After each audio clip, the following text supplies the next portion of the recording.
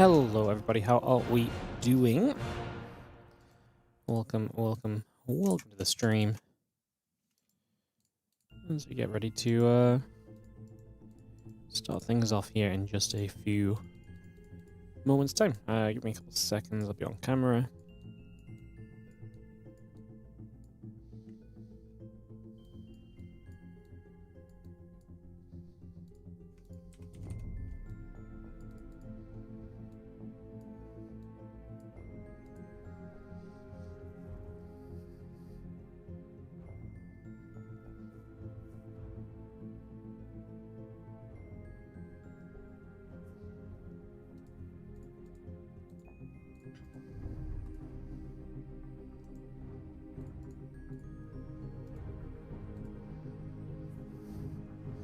Alright, hello, how are we doing?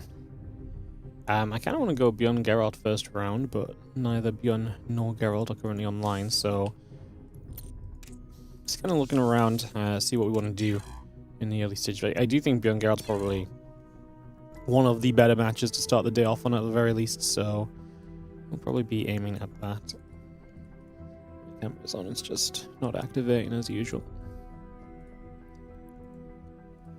Cool. Hello guys, welcome to the Kung Fu Cup number 8.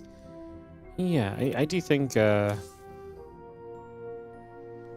probably just gonna wait for Bjorn Geralt is I think my plan. And if they don't show up, then unlucky us, I suppose. If they don't show, then they don't show. Can't do much there. So yeah, I think that's just gonna be our approach on this. But yeah, hello everyone, welcome to the stream. Good to see you all. Just getting ourselves set up, like I say. Few minutes, we'll get Bjorn Geralt on the way, hopefully. And if not, you guys can just listen to me talk to myself for a little while we yap on and actually try to get set up and so on. So yeah, I hope everyone is doing great today. Hope you're all having a fun week so far. A good start, first couple days of the week. Getting off to a lovely beginning, hopefully. So yeah, hope everyone's feeling good and is excited for some StarCraft. Like I said, we've got the full Kung Fu Cup today. We've got some sponsored content at the end of today as well. We'll talk a bit more about that later. And yeah, that's kind of just where today is going to be at, if I'm not mistaken. So, yeah. Seems good to me.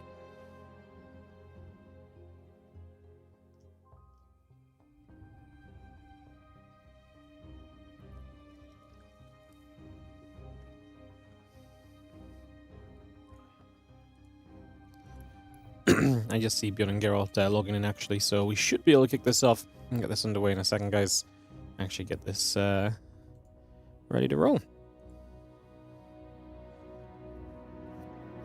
Cool. Again, thanks for joining us. Hope everyone's feeling great. What's up, Angich? How you doing? Hello everyone on YouTube as well, potentially. Hello. Yeah, we're just a few moments from getting started. Geralt's just logging in. I think Bjorn is logging in as well, so we should be able to kick this TVP off sooner rather than later. Beautiful. Just message Geralt, make sure he knows we want to be here, and make sure we don't get left behind. Right, I just clicked on my, I tell this story probably every now and again, but I just clicked on my, I misclicked my friends list and I clicked the thing next to it, which is the groups tab, and it always brings me over to like the groups basically in StarCraft 2, which is something like a long forgotten feature of StarCraft, realistically. But it's kind of funny because the SE2 Improved group is there, which is obviously how I started out in StarCraft 2, and then some of the others are just like there was the Reddit Open group, which is like it was like Reddit decided to run a tournament one time, and now these are just like such crazy throwbacks, and it's like I wonder if any other people who set any of this up. Yeah, one of the guys, the leader of the Reddit Open group, last played some StarCraft 4 years ago. That was after a 2-year hiatus, and then another 2-year. Like, it's just random memories just smashed into random memories just smashed into these random little groups that have absolutely no purpose in the world anymore. Yeah, crazy. So many accounts just offline for years. Oh, it's sad. All right. Hello. Good morning, Nanoflower. The YouTubers are only potentially there. Where, sorry? I feel like I'm missing something. Oh, I probably said something and forgot that I said it. My brain's slow today, especially I'm getting distracted already.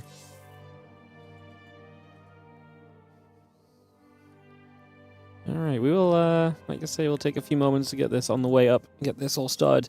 There's going to be a Wardy qualifier later today. I don't really intend on casting that, guys. It's really just because I have too many people in tiebreak scenarios, and I need these games to be played faster than what I think organized and tiebreaks will be. So today's is going to be just an open qualifier for the very final 2 spots in the WardiTV Spring Championship. So that will come up a bit further down the line.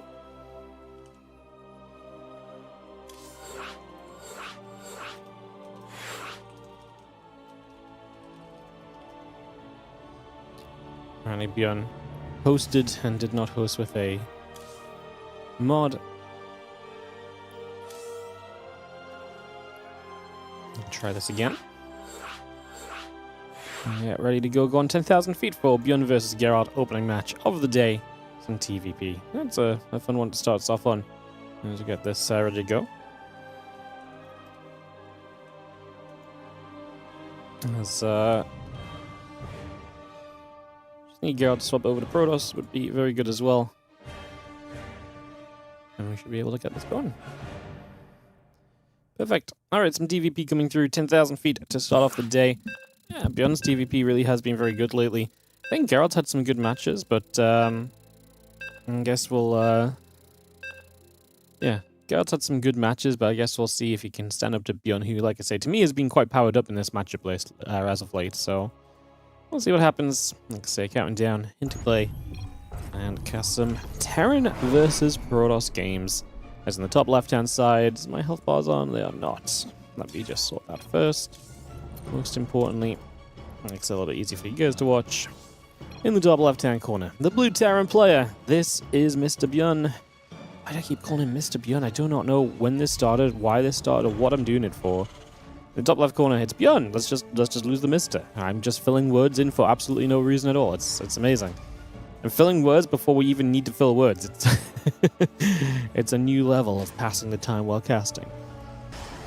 In the bottom right-hand side, our red Protoss player is going to be Geralt as we get into our first game of this best of 3. So, opening match of the day, Kung Fu Cup. Always a lot of fun. The Kung Fu Cup, always a good time, always very enjoyable. And we will be enjoying it today. We'll go through this and figure this out and see what will happen as we kick off into this opening match. Yeah, fun lineup today. I think we're missing Clem. We're missing Max Packs as well, actually. Yep, no Max Packs, no Clem. So no Clem or Max Packs today. It's actually kind of intriguing. So no Clem, no Max Packs. So mostly a Korean lineup, but then obviously we've got players like Geralt, Showtime. One of the stronger non-Koreans that are going to be participating today as well. Maybe he can make a bit of a run. But today could very well turn out to be a very Korean-heavy event come towards the end of it. So we'll see. There's an SCV. Just nibble at the probe there for just a couple seconds. We go back the other way. Coming back around for a moment. I'm just going to be having a couple of SCVs. We'll continue to nibble up on the probe for a little while. So probe taking some damage. The command center comes into play. I'm just going to be having the tech lab coming through for a little bit. So CC coming about, the orbital command coming online as well. And again, just going to have the SCV also producing for a little while. We do have out on the front this Marine. He's going to be stepping forward.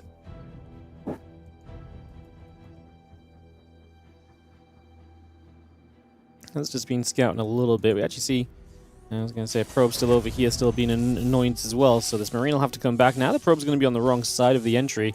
It has delayed the command center, yes. But this probe is going to struggle to get away from the Marine because there's only so many ways you can run. And none of them are going to be where you need to go. It's going to be a probe going down. Zealot shows up though, and the SCV hurting from the probe is going to go down very quickly. But with the Marauder out, you're going to be very safe. And the Zealot has to run, otherwise it gets concussive shelled. And then it can't actually get away anymore. So the Marauder opening is becoming a bit more popular again. Bjorn's been doing a little bit. Clem has mixed it in a little bit here and there. Just the ability to get a little bit of pressure on the map early and to shut down some of these early Protoss pokes. Like, a lot of Protoss players really do enjoy pushing forward with their first couple of units, getting some value out of that first Zealot, out of that first Stalker. And they're very powerful units when you only have 2 to 3 Marines. Obviously, you're trying to get a bunker up. It's not there yet. Obviously, in this case, you don't have a bunker yet, but we'll get one later. But you don't need a bunker as quickly because the concussive shells helps to protect you. So while you do want a bunker by the time Blink comes into play and the Blink attacks start happening, it's an extra, like, minute or so until you have to build the bunker. So the concussive shells is going to pay for itself in that way anyway as well. So, like I say, there's some benefits.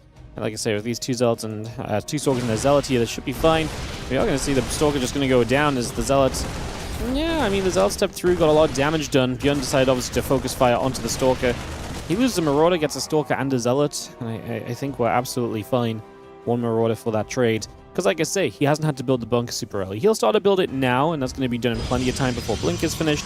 They didn't have to have a bunker before now, right? If this was only like 4 or 5 Marines or something, maybe that could have been troubling.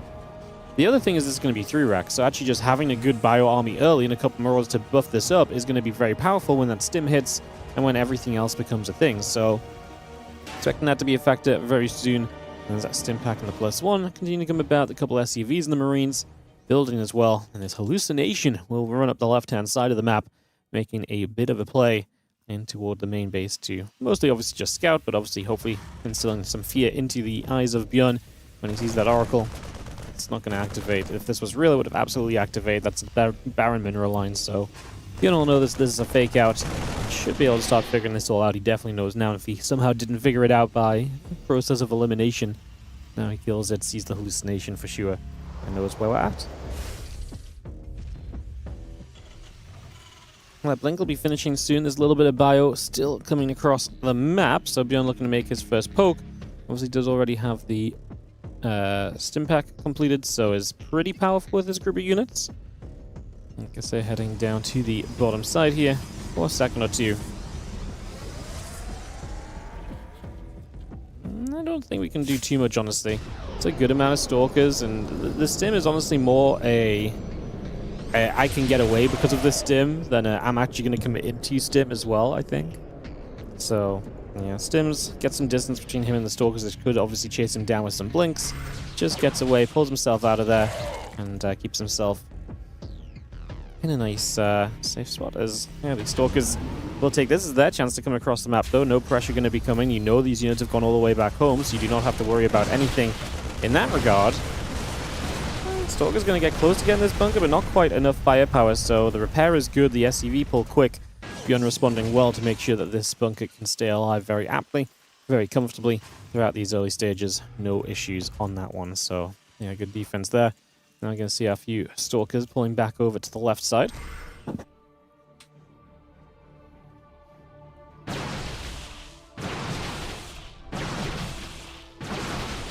Stalkers will chip their way through this set of rocks, and the rocks will go down, so 1 rock falls.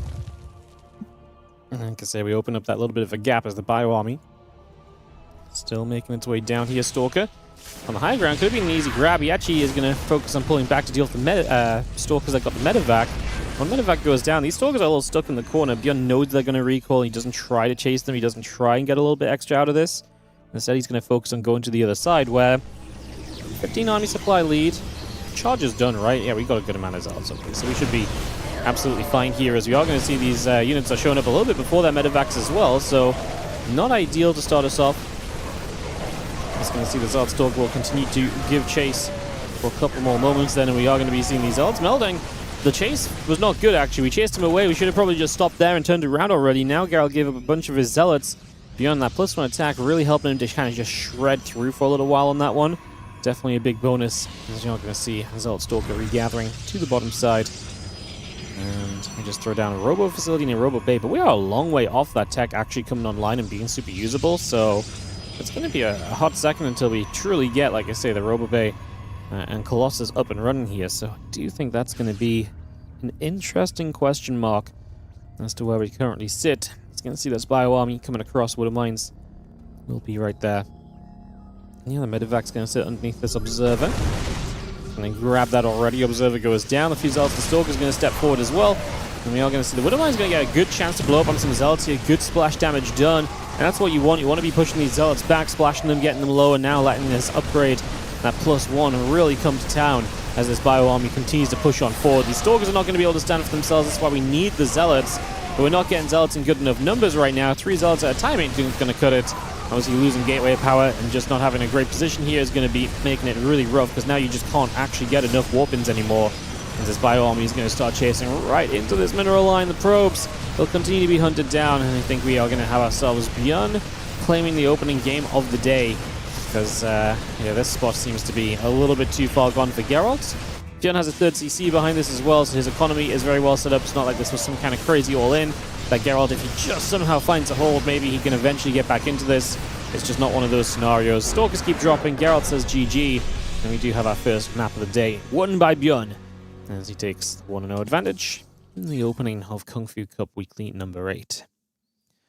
We will get into our game 2 then in just a few moments, guys. I will just run a quick round of ads just in case we get a longer game. Again, early series, usually we do have to just run an extra round of ads early on just to make sure. It's just getting those in early so we can stop them from playing during the games. Like I say, just in case it goes long. Ads now just means less ads later, so it's never a bad thing to run them when we get a chance. And Geralt hadn't picked his map 2 yet as well, so it's going to take a moment or so extra. This is not going to be an instant host into game 2 scenario. We're going to take a moment or so, figure out this game 2 map pick, and then actually get this hosted up. And I know he didn't pick game 2 because we actually, in the lobby before the game, as they were counting down, Bjorn was like, map 2, and Geralt never replied. Oh, no more ads? Wait, you don't get to see the ads? Oh, no. How could we do this to you? Unbelievable. Unbelievable. This section of the bracket is something we'll probably peel away from after this first match, by the way. Geralt and Bjorn, the winner, plays against... Who's Shin playing, by the way? Alex? Oh, yeah, he is. The winner of Bjorn and Geralt will advance on through to play against... Wait, where have they gone? I know who it is, I just want to double check. Probably Zhao She. He's one of the Chinese casters, but it's probably not going to be competitive. I'd love to maybe set us up for like Lambo Classic round 2. If we can get through this Bjorn Geralt game fairly swiftly, maybe we could have like a Lambo Classic game number 2. That could actually be really awesome. So maybe we could look into a little bit of ZVP for the second round. It does depend on how long this match takes and whether we come out in time and so on and so forth. So there's obviously a couple things up in the air that we'll try and figure out. And like I say, I'll try and get this sorted. So take a couple moments and get this ready to go. Tourmaline is going to be our map. Bjorn gets it hosted for us. Like I say, it took a couple moments, but we got there. We got there. Go Asbjorn. And I think we'll probably kick off into this next game. Waiting for Geralt to give us the go-ahead as well. He says go. And indeed we do begin. Still kicking that off. Again, this started...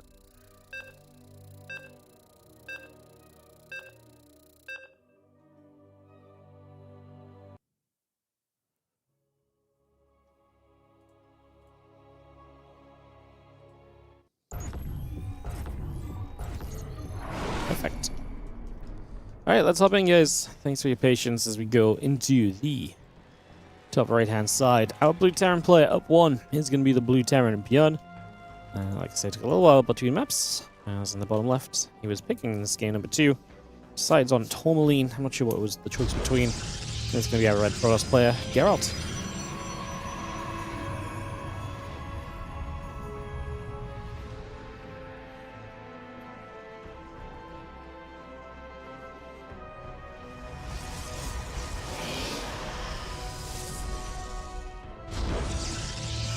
Alright, a gate, probe coming through. Just going to see the Rex and the SCV coming about.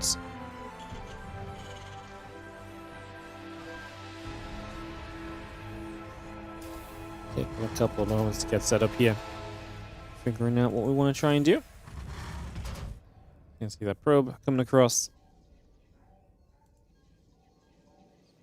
Obviously just checking around his natural, making sure there's no super nearby proxy. Will he go across the map, or is he going to pull this home to expand? Looks like he's going across the map. So it's just checking the natural first, and then we'll continue to go across to the other side. This upper right is going to be the plan at the moment.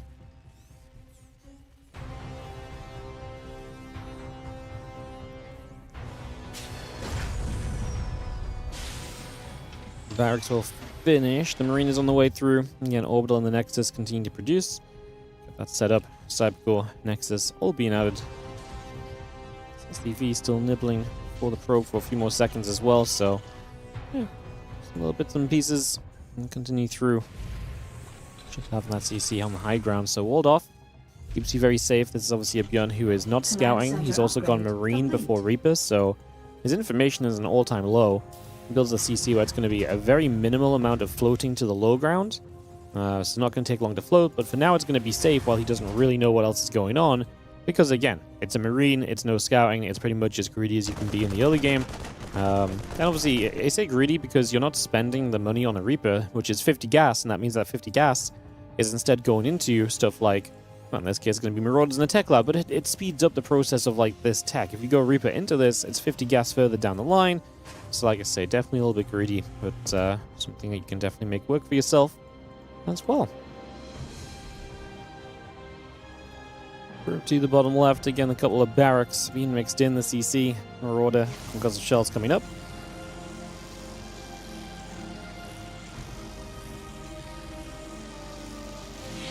Twilight Council coming through, Stalker and Warp Gate still building, battery being added on as well right here, so again, we get that on the go. Just going to see the two Marauders and the Marines still stepping up as well. We have Bjorn ready to move down onto the map here.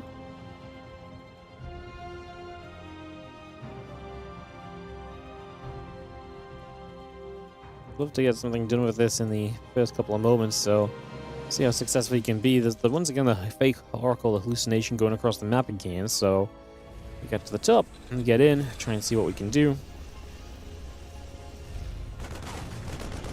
Marine already just nibbling through that hallucination, so getting some work done as well.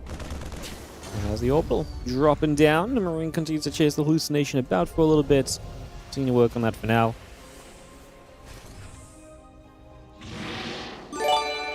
Hallucination is just going to fade away. Hey, what's up, Ruger? How you doing, mate? Thank you so much for the 2 years, 24 months on the Prime sub. Thank you for supporting the channel today. And hope you're enjoying some Kung Fu Cup action. Thank you for using your Prime on Twitch stream. Let that be a reminder to everyone else. You got that Prime that you just sat on. Make use of it. It allows us to keep streaming. It allows us to keep on producing a whole bunch of the SE2 content that we produce. It's a great way to support, and so many people have just sat on Prime subs and they're unaware of it. So don't be that man or woman, or don't be that person that will not actually that will sit on a Prime sub and not use it and let it go to waste. Make use of your Prime subs today. Thank you again, Ruger, as we just have a little bio poke forward. Still finished, but he obviously feels like there's not too much of an opportunity here. There's a battery up, there's a sentry, which can actually add a lot as well. Guardian Shield can reduce a lot of damage. A good force field can actually be pretty damning if you're trying to commit in with a stim as well, so it makes you very committed. But if you're overcommitting into a battery, then it can obviously become very bad very quickly. So, like I say, it kind of makes sense to be a little bit cautious there as this bio still settles down. And yeah, what's up, Mamba? Thank you so much as well for the Prime sub.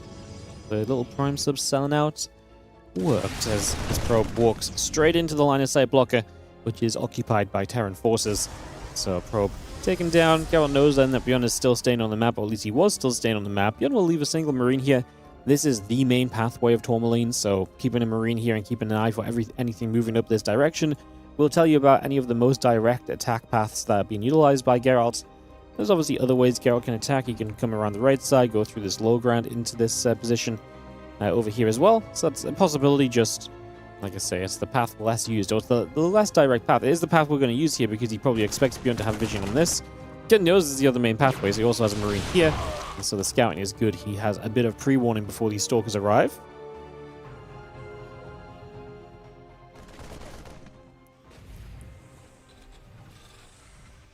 Hallucination turned around again. So Temple Archives coming up. Armor upgrade charge will continue to come by. Marine, Marauder, Medevac will continue to produce. And this bio army just gathering at the frontier for a little bit. The few stalkers going to begin to make their way to the upper right. Bio just going to be there. Putting a bit of damage out. Chasing that stalker force away once more. So yeah, Stalker's actually still taking some hits. Storm, +1 armor coming around. The extra gates and the pros building as well.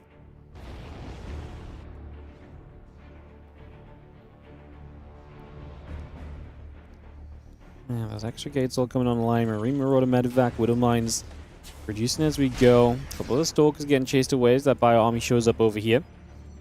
There's a way down to that bottom left side.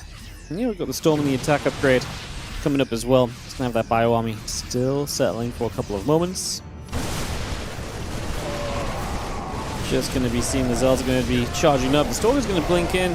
Just gonna see the rest of these Zelds getting jumped on as well. A bunch of those starting to go down. I mean, we do not have Storm for a few more seconds here, so Geralt remains in trouble. All the Zelds are gone, and Bjorn melting through this force. He's got reinforcements arriving already as well. Now, of course, now he's actually going to have to fight against the Storm, but because it's being kind of aggressive from Bjorn, Geralt only really has the one Storm. When it hits hard, though. And as Bjorn kind of stepped through, is not really respecting it anymore. Does it matter? Do we have the damage output to capitalize on that Storm damage? It seems like no. Geralt has continued to just bleed out so many units. All the Zealots have gone again. A lot of the Stalkers died. The Lone High Templar fell throughout this battle as well. And Bjorn back at home.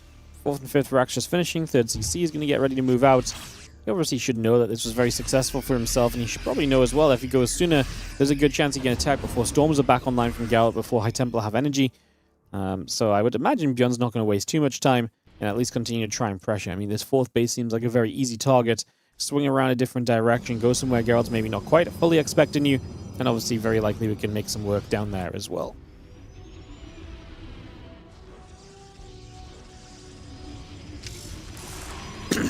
I'm pushing through. Pylon will be the first target, gives Geralt a bit of pre-warning. Yeah, we've got 2 or 3 Storms now. The gun begins to split up. Gonna have a couple of Widow Mines to try and help him out. He's gonna force the Stalkers to blink back as well, so actually doing a fair amount with those as the Widow Mines keep on going. Stalkers taking damage again. A couple of these Zealots still getting cleaned up also. One more Storm coming into place. And again, the Armory, a couple of Widow Mines. He's gonna come through, but I'm just gonna come over to the right side. I'm just gonna pick that Pylon off. I'm just going to be seeing a few Marines. It's going to continue to work on the Stalkers for a little bit. A couple of Zealots are going to come through, so damage elsewhere. Bjorn obviously trying to pull this army apart a little bit, knowing that that's going to be one of the big weaknesses here of our Protoss force. Especially when you've already lost a lot. Ooh, that was nasty Storm stepping through, but at the end of the day, he's still just going to have a lot more than what his opponent can really deal with, it would seem. And that is the kind of the story of this. I mean, the Zealots warping in will actually save this. Maybe those Storms actually did have a little bit more impact than I'm going to give them credit for at first. Maybe they were a little bit more impactful. As you see, the couple of Widow Mines going to burrow up. Bio Ghost will come through also. Just going to step over there still. And again, Archon very nearly going down. I mean, Bjorn will actually have to back away. The supplies even out. Typical game of TVP. Feels like the Terran is right on the verge of killing the Protoss, and then bam, you eat a couple Storms. And to be fair, he ate really bad Storms, and not just that, he walked through them slow-mo, not even stemmed through them. So yeah. And at the end of the day, how much damage did we really do? This 4th base is still alive, the economy is still up and running from Geralt, so the big issue for Geralt is now Bjorn actually does have his tech online. The Ghosts are here, and so with some EMPs, it's going to make this army a lot more engageable. Not just about denying the High Templar, but even just taking the shields off the Zealots and making them so much easier to kind of work through as well. Going to be absolutely massive as the Bio gathers up for a couple seconds, starts to push. We do have that 1 drop heading toward the Natural as well, so we'll keep an eye on that. It's going to be arriving soon. Let's maybe have a look at this. Looks as though it will arrive before the main army pushes in. Bjorn looking for this harassment to deliver for him at the moment as Storm went off. But yeah, there's this drop. There's no defense here, bar battery that will save the probes for a few seconds. Well, yeah, units will warp in, and with fairness with the warp in, we might be okay, especially if we have the battery backing us up. We finally stimmed these units. Took a while. Surprised about that because we'd expect Bjorn was ready to stim those straight away. Some Zealots counter-attacking, and at the same time, the rest of the army showing up from Geralt, so he's going to try and poke in right in this moment. I think against just the Zealots, Bjorn is kind of okay. It is going to get better for Bjorn as well. Another 45 seconds, he'll have 2-2 online. And then he's going to be playing 2-2 to the 1-1 in a 2-2 set of... Oh, sorry, 1-2. Actually, sorry, the +2 armor just finished now. I must have missed seeing that in the production tab. So, okay, then right now it's pretty good for Geralt to push because the Zealots are a little bit tankier. Obviously, in 30 seconds now, it's going to be a little bit less tanky because those Terran units can actually shred through the Zealots a little bit more quickly. And very close to that being the case as the Ghosts step forward.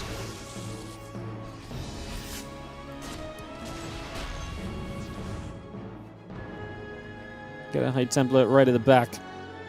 Again, +2 attack still building. Prism coming up. Forge and the Rook Gateway coming about as well. There's Bioforce settling. Another barracks coming down. And 3 more barracks. That starport coming up to being almost halfway done as well. This army getting together. CC's just going to go floating forward too. Man, what turning point. It really felt as though Bjorn was on the verge of just pushing through and shredding through what Geralt had. I think he waited a bit long, honestly, after the first fight where there was only one High Templar. I really felt like he could have just kept going at that point, because then it makes it really difficult for Geralt to really get like a storm online. EMP, while he's expecting the High Templar to drop out, did hit a lot of the Zealots, but this is a wrap around here. Geralt's got enough. Geralt is going to push Bjorn all the way back, and that is looking like a game 3 on the horizon. Can't disrespect the Protoss defense. Like I say, I think Dion attacked back in and treated those storms like he was attacking 10 seconds after the first fight. Like he was like, oh yeah, you're on the dredges of an army here, but like I say, he waited a little bit too long. He let Geralt get a little bit too set up. And from that point on, apparently Geralt just has an army that Bjorn cannot defeat. Even the 2-2 finishing up has not really helped Bjorn. Even those upgrades kind of coming into the lead for Bjorn has not made these fights look any better for him. Loses the 4th base. 3rd base had to retreat away in the skies. And that 140 supply does not look as though Bjorn is going to be making his way out of this ditch he's had himself dug into. I do think this is kind of a little bit on him, like I say. He attacked in very half-heartedly after... I think he thought he'd just done enough and was in too good of a spot. And actually needed to step back and pull away a bit instead, so... Yeah, I think Bjorn's mistake, because he fights these Zealots.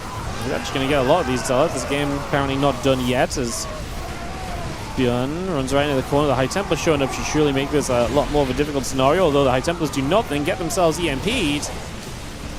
This is... Okay, finally a good couple of storms that are going to help out a bunch. We are going to see the GG call. For a moment, it looked as though we somehow managed to give Bjorn another chance here as Geralt, but doesn't matter. He's going to go to a game 3 that is decided. Get that on the go. A little sad Bjorn didn't win this, because that would have meant we could have jumped straight into Lambeau Classic right now, but alas. Yeah, Lambeau Classic is starting as we speak, so unfortunately we've just missed that by this going to game 3. As we'll jump into a game 3 of this then in a couple of moments. We'll stick with it and see the series through. Get that on the way in a couple moments. I'd like to see Lambeau Classic. I always think that's such an interesting one where it's like Lambeau is always going to have that possibility to upset a little. What I really liked about Lambeau Classic was just that it was going to be a really good series for round 2. Now I'm not sure what we'll cast in round 2. But for now, we'll jump into Mothership for Bjorn and Geralt's game 3. Get this on the way in a second.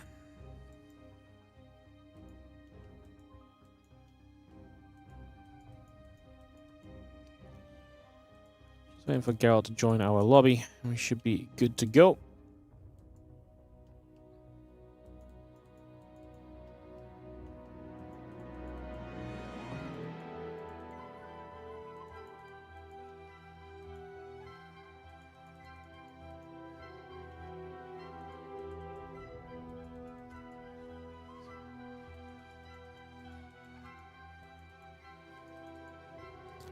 Holy Zealots. It's a good summary of what went on. At the end of the day, Bjorn just struggled to deal with the Zealots once they got... I mean, honestly, he struggled with the storm more than anything. I do think, again, he just...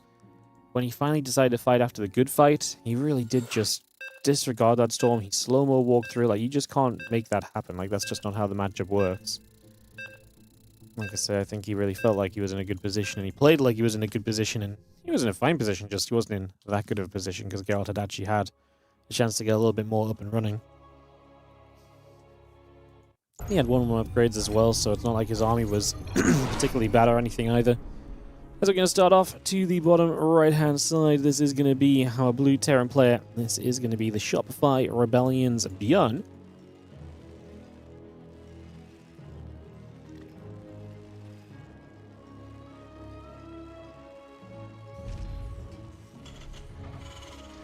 In the top left, our red Protoss player is Geralt.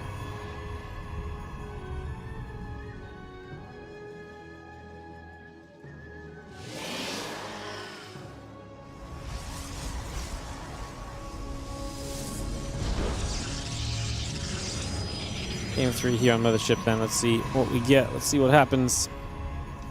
Getting this underway.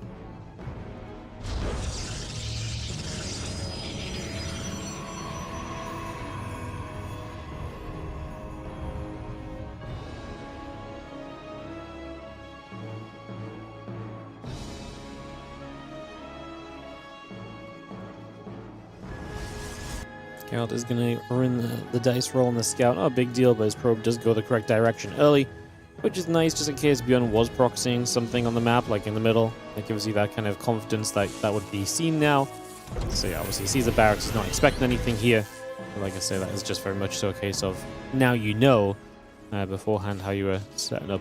Obviously you did not know, so just getting that confirmation is great. So yeah, Cybercore and the Zealot continue to come about. Orbital coming into play. And this probe is just going to retreat away for a few moments as well. So bringing that straight out of here. Resetting for a few moments.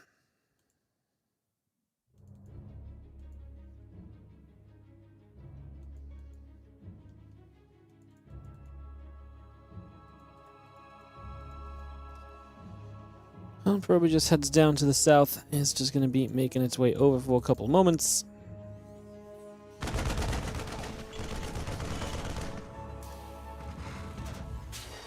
It's turned around by a Marine. Just getting shoved out of there. They get pushed away for a little bit as we just have the factory and the depot, the command center all continue to build up for a little bit. Just bring that into place.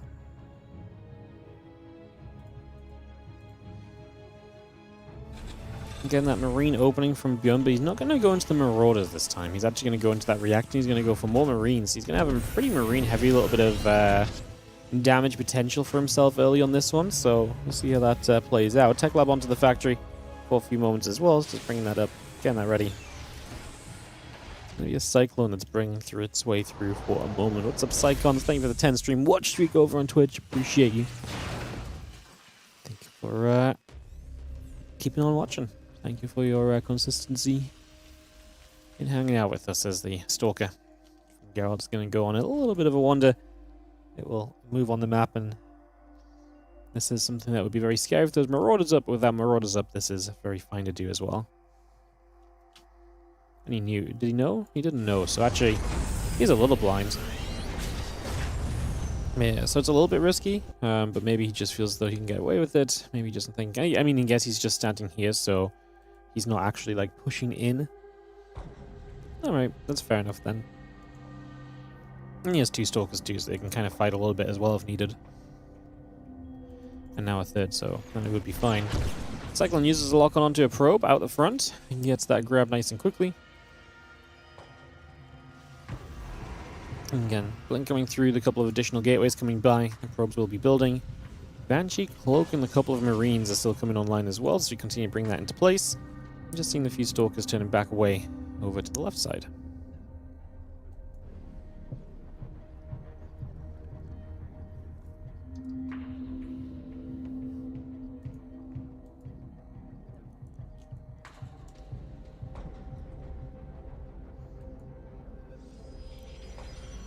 Managing tank the Marines coming across, just going to see that cloaking coming up. Just going to have ourselves the few Stalkers gathering together. And yeah, just going to have the Blink going into play. And we'll just see the probes, the robo facility coming about as well. It's a good amount of Stalkers. With Blink done, we'll be pressing forward here now. We have got ourselves tank production on the way. We're going to go Cloak Banshees behind this as well as a way to try and find some harassment on this map.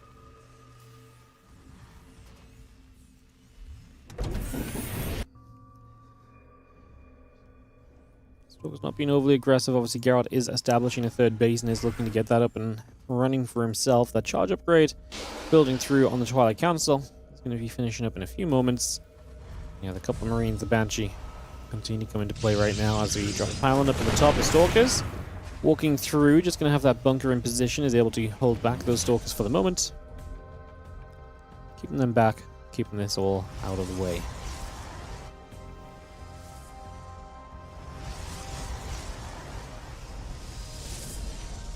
+1 attack and stim will be building as well, so we continue to bring that online. There's the charge, and there's the observer. The probes and the forge continue to produce. These few Stalkers are going to step away back through the middle of the map as well, so they're going to step out of there. And there's the 2 Banshees. Going to make a little bit of a move. Try and get in position. Obviously, the Stalkers will have to be back at home to now defend this, so it is nice because these Banshees create some map control for you, and they really do strip the map control away from the Protoss. I mean, if Geralt keeps units on the map here to try and, you know, keep pressure up, it's going to be less units to deal with the Banshees, in which case the Banshees have more chance of getting more done, right? So, puts you into a bit of an awkward spot there just in general. Let's do Banshees get cloaked and try and make a surprise entry from this direction. This direction is nice because it gives you the chance to hit this mineral line and also the chance to hit the main. The Observer shows up just in time to spot exactly where they're arriving from, though. We're going to turn on to the third. Instant blink. Shut down. Bjorn just loses one Banshee immediately, so great defense out of Geralt. Now Bjorn, he was stepping forward, a couple of Widow Mines, a mix of this army as well. Stimpak Combat Shield all coming up, +1 attack upgrade coming through too.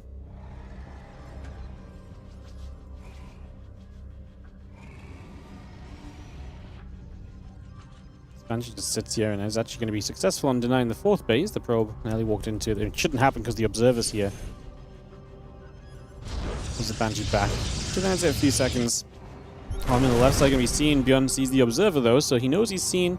He's still going to try and test out the waters moving up. He has a lot of Widow Mines, although -2 Widow Mines before they even get to fire, so -2 in the burrowing process is going to be kind of expensive. So he's up the tank as well, so has one active mine. I don't know if that's enough, honestly, although I don't love this Immortal being in the front.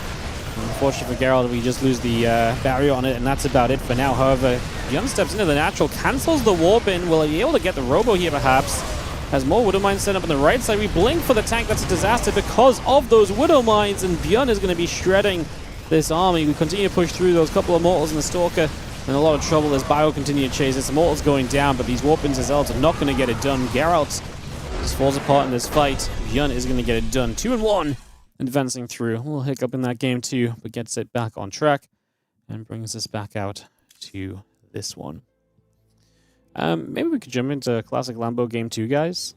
I'm thinking that might be kind of one of the more interesting things for us to possibly cast still. I know Inu is in-game on that, so maybe we can just watch his stream and then jump into the second game. And then we can just figure out from that. I mean, that potentially leads us into the winner of Seoul and Ryung, so might just be a good section to follow. Let's have a look at what is going on right now in the... I need to open this on Afrika, otherwise it doesn't work. It just doesn't work anyway from the DL. Cool.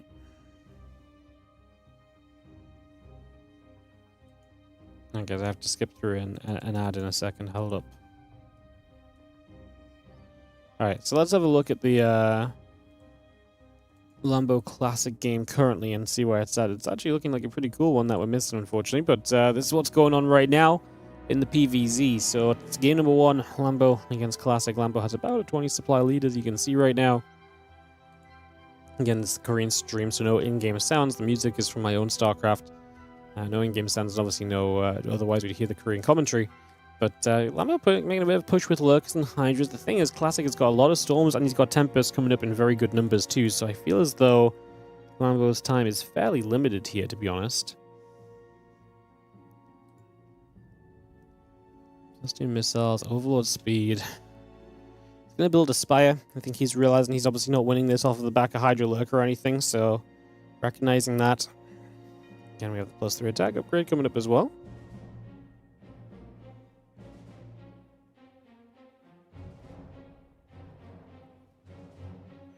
Nice catch on these Zealots, at least that's one positive. Here for the moment.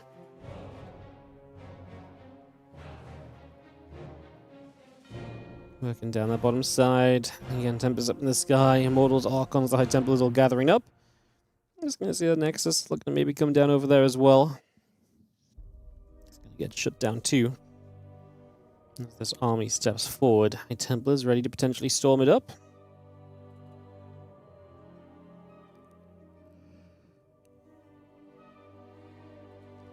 And a couple of those Lurkers, we're not going to be seeing the Lings repositioning.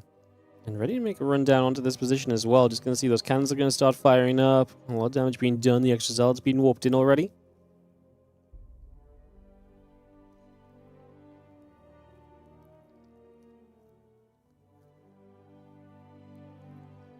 There's a bunch of Tempests that reposition across there. Just going to see those Tempests putting some work in. Overlord taking some damage still.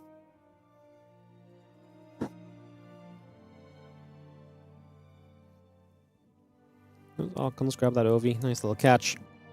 Melee upgrade, Vipers, the Hydra still coming through, Spines and Spores building as well. This is, I really think this is the very hard part of this game for Lambo, where Classic is just set up. He's not on the perfect army. I think the carriers introduced to actually do make this then maybe a little bit better. But he's very close to being at absolute like optimal Protoss, so it's very difficult for Lambo because every single fight you're fighting through a lot of storms and everything as well, so that's always going to be made difficult. It's never going to be an easy thing to kind of fight back against, really, so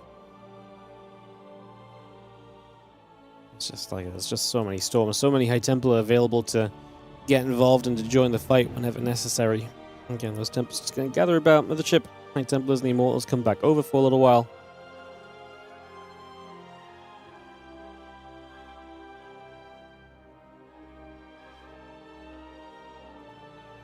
Storm onto the Lurkers. Just going to see those Lurkers taking a bunch more shots, getting pushed off over to the sides.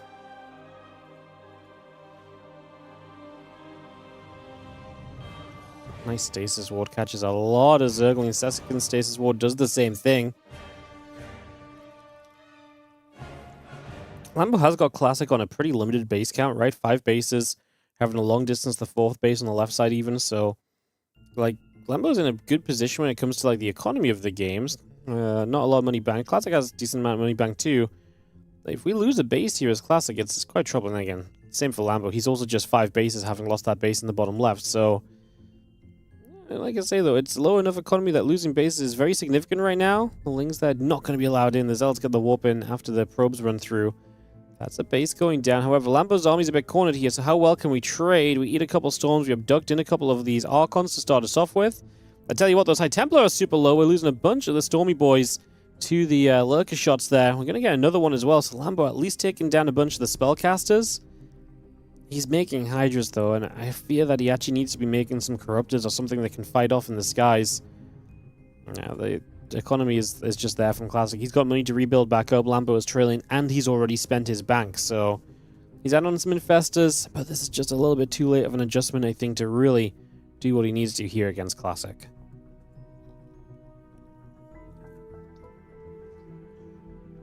Nine more Lurkers coming up. A couple of Infestors being brought through. Those 3 missiles coming online as well. And yeah, Lurker and Infestor all coming up. A couple of Mortals will step forward. Hydra Lurker, Spine on that low ground coming through also. It's going to see the Hydra stepping up. These couple of Mortals are going to be in some trouble. First Immortal goes down already. Nice catch from those Hydralisks. Storm comes into place. Tempest just going to actually catch a Viper as well as they try to get... Oh no, all of the Vipers! No! Not like these. Oh, it's a sad day to be a Viper. As we are just going to be seeing our Corruptors coming through as well. A couple of Lurkers still shooting away. I'm just going to see the couple of Vipers coming up as well. Like I say, I mean, we're trying to rebuild here as Lambo, and his supplies are not terrible. But Classic has also reestablished a base. I mean, like I say, Classic's economy is also not incredible either. Like, it's close. It's just so hard to take my bias away from this Protoss army and my belief of that I just think this Protoss army is so much better than what Lambo is working with, basically. So, yeah, yeah, it's just rough. It's just rough, I think, is what it's going to come down to be honest. I think it's just going to be the answer of this is that it's rough, plain and simple, and that's all we can really say about it. Look, gets picked off. Your Parasite is on the way, by the way. A few Lurkers and the Corruptor coming through. Storm and those Hydras nicely. Just going to dive in with the Hydras a little bit with that lunge.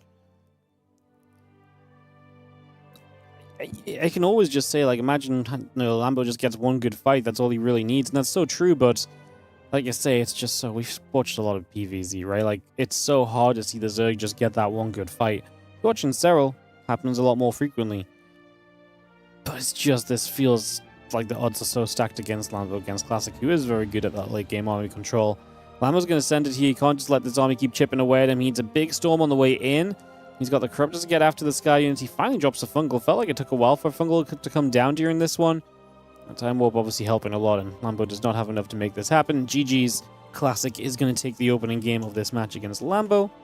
Just misclick there. Oh, don't say I missed the lobby. We do not. Perfect. All right, we'll jump into game number 2 in-game, guys. You'll get some game sounds as well. And we'll be in-game on this one in a couple moments. Yeah, we were watching the Korean stream, guys. Just because this game was already going on when we came out of our other game. So now we can get back to it. Tourmaline coming up. Let's get started. Let's get this started. In the bottom left-hand side, we'll start off with the player. He does get the 1-0 lead. This is classic. And in the top right, our blue Zerg will be Lambo.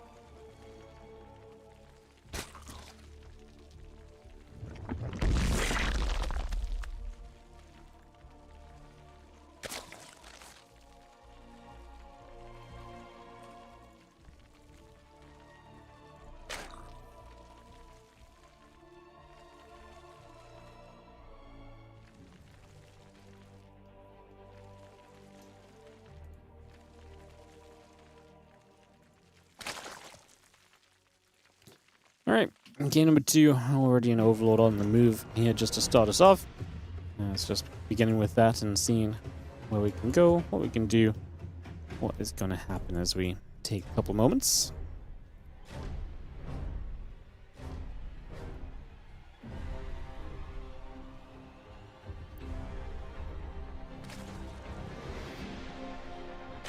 And probe just coming across, then we will see the hatch and the gas coming by for a little bit. The spawning pool coming up as well, so bring that into place.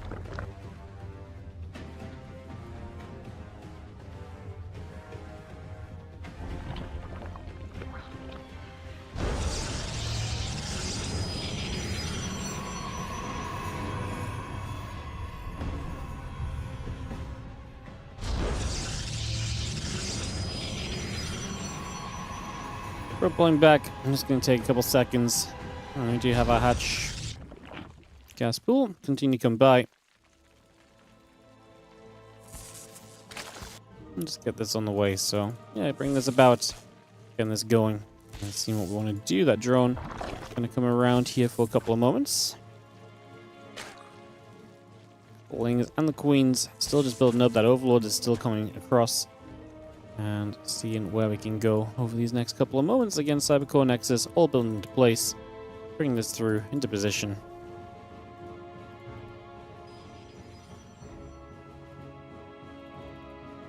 Our Stargate building as well. Nexus, Link Speed, couple queens and the drones all building through. Take a couple moments. That's brought up.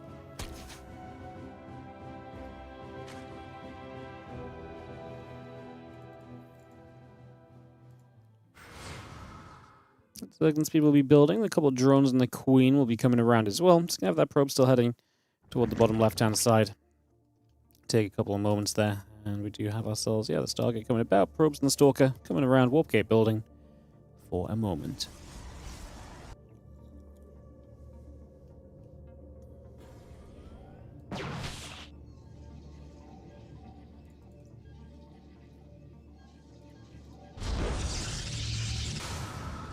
I'm not trying anything super sneaky early, although we do know that he is the master of crafting up a sneaky strategy or two, so maybe he can still hit some kind of aggressive timing or so further down the line. It's still kind of something that is a fairly open possibility, I suppose. So we shall see.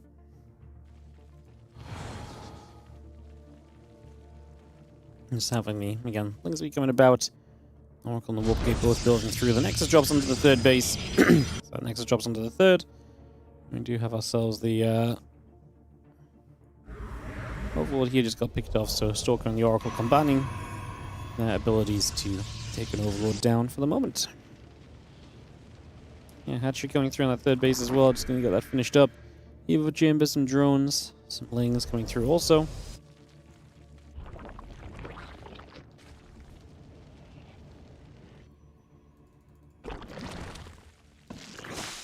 Gonna get set in the top side there, so again, just reset things up for a couple of moments, resettle.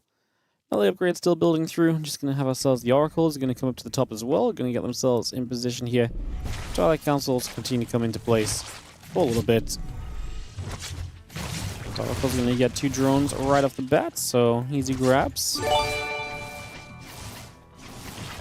What's up, Twastat? How you doing? Thank you so much for the 66-month resub on the Prime. Big one. Thank you so much for continued support. The Lambo does end up losing the 4 drones. A little bit of danger for Zerg early. That's already some damage where you would have liked it to be a little nicer for you. No, we'll see that melee upgrade obviously well on the way from Lambo. Classic going Twilight Council and Forge here now. Let's see what he upgrades. +1 and charge. So we love the charge against the melee upgrade, of course. No, obviously Banelings can deal with Zealots. It's just a question of... yeah, I mean, it is just a question of how many units do we have? Do we have enough Banes to deal with the Zealots? Obviously, this typically means that you're not going to spend a lot of gas on Stalkers, so you can much more freely go into the Temple Archives. With that Temple Archives, you unlock the ability to go into all the juicy stuff, such as the Storm or the Archons, both great against a Ling Bane-based armies. So this is definitely the build order advantage a little bit from Classic here, getting off to the start he really, really wanted to.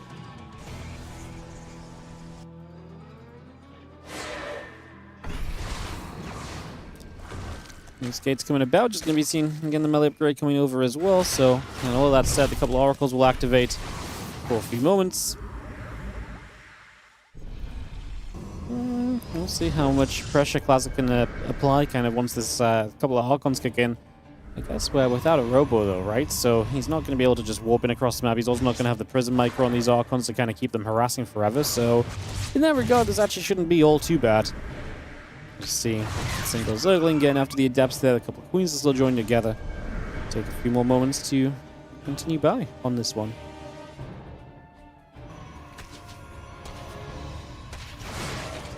How do Dan? About halfway done. True Drone and the Lings, the Banes as well, all coming up. Just going to see another round of Zealots warping in currently. A couple of Adepts and the Oracles coming through as well. And yeah, charging the +1. Continue to be added in. Storm being brought up also. This army will continue to come across the other side. Nice stasis as Lambo tries to apply some pressure here. Running straight in, looking for the harassment opportunity, and you know, the defense looking good. Classic's obviously poking on the other side. These Banes are super important. We need these to get rid of the Zealot count realistically. Without those Banelings, it's going to be a very difficult time as Stasis does catch a few more of those Zerglings. The Archon's still stepping forward. The Ling Bane looking to come around the other direction. Archon's in a little bit of trouble. Yeah, I mean, Lambo's going to have enough. This is the problem of not having the Prism, right? No retreating potential. These units are just destined to kind of like win or die, and Lambo's numbers were good enough here. And yeah, he gets a few units out of the stasis, does not commit into that position just yet. Lets this develop a little further instead. But yeah, this seems very, very comfortable for Lambo. I mean, you deny all those units, it's almost definitely going to start looking pretty good for you. And that definitely feels like that's the case right now as there's Stalker and the High Templar coming back over. Still got that Storm coming through as well. Baneling speed will be on its way to something that we definitely want here. We actually have a wraparound on the High Templar. We're going to let these Lings do their thing. As the Hydras get into position, and this base is in some trouble. I mean, I didn't think just in general. Classic is in some trouble. A couple of Banes going to run forward. That one High Templar could be saved by the Prism, maybe. Doesn't happen. We actually do have some more High Templar in the background. Now this Prism just haphazardly wandering forward as well. Banes do crash into those High Templar. Probably a good thing because we just get rid of potential storms. Lambo brings this game back one, and he is going to tie this up 1-1 in this best 3. Lambo, again, showing us, as he often does, honestly, that he's very capable in this ZVP matchup. And in this case, even though I would say he had the kind of build order disadvantage, generally speaking here, was able to just show up with enough. I mean, I just don't understand the attack from Classic. Did he just believe the composition was going to be so good for him that he could just commit like that? With no Prism to back you up, that's the real issue on my side. Like, not having the Prism to back you up is just like, what are we doing, you know? Celestial Enclave, this next map, is one which Lambo has utilized aggressively a lot lately. So we jump in. Classic just told me it's 1-1. I'm like, I was already here, Classic. He obviously didn't realize I was in the previous game, so Classic just let me know what the dealio is as we get ready for Game 3.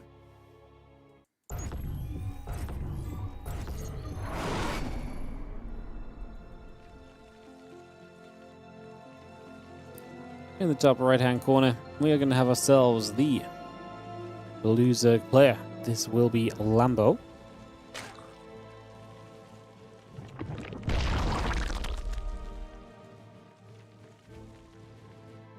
And in the bottom left, our red Protoss will be Classic.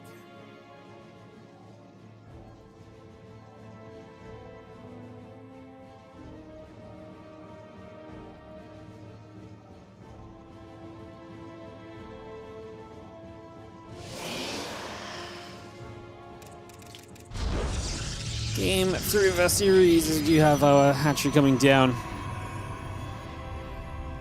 We get set up. A couple drones on the way, gate and the assimilator coming through for a few moments.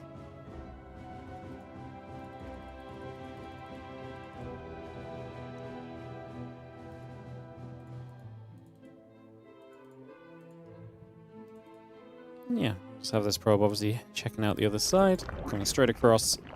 And it's even going to wander up into the main base here to have a look-see.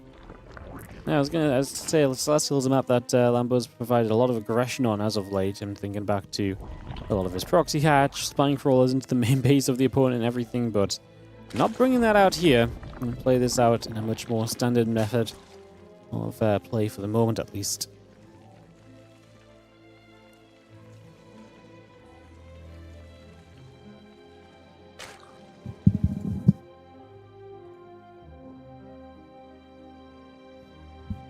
Coming across the YouTube chat, which is apparently something I'm getting worse and worse at reading. Every time I see a message there, I look at the timestamp, it's like, it was 8 minutes ago. I'm like, what? But yeah, just some convo about it. This is a great month for StarCraft, and it's really true. There's a lot going on. Obviously, RSL is on this month. The GSL is on this month. I mean, we're still cranking out Wardi events like nobody's business. We got Wardi Spring Championship starting on Thursday this week. We got a full weekend of Spring Championship, actually. Thursday, Friday, Saturday, Sunday. You'll be able to watch players such as Clem, herO, MaxPax Classic, Bjorn, Shin, Solar, Zaun, Ryung, Showtime. It's going to be a very fun 4 days over this weekend of SC2 as we kick off the Spring Championship, seeding matches and Group Stage 1 matches. So a big variety of what is on display as well. Should make for a whole lot of fun. Yeah, it's just a busy month for StarCraft, and then Maestros of the Game starts up soon as well. It'll be fun. Well, Stargate. The choice from Classic, where I'm not shocked at all.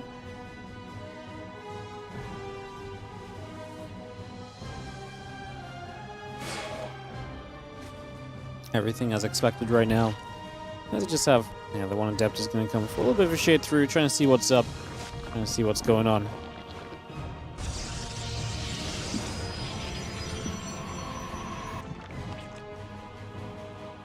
Looks like drone still building through. The Queen, the Link Speed coming online as well. They're still going to get after that Overlord. Overlord taking some damage.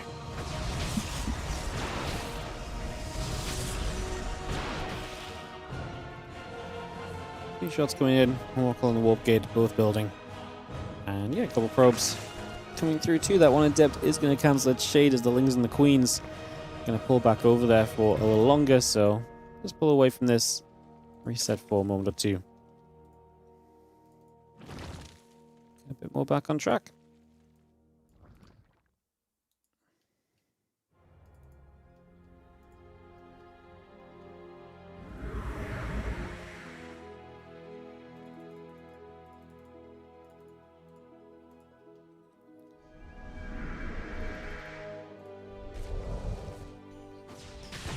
I'll just get that Nexus online. Not much else to be really said about this at the moment here. We are just playing a bit of a waiting game as the lair. About halfway done. Lings and the Overlords continue to build through. The couple Queens will jump onto the Oracles, which go after the drones for a little while as well. So absolutely trying to find a little bit of extra damage on this. Yeah, and the gates and the Nexus, the probes and the Blink all building through as we speak. The Queen's just going to be there to push the Oracles away.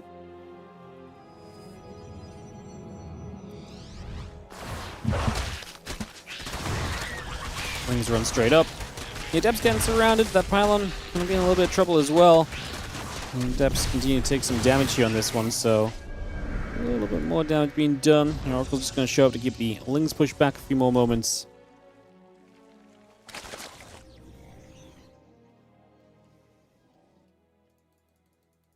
Lambo is building the Nidus network, so that's going to be his aggression for this game, guys. We see where we're going, we see what we're doing. Nidus network it will be.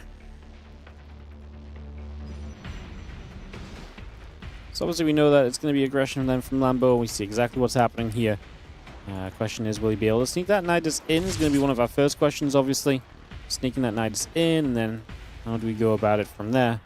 What is the approach? Can Classic deny it? Can he get control of the base? He doesn't see it coming up because it is going to be right in that in-base area, so You're not going to see Lambo, but at the very least, he's going to get the sneak. Oh, maybe he did he actually see that as the assimilator seer? Maybe the assimilator sees it, actually. Probes pull, Stalkers on the high ground. Oracles will activate. Queens have transfusions. You can keep the Nidus alive, what we could have done. He's going to get rid of one Oracle. He should have been able to have a second as well. I feel that's a couple of bad targeting moments from Lambo there, maybe. I actually think that could have gone a little bit better for him, for sure. Well, the Queens still gathered together. Another Nidus now pops up, so we are going to get this going obviously a little slower because we've had to wait for the other Nidus. We're going to get creep spread down. This is going to help you to overtake this main eventually if you can keep pushing that creep forward. Really depends on if we can break up to this high ground. That's obviously what the Zerglings coming through the Nidus now are going to really be tasked with doing. Breaking through this area will be very, very important as the Queens come across. They are going to be dropping. Seeing the Stalkers continue to come around as well. Nidus Network, the Lings continue to come up as well just currently. Stalkers gathering. Stalkers are actually taking some big damages. The Spines on the low ground are going to be coming online as well. You know what? I mentioned the Spines going up into the main base, and it is going to happen. It's just not going to happen as early as I thought it might. These other two Spines are taking the very long route around. I mean, they're going to absorb a bunch of Stalker shots, but obviously they're not burrowing in this time period. This other Spine can really do is just burrowing up. I mean, Spine's going to do a lot of the damage here, so it would be really nice to actually just get them active ASAP. Extra Stalkers from the low ground here. Does Lambo have enough? Queen's trying to hold his position. Lings are just coming through. I really think those other two Spines running to where he tried to put them, it would have made sense if the first two Spines had gone into the back where he was rallying the other Spines, because then they would have gotten there much more quickly. But because it was the second two Spines that tried to run there, they went the long way around, and I think that just makes it so those Spines never really got involved. GG's, Classic gets a hold and a defense against the Nidus. And it's going to be a 2-1 for Classic to advance through, keeping his Kung Fu Cup run alive.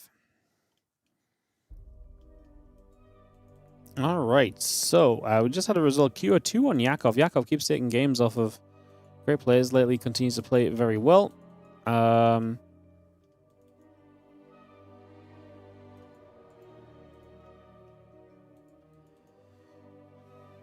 herO against Trigger happening. There's about to be... Okay, Showtime Shin already started. The winner of that plays Beyond in the round of 8. Classics advance. Classic will play the winner of Solar Ryung. We could maybe just wait for that. Otherwise, QO will play Rogue or Shameless as a possibility for us to go into as well. So we've got options as to what we jump on this, I think.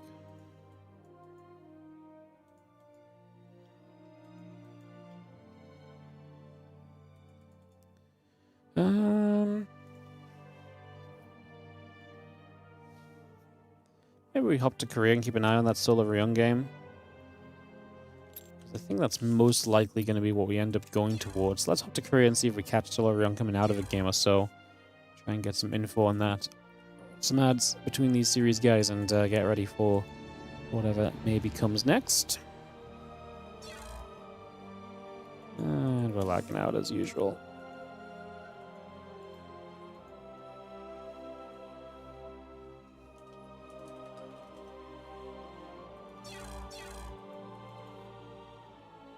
Let's try to get logged in.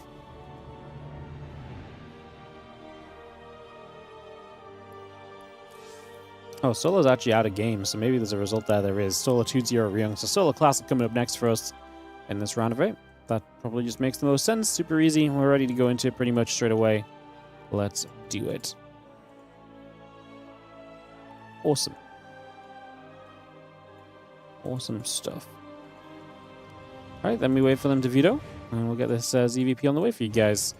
So this is going to be a quarterfinal of the Kung Fu Cup. Typically, semifinals are held and we cast them one by one. So maybe after this we'll already have a look at that, perhaps. I guess we will see.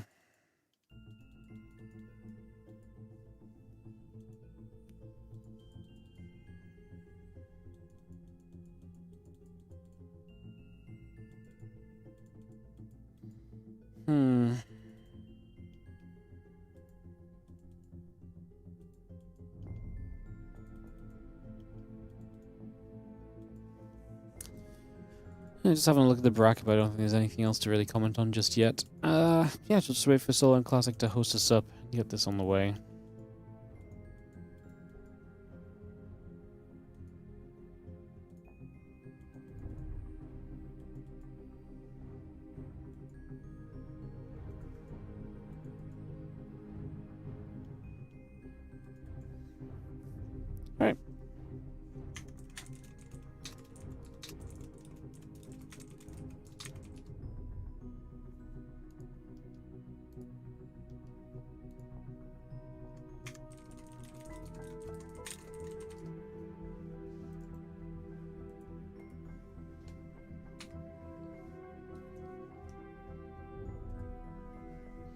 Oh, lobby up 10,000 feet.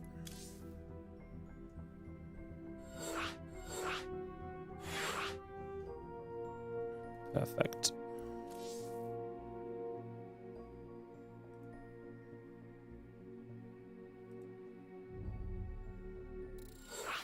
Alright, looks as though we are good to go into Solarverse Classic.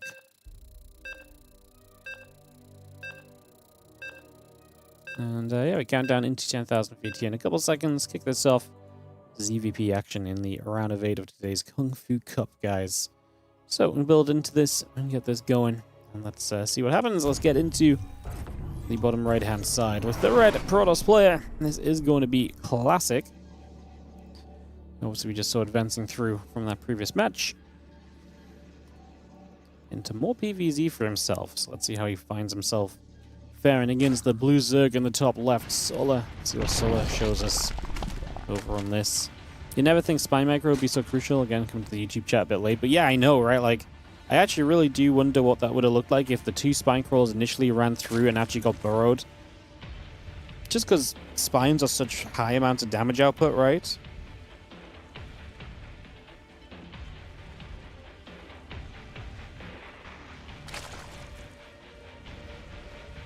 But yeah, kind of interest as to what we have happening. Let's see a probe going across the map here early.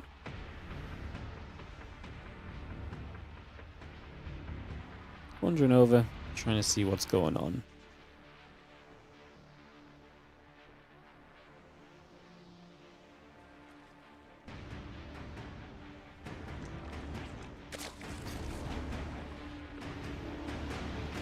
Probe moves up. We'll look to see what's going on. Chance to figure out what we're having happen for a little bit. Probe will come around. Just going to be seeing the drone, nibbling at the probe for a little while. And some work done just initially.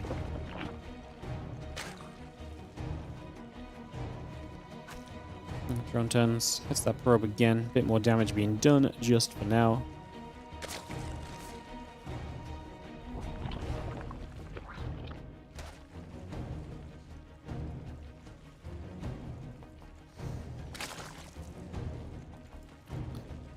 Probably just is going to be the annoyance early, so that's everything we got going on just for the moment. Again, following that probe around. It's really just our early game storyline, so not too much happening. And just take a couple seconds and continue on from here. Just going to have the couple queens coming up, the wings, the drone coming through as well, so just bringing a lot of that up and into play to start us off. The wings actually going to come around and find the probe for a couple seconds.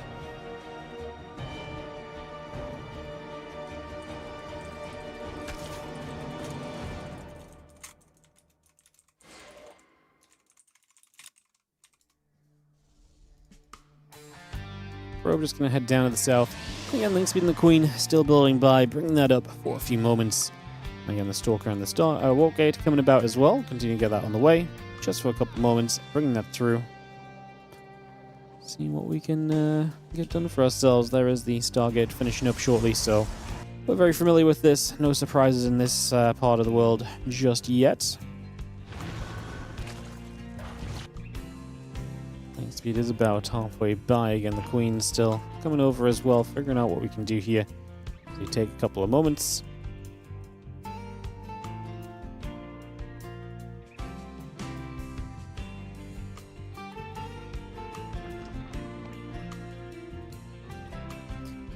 Drones, the overlords at link speed, continue to come around, just taking a couple seconds. Again, the warp gate and the couple probes in the oracle are going to come about as well, so trying to get that on the way just initially. I'm still going to hit the overlord and just going to chase that down. Again, we take a couple of moments, get that set up, and away we go for an early kill. Nothing again too surprising. Solo's expecting this overlord to go down. Very typical. We saw in the previous game the Stalker and the Oracle combining to be able to take an overlord down. So yeah, everything is really just hanging about here.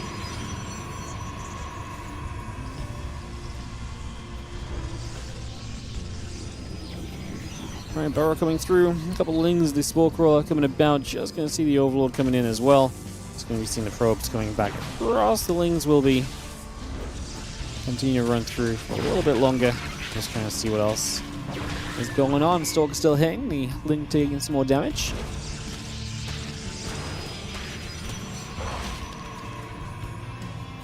And the Blink continue to come through. So again, we just bring that about, get that on the go. Take a couple of moments here. It's going to be the Lair and the Rotoron from Solar, so we have ourselves the chance to at least start to get in toward a... we have a chance to get in toward like this kind of next stage of the tech. The Oracle's trying to make their way through, but the Queens are going to say, nah, not just yet. Not going to be able to do anything just now. And Deb's going to be fighting with these Queens. Queens fighting back. A little bit of back and forth for a few moments, settling. Seeing what is next as the drones continue to fall. Deb's still in good position. Got a bit more work in. Just for the moment. Again, as Blink finishes up, we'll see if Classic wants to be aggressive or how aggressive he does want to be. And we'll see what Solar can do about it. Solar's still just Rotoron lab, but otherwise it's kind of techless in this game, so not a lot of excitement really going on from him. There is going to be the Evo Chamber coming down, so just readying for some upgrades as well. Just in the mix of everything else. The Queens do push the Oracle away just a little tad further too. Temple Archive is going to be the choice from Classic, straight to it. No hesitation, so he's straight into that next phase of the game essentially right now. Not messing around with that for the moment. Finds a few Lings over to the right side, and we'll be able to get a couple of easy pickoffs. So finding some of those, it's actually quite a lot of those Lings end up going down, so that's actually really decent so far. So that's actually pretty decent, like I say. Just gonna see those Stalkers still coming about, and just gonna be seeing the Oracles are gonna be there with this.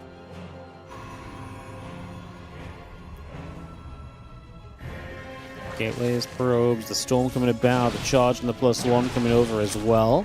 Just gonna see the Stalkers continue to fight. Queens and the Lings coming through. The Queens will be getting jumped on.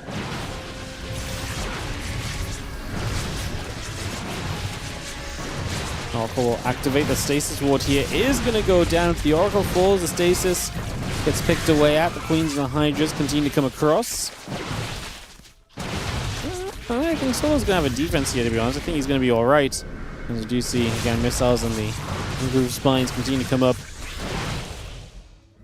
I do honestly think Solar's going to be pretty okay on this one for the moment or two. Like, I don't think this is going to be bad. Hold on, hang on in there. Actually still fighting at the front right now. Feelings caught in stasis, otherwise, okay, not too bad. Sorry, just putting trust in the camera I'm following and then realizing that they're not moving to it. As you do have the Hydras are going to come back over, and again, just try and chase those Stalkers down in a way. Trying to keep these Stalkers pushed out of this front line. Obviously, most importantly, you just don't really want them to be hanging around your position anymore, so trying to deal with this for the moment. As again, the +1 missiles, the Overlord speed, the muscular augments, all these different little bits and pieces continue to come through for the moment.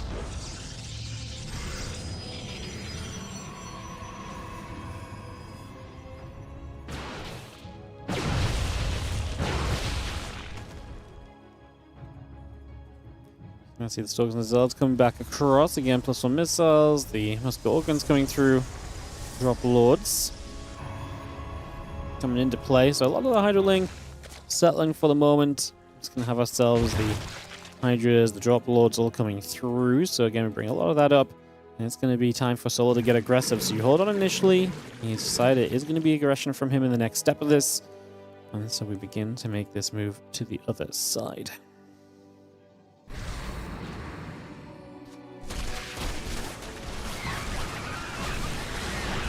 Well, Feelings and the Hydra's taking some shots, bit of damage being done already. So a few hits coming in. Big recall drops down right now. As you're just going to see those extra Stalkers warping in too. The drop lords will continue to come across. Oh yeah, the Stalkers underneath. The drop lord first one goes down already. Now the Hydra's getting picked off as well. The Zealots continue to sit here as a couple of those Hydras still being pushed around for a few moments. The Hydra's coming down the bottom. Again, the Lings going to be there. Stalkers in some trouble.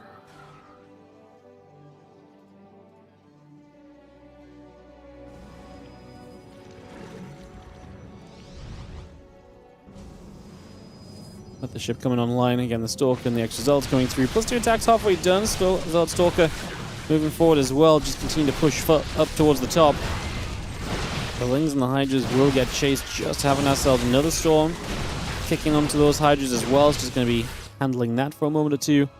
A lot of Hydras over here pushing up. Of course, with Storms available, it becomes so tough for Solo to do enough with these Hydras. Now, this is nice. The High Templar's taking a long time to arrive.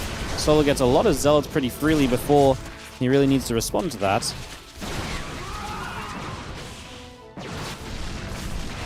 Stalk's going through again. Those few Zealots are still chasing up for a couple seconds. Solo just doesn't have the momentum. This is kind of a late kind of Hydra attack. I mean, Storm was so far along already. Like, he was obviously setting up to do it, but just got held back maybe by the aggression. Then Storm is ready, and it just doesn't go anywhere, you know? In those kind of moments when Storm's available, it's really like you're just walking into a bit of a brick wall of a defense. I mean, Storm... Yeah, it's just a bit of a rough one at the end of the day. Some other updates on the bracket, guys, to keep you all updated. So the round of 8 is pretty much being set. So Trigger against herO. Trigger beating Zound. So Trigger plays herO in the round of 8. And we also have Beyond versus Showtime. So Beyond playing Showtime to try and save us from a PvP semifinal.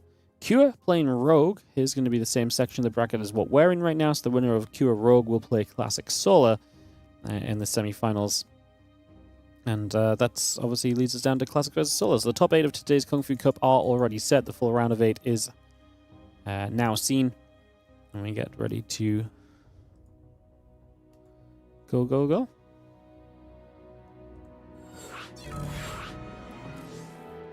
Invalid map. I'm not sure what this invalid map bug is, but it's a bit of a thing.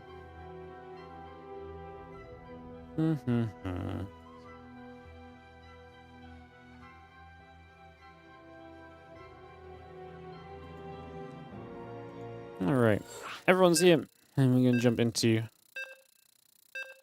this next game.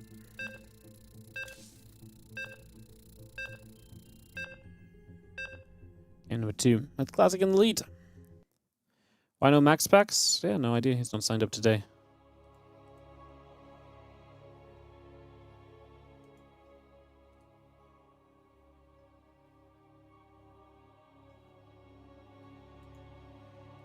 Alright, let's get ready to go. And as we kick this off into the bottom left-hand side, this will be the red Protoss. It is going to be Classic. He has the 1-0 lead. Let's see if he can turn that into 2-0 lead and hence victory and move into the semi-finals of this week's Kung Fu Cup. He battles Solar and the blue Zerg in the top right corner of Tourmaline.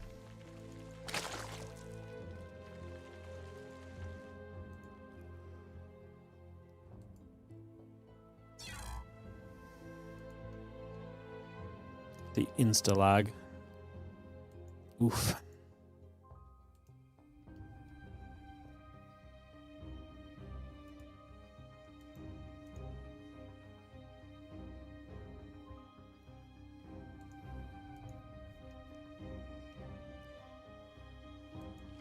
wonder what they made them decide that a minute to be able to kick someone was an eligible amount of time. It's like, how often does the internet go off for 20 seconds then come back? Because like if it's off for 30 seconds already, I just don't think they're coming back ever, you know? Never mind like going to the full 1 minute.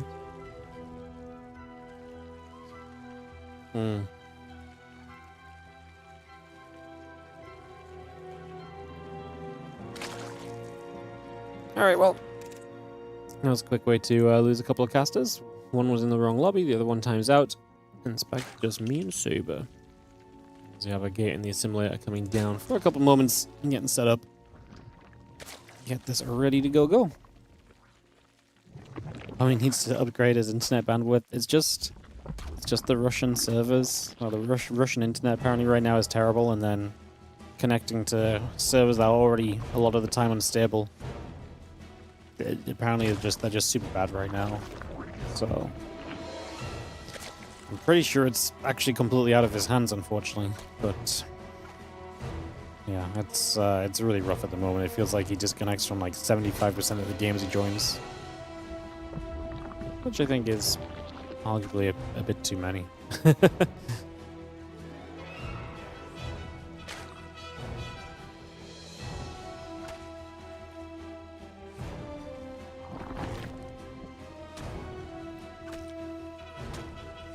Probe nibbling. No, sorry, probe getting nibbled at. And as the drone chases through a couple seconds, Cybercore will be coming in. Nexus building, Stalker on the way. A couple queens, the drones, the lings, all building through for a few moments.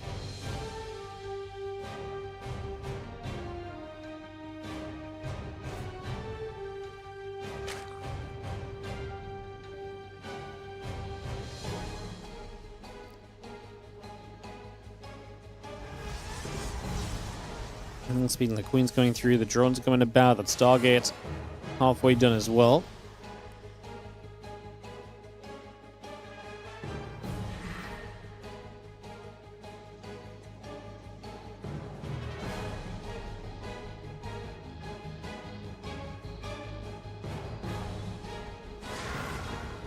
End up just heading around. I'm just going to be seeing the link speed coming up. Three drones, the Overlord and so coming about. The Queen just going to be there to push the Adept around a little bit.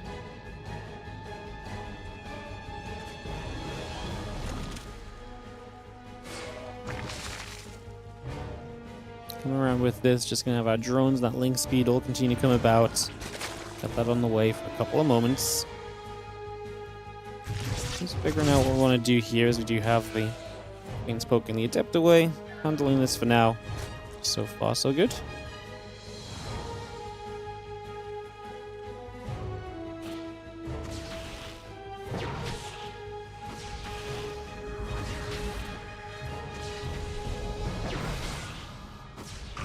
So it gets a few pokes at the Overlord just initially, pulling this away.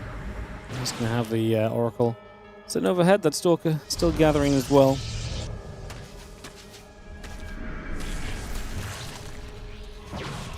And the Oracle just activating, we chase the feelings down just for a couple of moments. So again, bring that through, getting that all set up. I'm just going to see the gates, the Twilight Council coming into play as well at the moment. So bring that online for the moment, getting this all set up, seeing what we can maybe find for ourselves as we continue into this next stage of the game. The Oracle's going to come around for a little bit. Just going to see the Queens, just going to be shooting that Spore Crawler, going to be firing as well, so getting some work done just initially.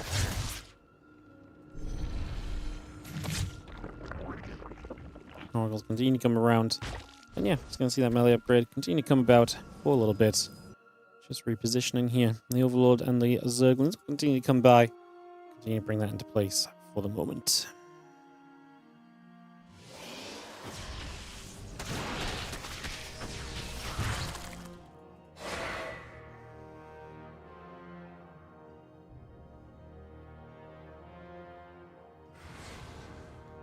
Well, Blink will come about. My upgrade is still coming through.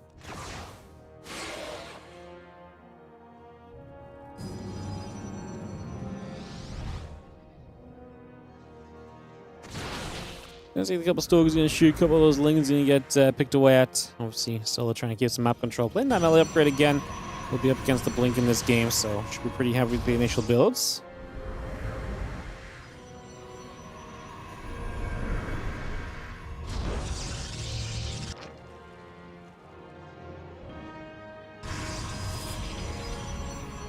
And +1 Blink coming about, just gonna be seeing the extra few Stalkers coming up as well.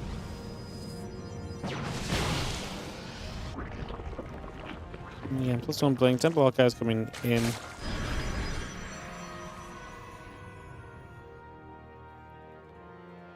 Again, Bayonet's about to finish up. The Hydra Den going to be about halfway done as well. Just going to be seeing the Storm already building through here. Getting that on the way. Stalkers pushing up the left-hand side for a couple of moments.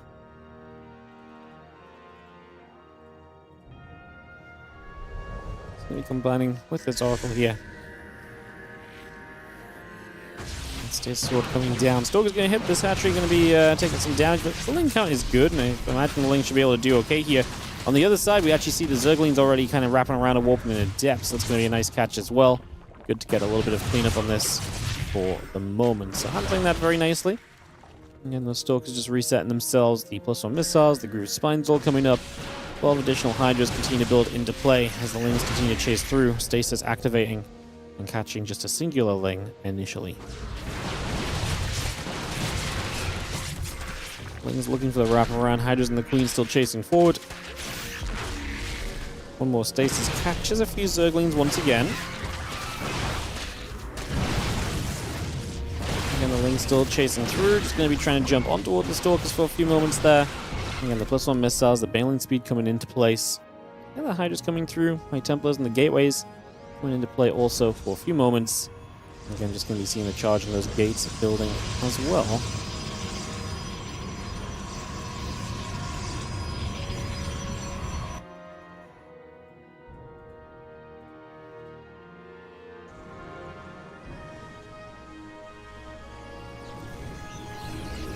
Fleet picking coming about, our charge coming into place.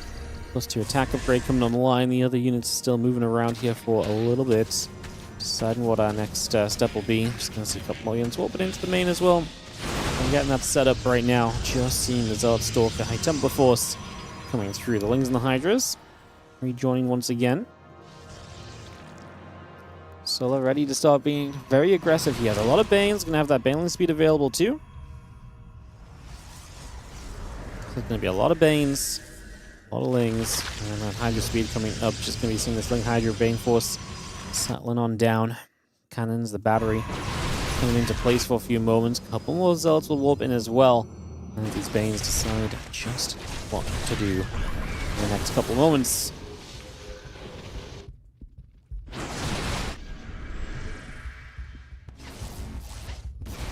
Bane's going to be activating those Lings. Those Hydras keep moving forward. A couple of Zealots will come around as well. The Banes will continue up. Just going to be seeing these Archons getting caught. A bunch of those Archons taking a bunch of damage. You're going to break through the pylons.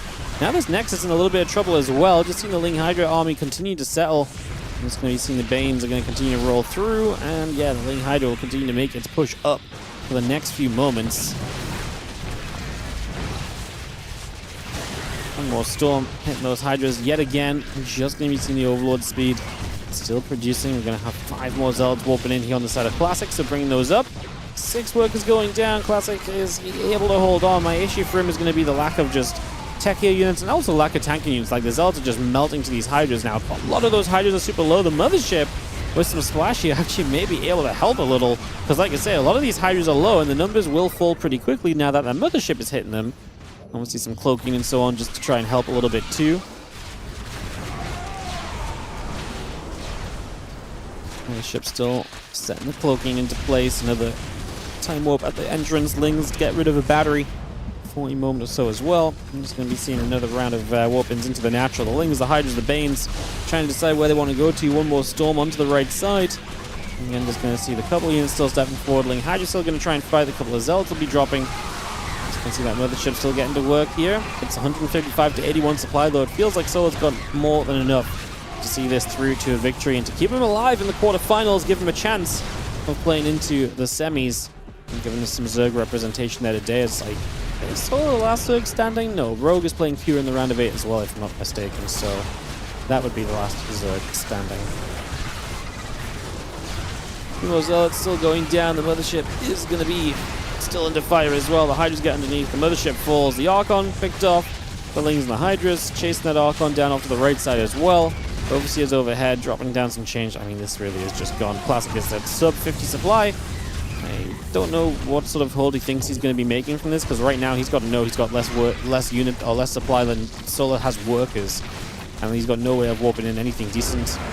In the end, GG does get called, and Solar brings us to a game 2. To a game 3, winning this game 2 of the series.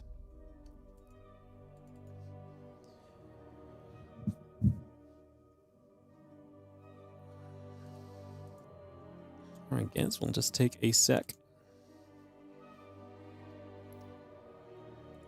Gonna be going into Ruby Rock.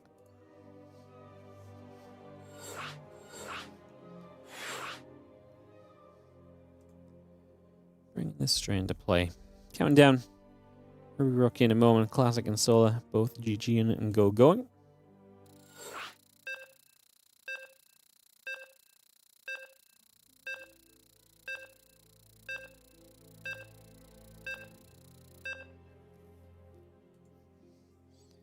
Game number 3.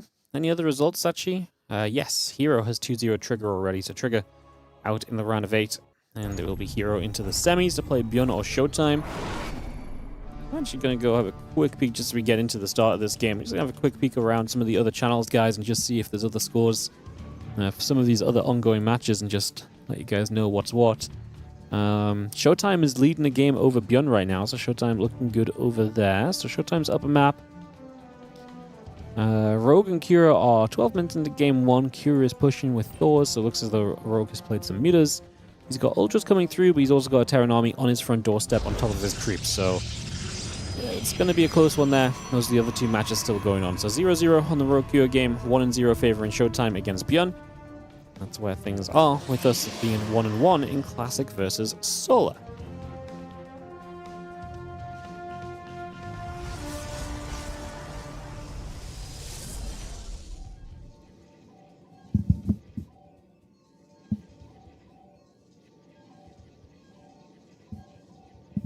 Alrighty.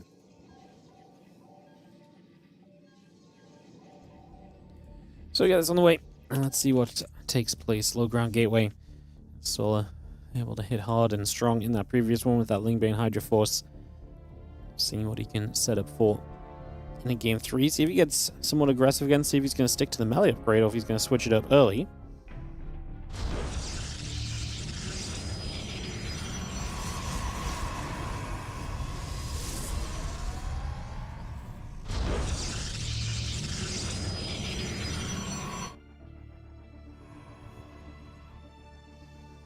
So only similar coming about. That next is coming in for a couple seconds.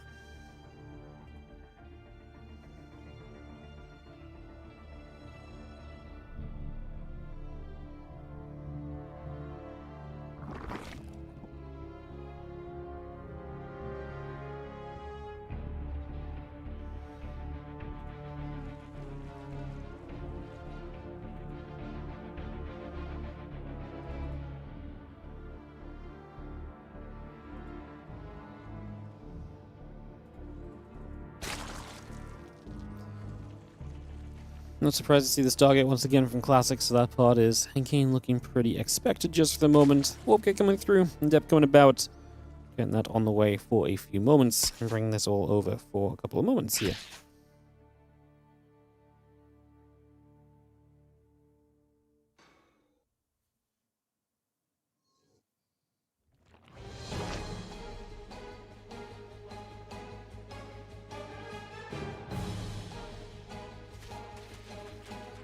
Just gonna see the Lings being the Queen coming through for a couple of moments, bringing that about. Just gonna be seeing the Queen and the Lings will gather as well. Only a moment or so, getting this underway.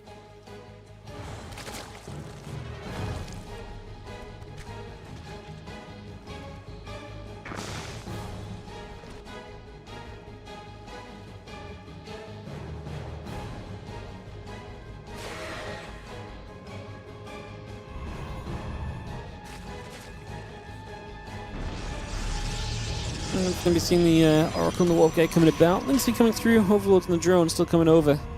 Take a couple of moments as the Lings want to get, and they will get that probe already, so just going to be able to nab that initially.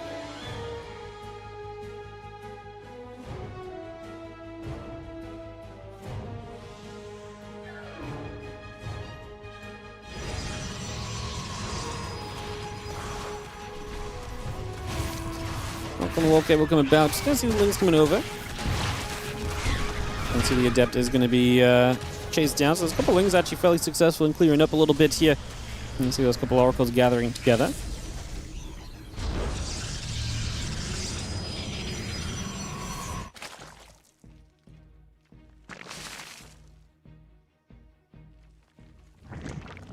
Just going to be seeing a couple of Queens going to drop a little bit. Group spread down. Just going to have the next of the battery coming through as well.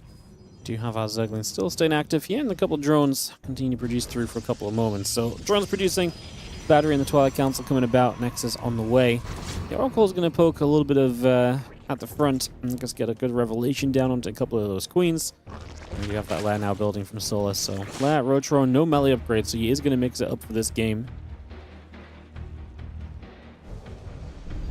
And Oracle dropping a little revelation down. Queens are going to be fighting. Those Oracles taking some big shots.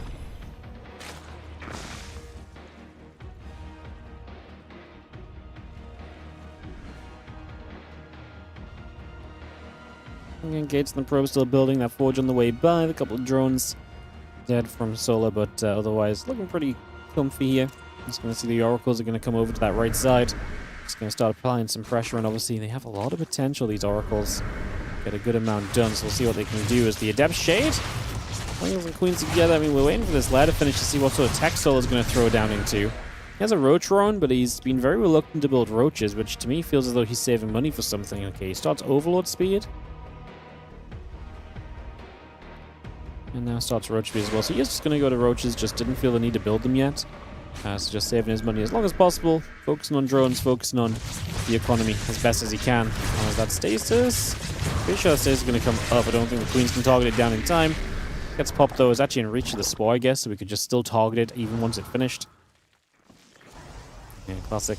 Does actually have a little bit of a supply lead right now. Equal worker count, equal army counts, just a classic here and there was a couple of supply ahead, so that's actually pretty good for a Protoss.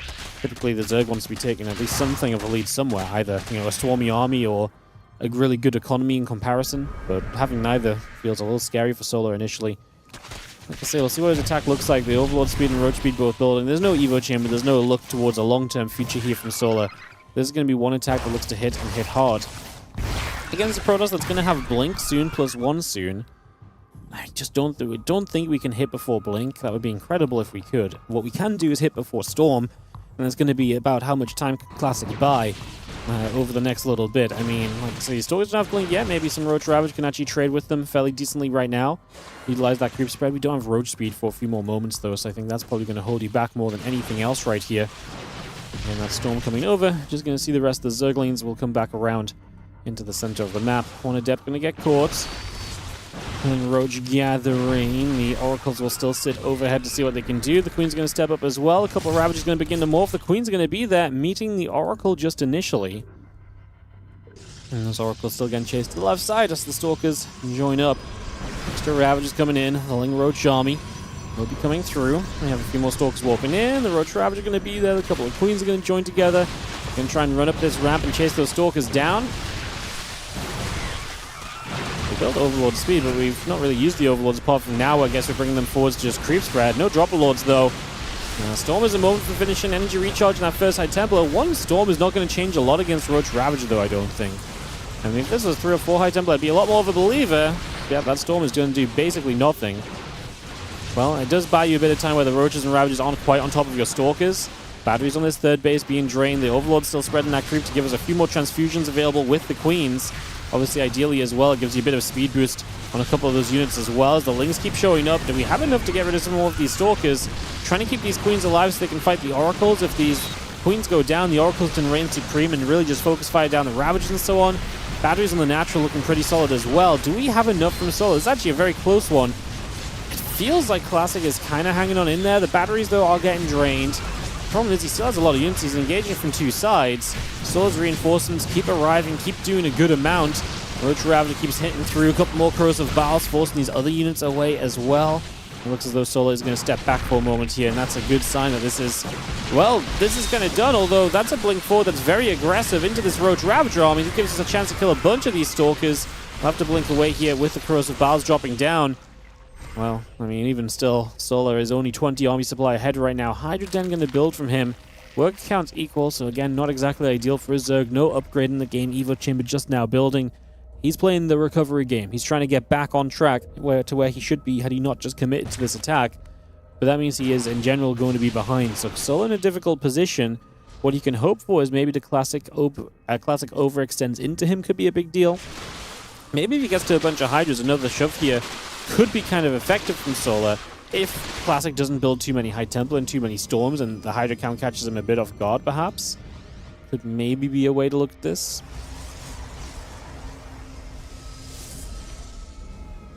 Hydra's the Greer Spines, just going to be seeing the missile upgrade coming up as well. The Lings continuing through. Next coming about, Robotics Facility coming in. Just going to see those Stalkers going to be able to get there and pick off that Zergling already. Like I say, Solar has not really stopped a drone too heavily or anything, so feels like he's just going to go again. 30 army supply lead, but against Storm, against a good amount of Stalkers, this time against the Zealot front line as well, is going to be a difficult ask here for our Zerg player, no doubt. Couple Zealots on the bottom. We'll try and counterattack through. Not shouldn't do much. It's going to be a cleanup with a couple of Lings. So Solo does well there at least. Like I say, he kind of just has to go. The longer he waits, the more tech gets online here from Classic. This doesn't feel great, does it? That Storm's still there. Ravager, Hydra, taking a few more shots. Got the Storm coming straight down. Again, just zoning, right? Doesn't even need to land on these units. If you're just keeping these units back, you're buying yourself even more time, which is what you like here, typically as the Protoss. More Corrosive Valves, Zealots and the Stalkers and the High Templars. Gonna keep moving through, keep pushing down. And again, those High Templar continue to make their way across. A couple of Zealots going to be there. Just going to see the Roach taking some damage too for a couple moments. So the supply advantage is just not what it needs to be. We are going to try and come in for this round on two sides, and he's going to get very close to the High Templar. He will force them into Archons. Hey, that's something. Now a lot of these Stalkers go in town too. Finally, the other units show up from Classic, but all of the techier units went down here, so Solo's wraparound works out. Obviously, he did eat a lot of damage. The Storms did come up onto this army, but now at least you've reset the tech for the future as well. Some blinks back, but honestly, some of these blinks are missing, as we are going to see two more High Templar walking up here, but they do not have a Storm available on them. They don't have the energy. Given the threat is kind of scary, though, and Solo does not have the reinforcements just yet to keep fending this off. And he's being chased. Losing Hydras is obviously extremely expensive for him. His Classic just says, I believe I can go, go, go. I do not need to stop. I do not need to turn this around.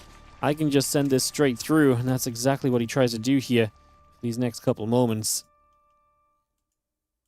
What a fun game in the end. But I think Classic is just going to be a little bit too powerful at the end of it all. And it seems like we might have ourselves Classic, one of the favorites, advancing through to the semis. And how many events would we see Solo be like one of the top dogs in, like top 4 constantly, top 2 constantly? He just wasn't for these pesky freaking Protoss players, man. He's good in ZVP, but man, his runs so often get ended by a herO or a Maxbax or a Classic. He's good, but it's definitely his weakest matchup of all, I think, altogether. Is just going to see a Storm coming down on these Hydras. These Hydras not going to last through those Storms. Obviously, we killed all the High Templar before, but we've had time to get them rebuilt up, and so them coming back online, pretty big deal. GG's. And that's going to do it. Classic 2, Solo 1. Classic enters the semifinals alongside herO, just both in different sections of the bracket. So we don't know what's going to be starting up first, I guess. I guess it depends maybe what finishes first. I'm not sure what the Chinese stream is covering.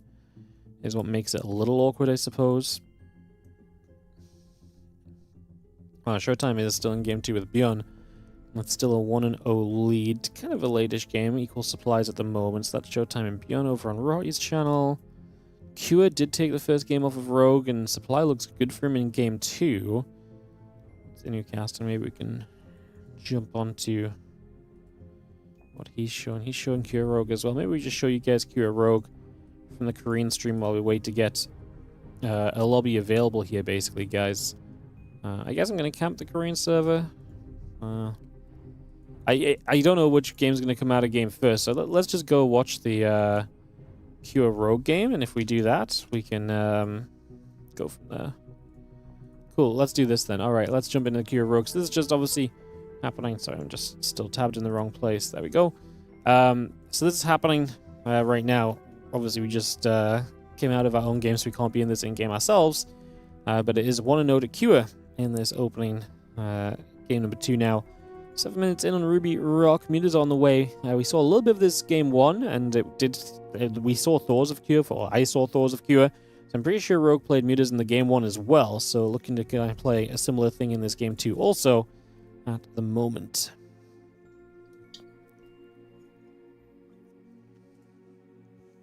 As we are ready to come flying through, jump onto a couple of these SCVs. A little bit of damage dealt. Up into the main base. That missile turret fires. A few of those meters taking some shots. Refinery taking damage as well. A couple of medevacs flying over. The Marine just going to be there. We do get rid of a medevac. The other Marine still stepping over for a little bit. It's 53 Marines and 3 siege tanks currently at this state of the game. The Mutas getting chased by the Marines as well. The Ling Bane still regathering. Marines still trying to stem at the front for a little while.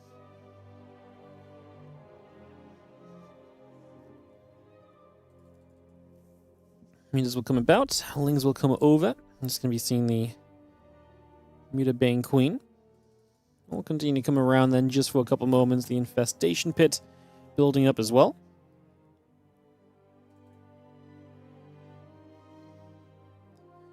Yeah, I mean, Rogue is just sort of... I like that he's getting the Infestation Pit so quickly.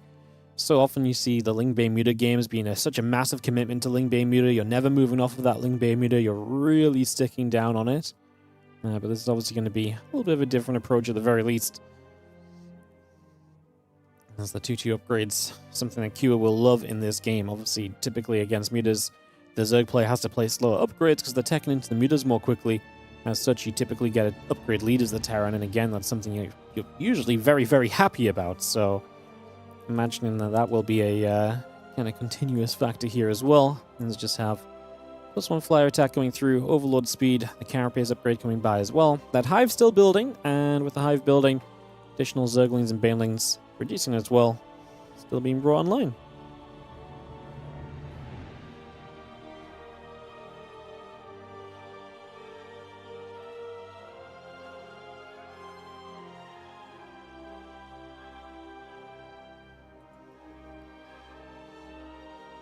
Might as well come across, try to see what's going on.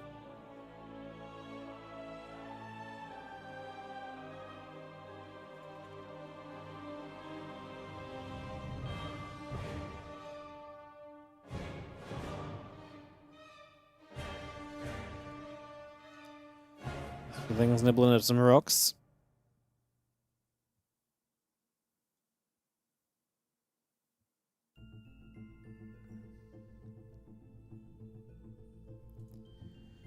Just going to shoot a couple of SCVs going down. +3 attack, and the Concussive Shell still building as well. So bring this straight over. Just going to see the Lingbane coming around. And again, the Mutas are going to gather. Rogue just trying to keep pressure and keep control of this game as best as he can at the moment. So kind of aiming towards that. I'm just trying to set up the other game that's going on, the Beyond Showtime game, so I can keep an eye on it, guys, and let you guys know what else is going on. So keep you guys updated there. If there's any, like I say, any updates or anything along those lines, as the Adrenal Gland still comes through, Fly Carapace, 2 melee upgrades coming into place. Those few Banes are going to roll forward as the medevac lifts, and those few Marines are going to evacuate out. Yeah, Beyond and Showtime are still just in that game too. Showtime, I think, is winning. He's got a lot of the map. It's one of those cases, if you just lose one big fight, the Terran can do very well, but I do think, generally speaking, Showtime is looking good to maybe make a semi-final appearance today. Marine stem up, a couple of creep tumors going to be the targets just initially.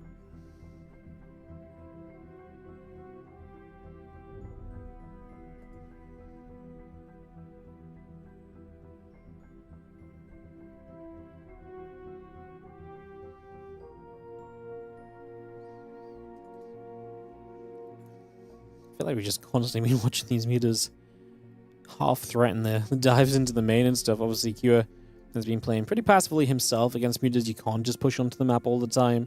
You're putting yourself into a lot of scary positions, potentially. So, something to watch for.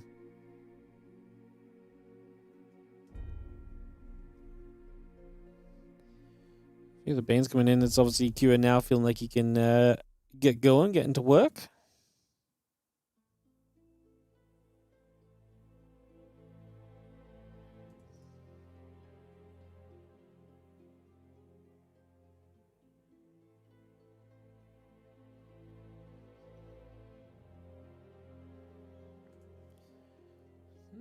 That's not a good fight for Kua, was it? He loses a lot. Ultra's on the way from Rogue on the back end of this, so he's actually going to rebuild very nicely. I mean, if Kua can hold on against the counterattack, he can probably keep this alive for a little bit.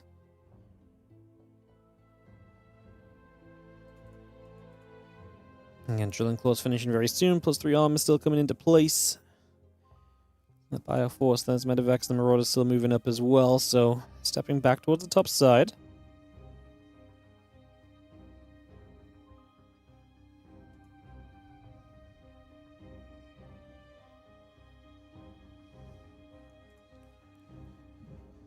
Like I say, I'm a bit worried for Q just for the fact that those ultras are going to be popping out. Once those ultras out, it's going to be pretty scary, especially with so much of the map covered in creep currently. There's a lot of economy available from Rogue right now, so it's going to be a pretty big factor.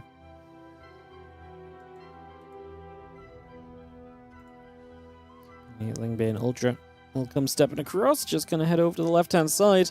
A couple of borrowed Banes around the map as well. Rogue really has all the fun tools to work with right now.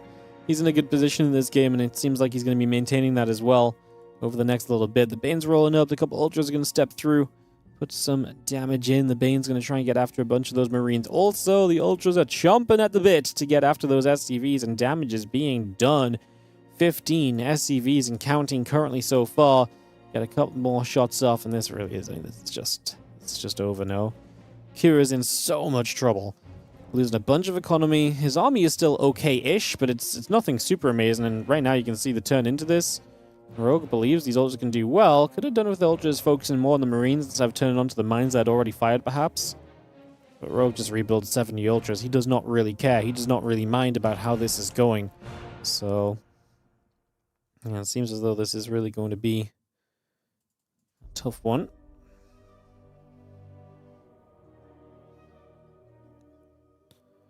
But at least we'll come back around, see what else we can do.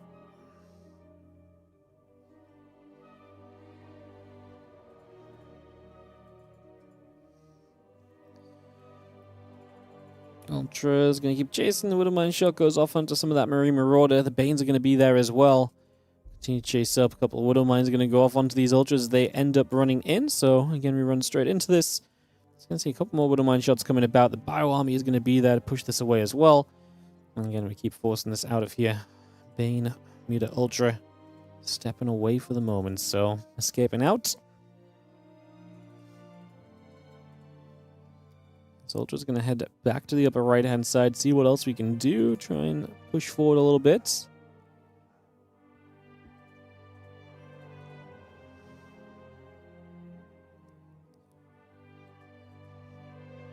Going to drop that CC down on the 12 o'clock position.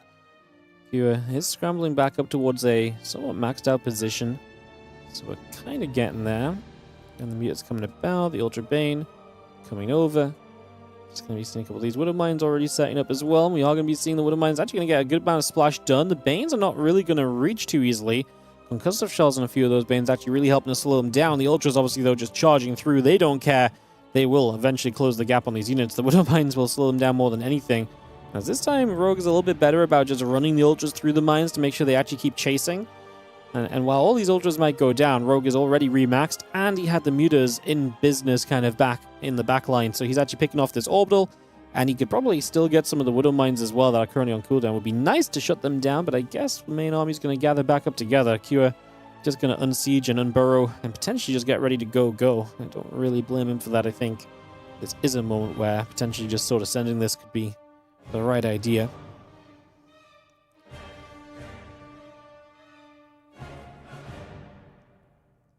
Couple more of those mines hitting those lings. Ultras and the Bane still coming up. A couple of Mutas chilling out overhead. Those Ultras really do keep stepping their way through this, and Kira just says, GG. Rogue is going to take this one down, which means that we will just quickly hop into game, and we should be able to join a Game 3 of this Kira Rogue matchup. A lot of Game 3 hopping for us today, guys. Sometimes it just be like that. Today is one of those days where that's just how things are turning out. So, all that said, let's get ready to go into the third map of this in just a few moments. We'll get that set and ready to go in just a moment or two. Waiting for Kira and Rogue to go in game.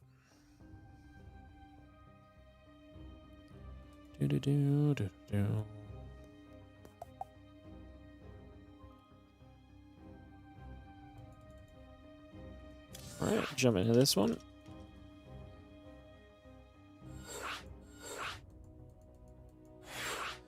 Everyone is in here. Wow, everybody is in here. Alright, we're going to be jumping into Kira Rogue in this in just a second, guys. I presume this is the right decision because I don't think any of the semi-finals are going to be starting until this game gets wrapped up, to be honest. So, this seems like the fairly obvious choice. Let's jump straight in. This Beyond Showtime match is still ongoing, by the way. Just kind of watching it on the second monitor. It's been a heck of a game. Again, it's on WardiTV's channel if you want to watch it. I'm keeping my eye on it because it's actually been a really fun one in the corner of my eye. It's some good back and forth as we get into Title Citadel. Let's kick this off. Get into this one. So, Game 3, Kira and Rogue. Rogue felt a bit hopeless against Kira when we watched him in WardiTV Mondays yesterday, but seems to be back on his feet a little bit. Game 3 of this series. Rogue in the bottom right will be our blue Zerg, while in the top left, our red Terran player is going to be Kira.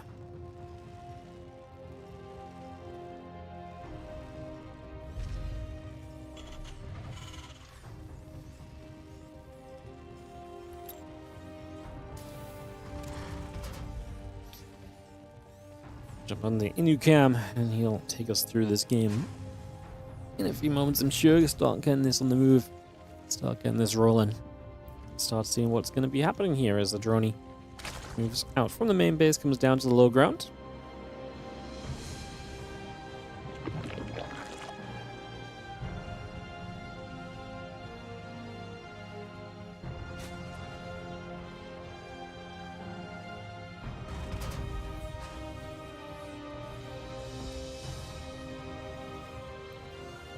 Cyrax and the gas both coming about. Just going to be seeing the hatchery coming through as well.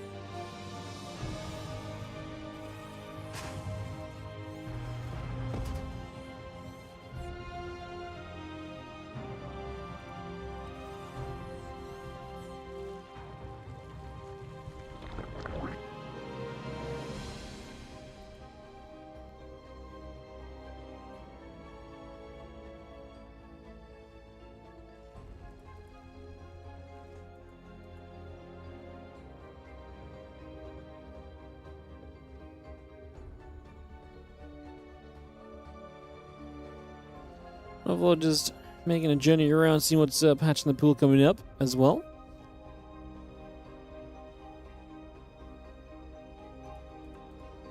I see that Overlord heading to the top side. Again, Reaper coming about, CC, SCV in the Marine coming by. Lings and the Queens will settle. It's going to have a peaceful few moments of this Overlord crossing, not too much happening. I just watched Showtime lose a massive army. I actually think Bjorn's turning that game around. He's taken over the map. I actually think Bjorn Showtime might be heading to a game 3 because Showtime's massive bank and good position and strong big map presence is basically gone. So yeah, that series is turned into quite the banger. We'll see what here for this Rogue Pure game. Winner of this plays Classic in the semi-finals. Obviously, the winner of Bjorn and Showtime will play herO in the semi-finals.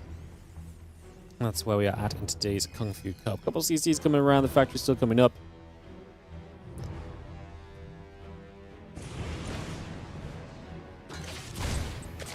You see this Reaper just drop a little grenade down. This drone just becomes a sport crawler here. And again, we'll see the link speed coming by. Again, the hatchery, the drones, and the company coming through. And the Reaper obviously just being a little bit of a nuisance for a couple of moments.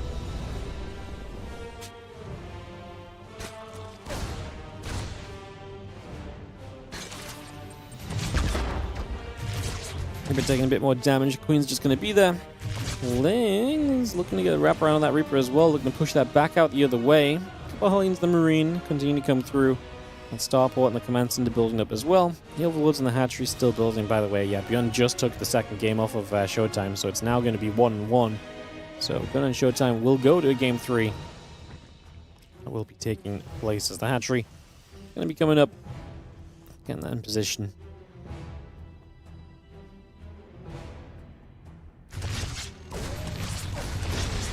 And a couple of Hellions will apply a bit of pressure off the bat and just again trying to loop around, figure out where they can do, where they can try and break through and see what they can do in the grand scheme of things here for a little bit. Nothing overly crazy. If I'm on your second monitor and the other game's on your second monitor, yeah, I know. Second monitorception. Crazy. Like, I'm just endorsing you guys watching me on a second monitor by also watching StarCraft on a second monitor, you know? Like, I'm just letting you guys, I'm just making sure you guys know, like, hey, this is okay, this is good. You know, we're good here.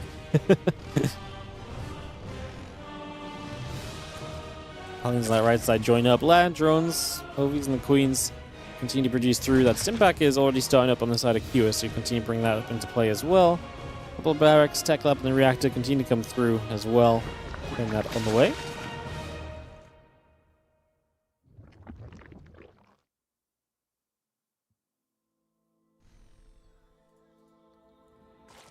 There's that Reaper coming down that side. Just gonna see this Baneling Nest, just gonna be settling here. The couple Queens will gather about, making some moves. The Ling's gonna run forward. A couple of these Hellions taking damage already. Queen's gonna step across, just gonna be seeing those Lings continue to chase as well. The drones will continue to pull over just for a few moments. That's a disaster for Rogue. Oh no. It was only for a few moments that they pulled over because that's how long they lasted before they get killed. No game hard on here, even though we've actually had the official admin hosting the game, but 16 workers dead. It's not a good sign. You're trying to go Spire as well, and the problem with Spire is that you need to get to the mutas, you need to start controlling the game ASAP. And what's going to happen now is you're going to get to the Spire, not have good economy, and so you're never going to really grasp control of this game as well as you should do with the mutas, and that gives the Terran a whole lot more opportunity to be on the map, fighting you when you don't really want to be fighting, and all these kind of things. So, yeah, that's going to be kind of tough, to be honest. Spire's about to finish one more upgrade. The combat shield continue through as well.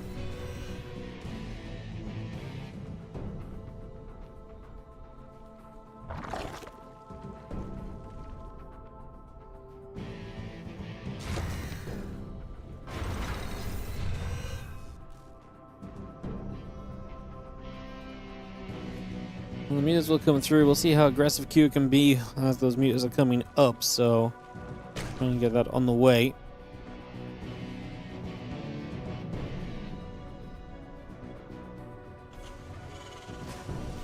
Again, 1-1, the combat shield going about.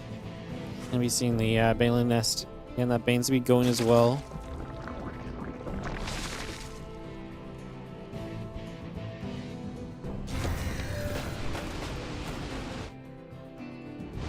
And 1-1 upgrades, that combat shield continue to come through. Just going to see the Marine tank medevac force is going to press forward. Then Queen on the bottom side, a little scan coming about. Just going to be seeing the tanks sieging. A bunch of those fruit tumors already going down. Now there's hatchery going to get jumped on. The mutas are not going to have a good time over here, I fear. Just, again, there's not that many of them because the economy's lacking. So missile turrets alone are going to be good to push this back. Add in a few Marines. And now you're losing your base.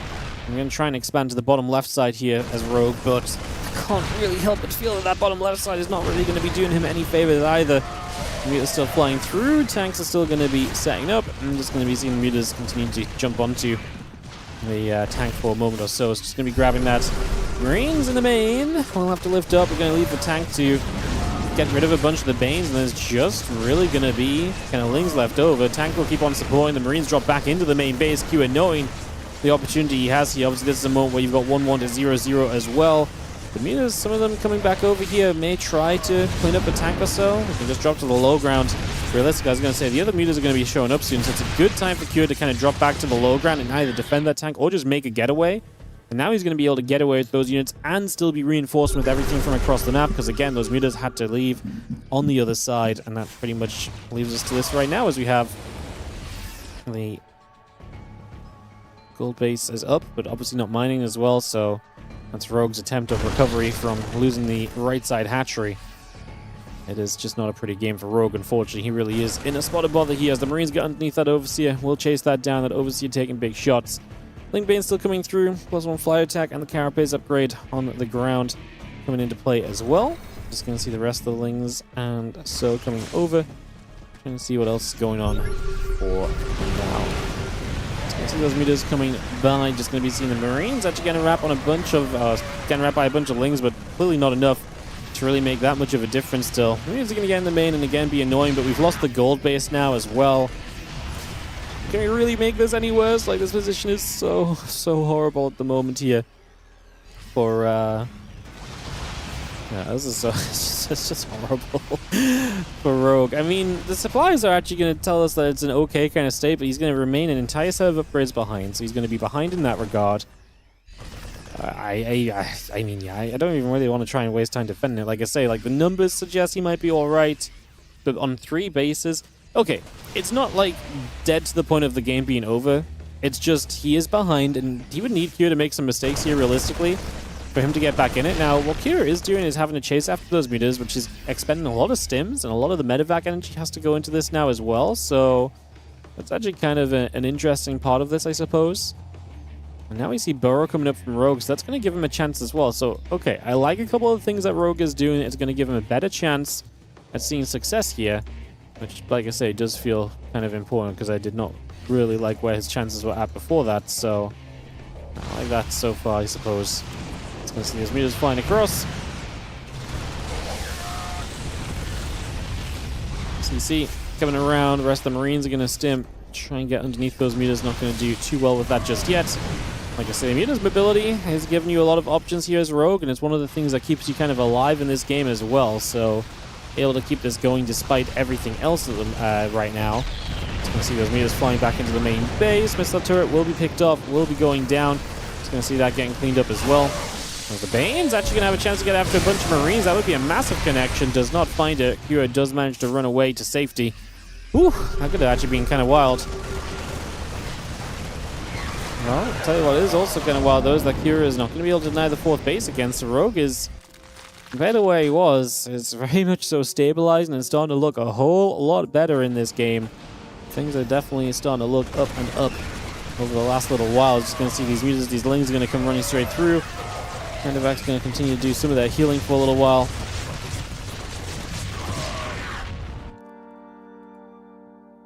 Again, +3 attack is going to gather up. Just going to see the SCVs gathering around. The Widow Mine coming over as well.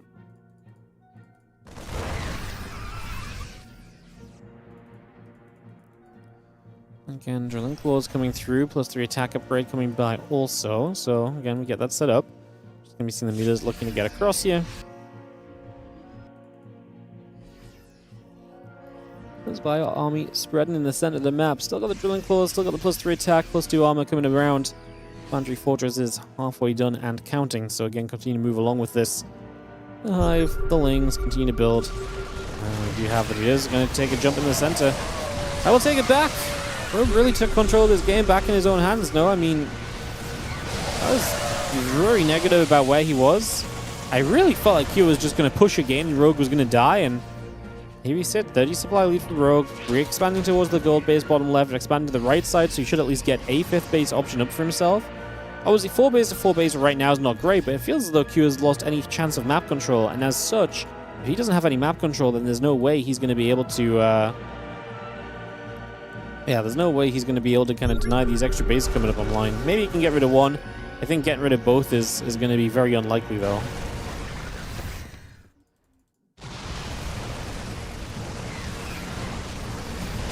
Just stepping through again, the meters are going to be able to overwhelm quite a lot here. herO's struggling. I mean, at this point, we definitely need Thors to be kind of part of this army. Thor's going to be that splash damage output that really does limit what you can do then as the Zerg player with those meters, because then the meters cannot get anywhere near as involved in the fight. So feels like that's kind of an essential part of this right now as well.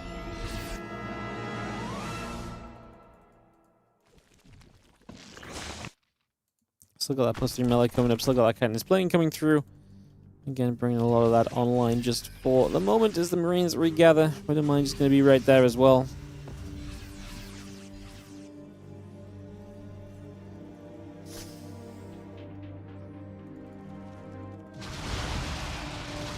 Yeah, this is going to work their way through a set of rocks. We do have the Lings and the Banes going to be there as well. I mean, these rocks get opened up.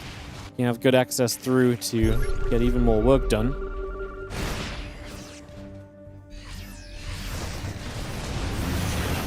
Obviously your natural is freaking already barren of a wall off, which is not really a great sign either, as we just see this entire force coming across. And, I mean, we run up and basically now control the main base of the Terran players. You love that as Rogue. Q has maxed out and he does have more army supply, but the chaos that Rogue is kind of installing into this game is going to be the issue. And armor in the back being targeted down, we'll see if that is impactful at all in the grand scheme of things here as well. Let's just see missile turret shooting, a couple of meters getting chased away. It was just kind of flying here, there, and everywhere, and just finding drips and drabs of units to take advantage of. Just finding, you know, a couple of units here, a couple of units there, value being given and gained. It comes back around, so just going to resettle once again and just have ourselves the few Marines going to be stemming up. The few Lings are going to be right there. The Baneling going to be nearby as well. And again, continue to see the rest of this army coming back through as see the Bio continue to play cleanup for a little while. high-tech auto tracking on the way as well in that engineering base, bringing that up too for the moment.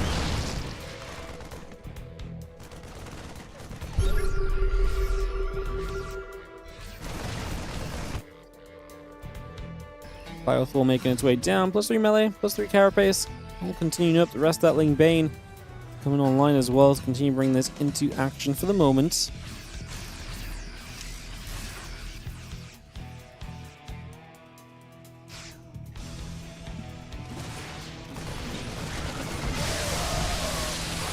Ultra Bane's going to be coming about. Bio going to be stepping back. Big Widow Mine shot hits a bunch of the Banes. Gives Kira a decent kind of start of this fight. The Thor going to get busy on the meters, but doesn't last long enough. I mean, the Banes get split from off creep, giving you a chance at least to clear up some of them, but these Ultras are here, and it's going to start looking very similar to that previous game where Rogue he just has a little bit too much.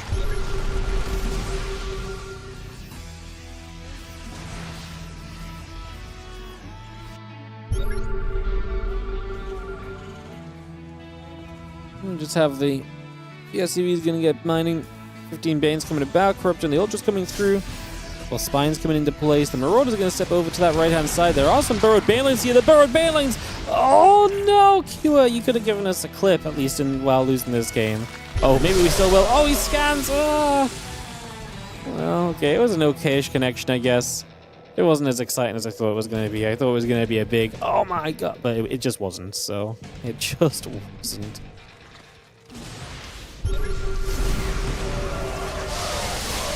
Ultra's still going to move up. Ling and Bane, Muta still stepping forward. The Bane's coming around the right side. Widow Mines getting after the Ultra also for a couple of seconds too. This army's still chasing up. This army from Kira is just getting, again, pushed all the way back.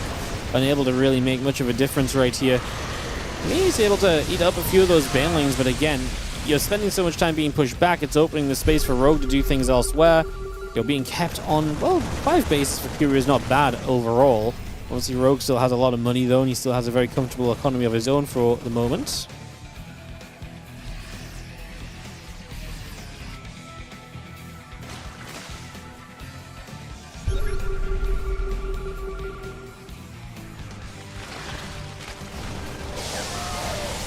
Here's to the bottom left.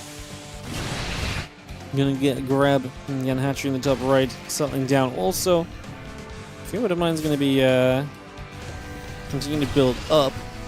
And that medevac coming into place. Just gonna be seeing the extra Banes all building as well.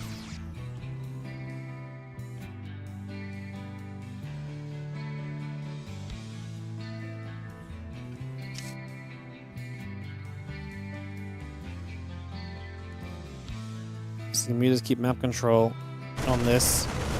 It's going to be some Marines able to get after the hatch for a couple seconds. But start firing the Banes. Going to show up this base. Probably going to go down. I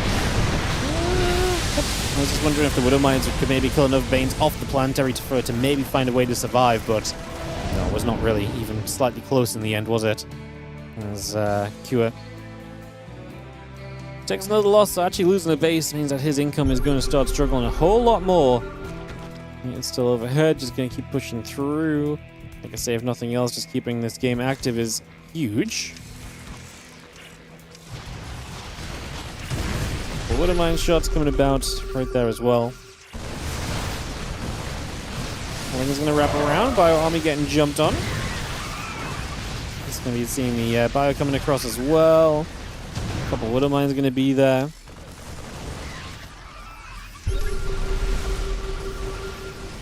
I'm just going to fight Ling Bane. Coming through. I mean, this army's going to get trapped in the corner.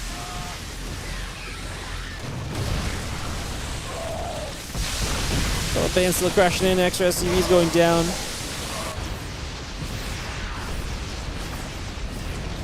It's going to be seeing this army if Rogue is going to get it done. No, I think this one is getting wrapped up. Kua does not have enough.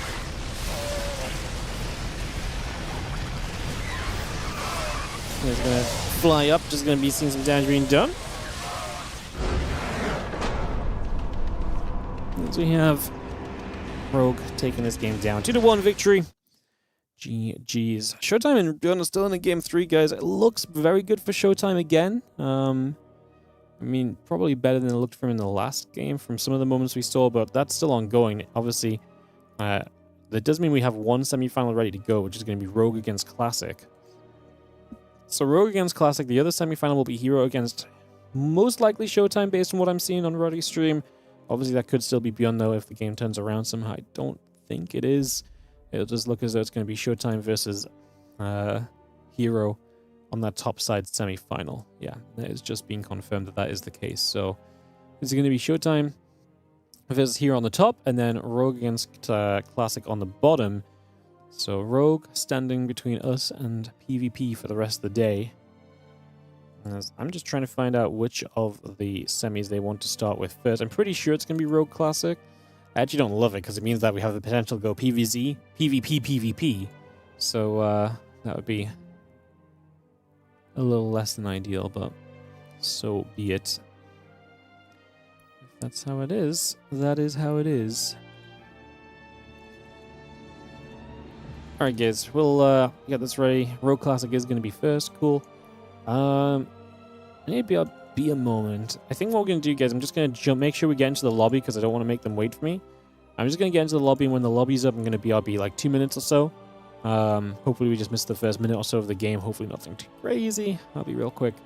I just don't want to BRB now and make them wait to start the game, and then maybe they go without us and whatever, then I get tilted. So, yeah, we'll just be playing with that. Playing around that idea. So yeah, thanks for joining us. Obviously, been a fun day so far. This Kung Fu Cup's been a banger. 2 semis and a finals coming up. After that, we will have some... We do have some sponsor content today. So yeah, we've got some sponsor content coming up as well. We'll be playing Angry Birds 2 on stream. So we're going to be playing that when we wrap up. I'll give you guys more info on that when we get there. It's a Twitch sponsorship, but I actually don't think it's affected by viewership today. So... it's one of those deals where if you want to just hang out with me for a while, you're very welcome to hang out with me, and it'll be fun to see you guys. So, yeah. Awesome. All right, just wait, like I say, waiting for this Rogue Classic game to get started up initially. Get this ready to rumble, and get ready to go.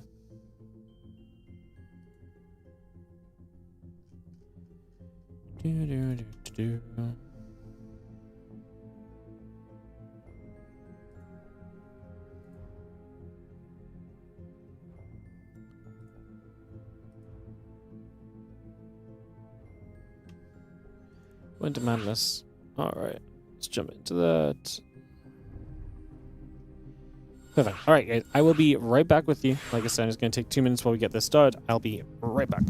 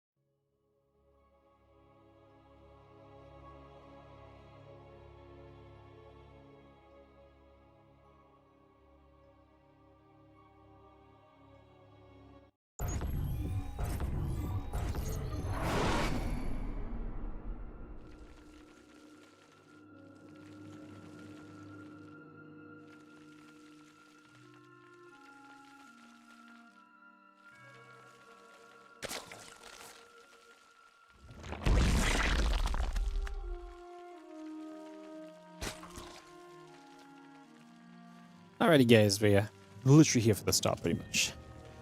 13 seconds deep or so. Nice. In the top left-hand side, we're going to have ourselves a blue Zerg player. That's going to be Rogue. Taking on the red Protoss in the bottom right of this semi-final. We have ourselves Classic.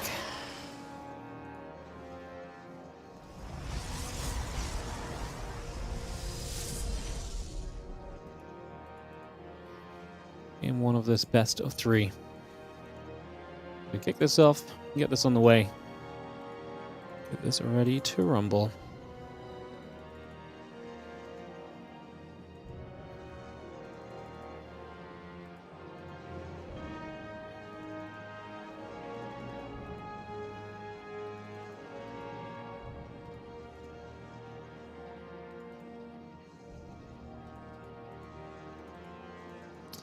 Alright, so game 1, and get this ready to go. Figure out what we want to try and do. See what our plan is going to be.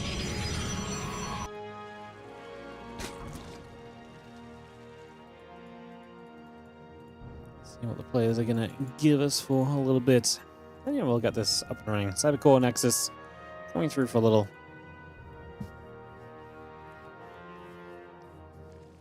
I'll look to see what happens over these next few moments.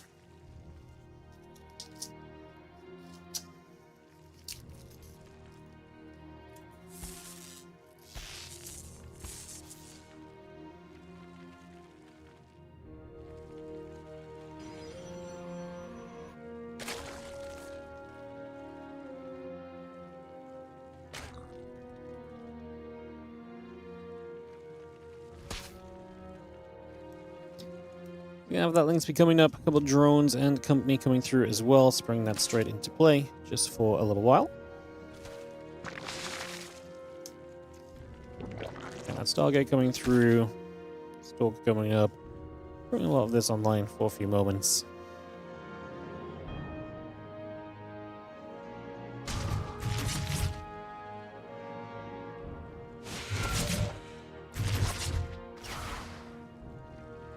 Bringing that into action. So yeah, so far looking reasonable for a couple of moments here.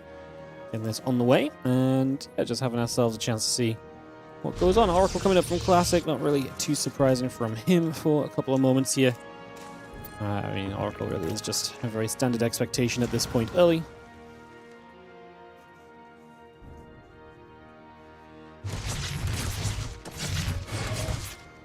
Have that Endeb going to try for a bit of damage as well.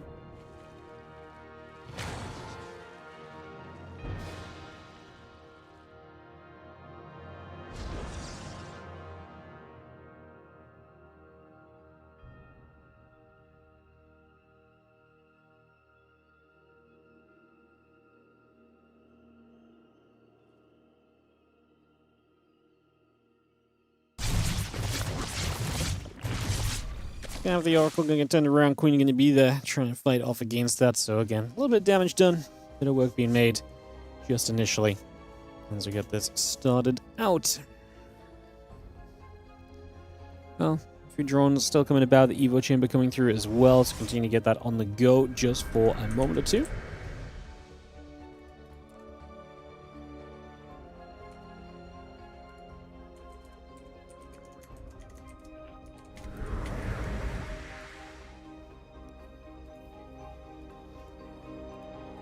Having ourselves a little bit of action coming down then, so we take a few moments to get this on the way, figure out how we want to approach this, and yeah, see what is going to be coming around next. Again, Forge coming through, that's going to be seeing the few gateways coming up as well, bringing a lot of that online already. Melee upgrade continue to come around also, and just bring this into play for a little bit longer. For a few moments, so again, that all set up.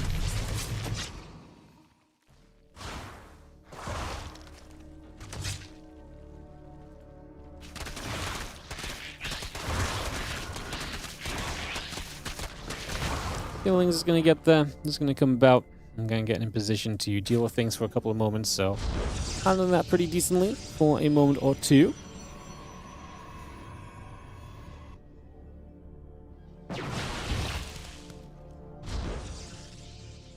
Again, bring that back around for a couple of moments. Bring that back in.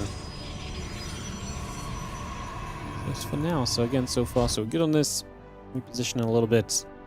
Resettling things for, let's say, a moment or so here.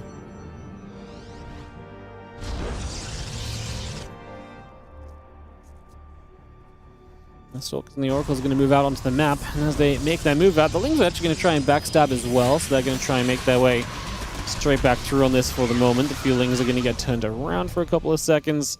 Again, +1, Blink, all coming through. Continue to bring that online. Once again, the Oracles, the Stalkers, will continue to gather in. Just for a few moments, the Oracle's activating there, chasing those couple of Lings away. The Stalker's still gathering back up as well. Just going to see those Stalkers still getting after those Queens, and the rest of those Lings coming back through too. So again, bring this back over just for a moment or so. And resettling things for a couple of seconds. So again, getting that set up. Just going to be having the Lings still trying to wrap around. Oh, a couple of Stalkers don't get recalls. They're going to be left behind. That means that Rogue is going to be able to clean up a few more units here than maybe initially expected. So that's going to be definitely a nice little bonus as well. I think we'll be pretty happy with that one. Just see the, again, +1 missiles, the Bane speed, and the Groove Spines continue to come up as well. So again, all of that continue to come around.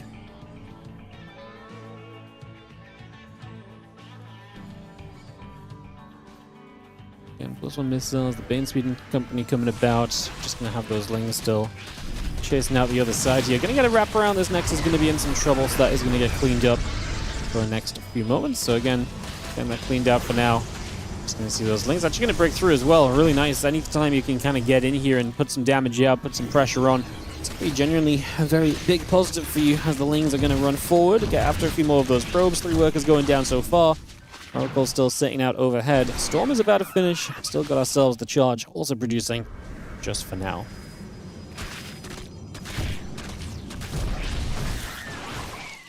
And Ling's getting busy. And a couple of those probes taking shots. Zealots and trying to step forward. The Oracle going to be there to see the Lings chased around also for a couple of moments here.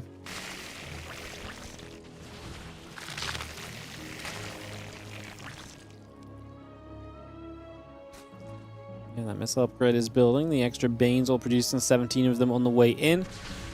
A few Hydras coming up also. Zealot Stalker, High Templar Force coming back around to the bottom side just for the moment. Again, a couple of Archons coming around. +2 attack, charge building. A Fleet Beacon on the way from Classic. Kind of speedy. He's going to be very well set, even if right now it's just going to be a chance to build a mothership, right? Which... maybe not a bad thing, adding the mothership bond. We've seen it a couple times today already, especially in that earlier game where it was splashing against some of those Hydras of Solar. Was actually had the chance to be fairly effective. But if it is just going to be Ling Bane Hydra aggression, Time Warps can do a lot to help you out. You know, especially Time Warping units into a Storm or so. Like I say, sometimes the cloaking can make a big difference as well. Classic has found kind of out on the map here in Rogue, trying to dive through in what's a fairly open space, but gets deflected very well. The Storm placement was very good here, and the move back from Classic was actually excellent. He really negates a lot of what Rogue was maybe on the verge of achieving with this little shove. As now Hydra Bane settles back into place again, and get ready to keep moving up. +2 melee upgrades, currently about halfway done. A couple of Banes still crashing through here. Again, our +2 attack, our Mortal now Zealots continue to come about. Just going to see our cannons and our batteries coming up as well. Hydra Bane pushing forwards. Another nice Storm hitting a lot of the Lings, a lot of the Banes. And this Archon still fighting through as well. The Oracle's going to activate onto a couple of those Hydras. The Zealots now on the other side. You're going to see those Spine Crawlers are going to come punching through already. Another Storm hitting the Hydras on the left. And now a Storm coming in, hitting these Banes on the right. You just see the rest of the Zerglings coming around as well. Yeah, then Storm still coming into place, bringing a lot of the rest of this around. And those Zealots are still keeping busy hitting that Spine Crawler. Immortals, Archons, the rest coming down. Rogue just lost too much in the middle of the map and then is taking damage on the other side. Classic showing up big time here for this game. Number 1, getting the advantage in this best of 3. So Classic comes through with the 1-0 lead, and not really super surprised by that initially, to be honest. I think that's kind of somewhat expected, to be honest, honestly. So, yeah, not surprised about that at all. And we'll head into game 2 of this in a couple moments. Get that ready to go. 10,000 feet going to be our map. And guys, I just preface, just in case it comes into action in this game, but I do have a WardiTV qualifier coming up in 20 minutes. We're not going to switch away from the Kung Fu Cup. I'm just letting you guys know I might have to do a little bit of admin here and there, so if I get a little distracted, I'll go quiet. I'm probably just keeping things moving, basically, over on the WardiTV Cup, because we just have a qualifier going on. This qualifier is going to be last chance for the Spring Championship, so just making sure that that moves along smoothly. And all of that goodness as we get ready for Game 2 of this best of 3. Classic leading 1-0. Let me get this ready to go. How am I today? I'm doing great. Sorry that this was 7 minutes ago, but hello. Hope you're doing well. I was not reading chat during this PvZ, apparently. Chat's quiet today. What's up, guys? How are we all feeling? Lurking, working? Is that what the deal is? We got a lot of lurking and working here in the channel, so hopefully that's all it is. Hope you guys are enjoying some StarCrafts here from the Kung Fu Cup as we get into our game number 2. In the bottom right side, down a map, is going to be our blue Zerg player Rogue. Lurking and working, watching while working. Yep. It's kind of funny. First of all, classic in the top left, our red Protoss. Let's be proper and finish the intros. It's kind of funny, but the other day I saw someone... I saw a Twitter thing, I guess. I think it was a Twitter post. I can't think of where else it would have been. But I saw someone on Twitter and basically calling someone out and being like, there's no way this level of viewership versus this level of chat activity can ever be normal. And I was looking at it, I was like, I'm pretty sure my viewership versus chat activity is absolutely worse than that. I'm just like, but like, it's one of those things where it's like, I feel like we have a more mature Twitch chat, right? We have an older audience, let's say. Right, because it's StarCraft, and so a lot of people do watch while they work. They do have other things going on in their lives. We've got other things to do than to be in chat all day. And, you know, chat does spice up when it's a really good game or there's a good point of discussion. But it's like, I was looking at this tweet and I was like, man, apparently I'm a definite view botter. There's no way around it. I'm just like, well, if that's the case, then so be it. But I was like, man, that's kind of crazy. I'm so used to my chat being fairly quiet and just kind of, you know, a lot of people just turn it on. It's background noise. It's there. Like I say, if there's a really crazy game, people speak up. Or if you start balance wine, people speak up as well, right? But, yeah. Thank you for keeping SCG alive. No worries. Thank you so much for watching. You keeping it alive as well by keeping on watching. My big lurk, I send like 5 messages a week and watch Twitch for probably 14 hours a day. Yeah, this is what I mean. Like, the lurking lifestyle of Twitch chat is just so much more of a thing now than it ever used to be. Like, Twitch chats, I feel like all these people who see like super busy Twitch chats, 90% of the time it's just spam, right? Where people are like just spamming like an emote or spamming like something funny happens, so they spam a W or something dumb, like, you know what I mean? Like, I feel like this level of chat activity is not really a thing or sustainable when you actually just have a stream that encourages proper discussion, if there's going to be anything said at all, right? See, like, I just talked to chat and instantly there's like 5, you know, we have as much activity in the last 30 seconds as there was in the last 20 minutes, right? Or something. So, yeah, it's not like the viewers, it's not like the people aren't there. It's just, yeah, it's crazy that this is such a, I guess it's crazy that's the viewpoint, that people are basically like, if your chat's not being spammed, it's your button. Like I said, I think it's definitely like a little bit of part of just what we stream as well, but yeah, it's definitely not as crazy as it seems.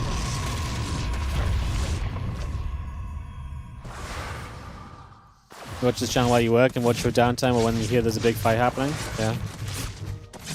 I bet I'm a great channel to watch just to hear when a big fight's happening, when I miss them half the time. Yeah, same here, I only have time to watch at work. Yeah? No, I mean, I know that's what a lot of people have, but a lot of people watch while they work. I'm the same. I also watch StarCraft while I work, but I never sit down and just watch StarCraft. Like, I always do something else at the same time. And so I'm not a big chat. The only time I ever chat actually in other channels is usually if someone says something really dumb, and I'm just like, I can't actually like let this mentally slide off of my own brain. I have to say something. Never a good time. Never a good thing to speak up, but yeah. Anyways, Oracle coming around. Thanks for again just confirming that you guys are all real. And you do have the again Twilight Council coming about. Okay, one last thing on this. This game is still setting up, right? It's PvZ.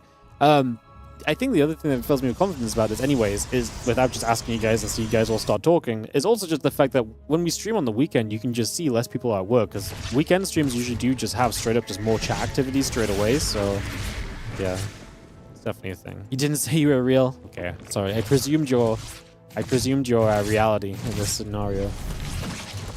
Alright, Oracle is going to get this drone, which is nice. Deny the 4th base a bit. Classic just trying to take control of this game early. Classic wins this. It's PvP for the rest of the day, so if you want to avoid PvP, you got a channel for Rogue a little bit on this one.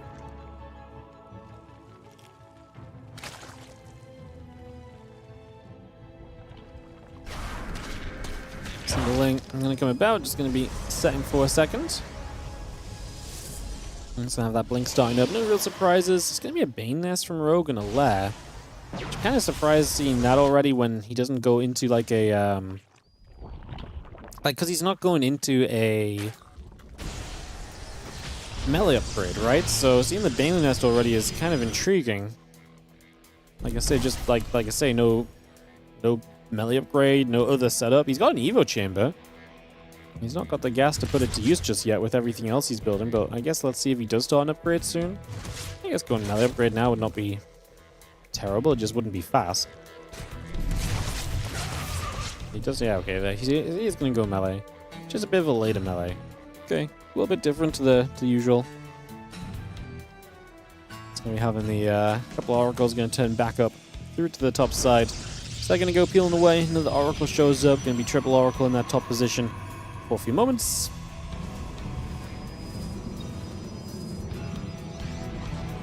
The Stalker's gathering there for a couple of moments as well. It's just going to get that set. And see where this all goes. And yeah, the Spire is going to be the choice from Rogue. Oh, interesting. Maybe that's why he did this the way that he did this, because now he's going for himself the Spire quite quickly. And it's not necessarily so much about the Ling Bane, it's about getting to the Mutas. Well, let's see how well he survives right now. This is always going to be one of the challenges when these Stalkers start getting aggressive. They're obviously going to have Blink and everything, so that's going to be a big deal.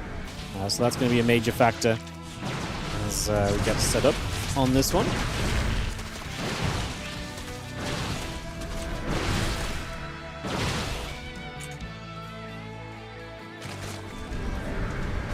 Let's see how Stalkers and the Oracles coming back around. I will just be seeing the couple of Queens taking a few shots of damage.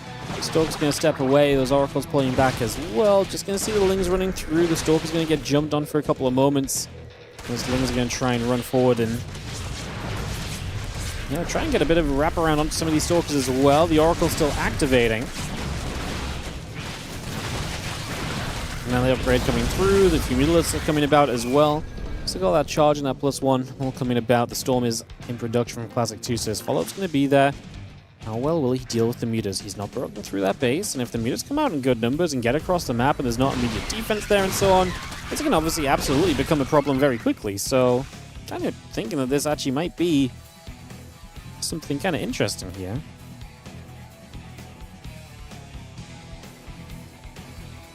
And Storm still building. +2 attacks on the way. The few Stalkers getting underneath the Mutas, chased for a couple of seconds. Just going to be seeing the Mutas actually, I mean, I don't know if I'm a fan of Rogue using these kind of defensively, but if he can actually catch these Stalkers and kill a lot of them off because he feels like Classic's overextended on the map, that would be amazing. He's going to get the Oracles. No, he's going to give up on the Oracles because he'd rather kill as many Stalkers as possible. He feels like the more Stalkers he kills, I would imagine, the more likelihood it is that he's going to rip this base apart still by getting to the other side. Now, there's quite a few Stalkers there.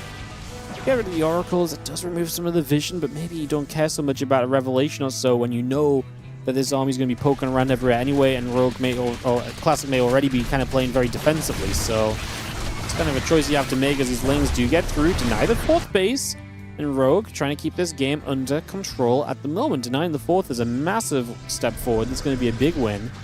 As Meters now show up onto the assimilator here for a couple of moments, a bunch more Stalkers warping in. Oracles drop another Revelation down. Hydrogen coming through, the extra Mutas being built. Nexus, cannons, the battery, still coming around. The Phoenix and the +2 attack upgrade coming up also, just for the moment.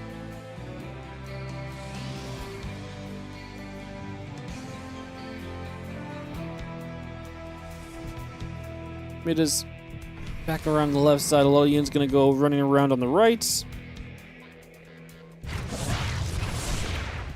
Couple of thoughts and the cannons that are going to join up and put some pressure out, pushing the other way.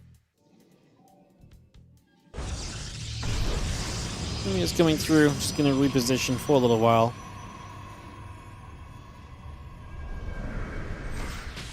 And those Mutas pull back over to the right side, +1 missiles, Baneling speed, groove spines.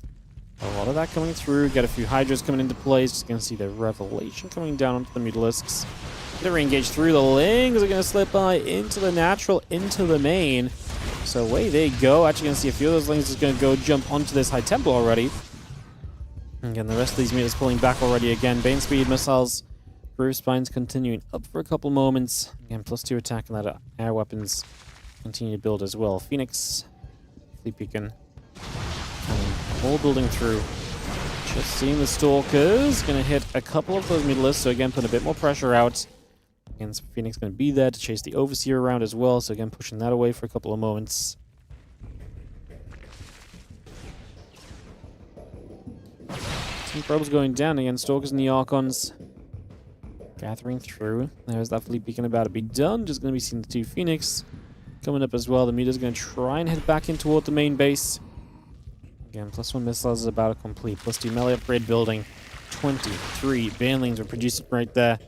As our Lurker Den is building up on the side of Rogue still. So continue to bring that through. The meters going to get there. A couple of those Phoenix get turned away. The Hydras are going to regather back to the middle of the map. Big push from Rogue coming up as he sits maxed in this game.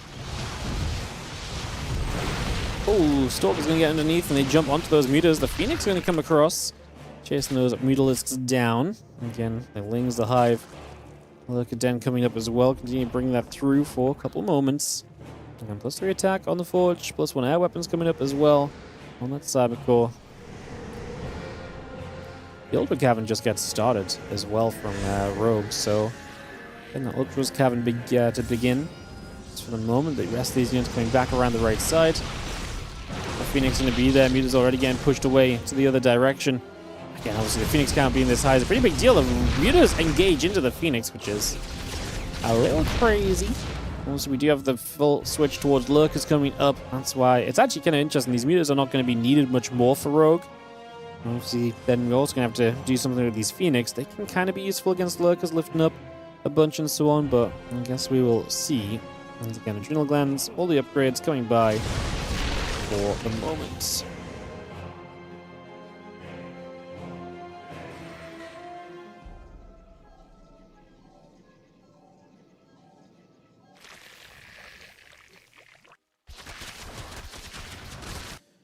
Hydra Bane.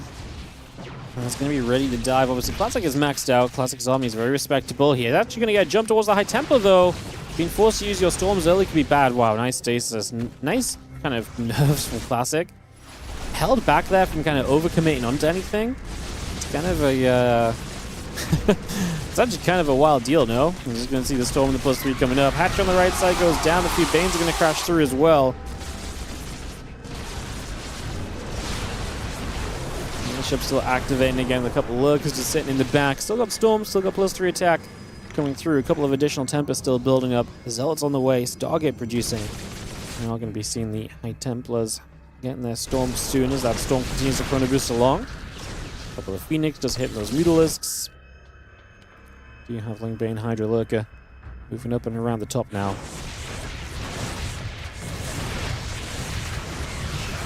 We're going to chase forward. He's going to turn it around. A couple of those Phoenix getting caught. The Bane is going to be moving through. See those Banes crashing in. A couple of those cannons in some trouble.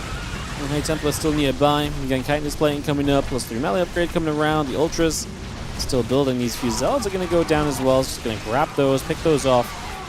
Still got Microbial Shroud producing through as well. So again, continue to bring that into play at the moment here. A couple of Archons, the Stalkers, and the Zealots will rejoin themselves as well.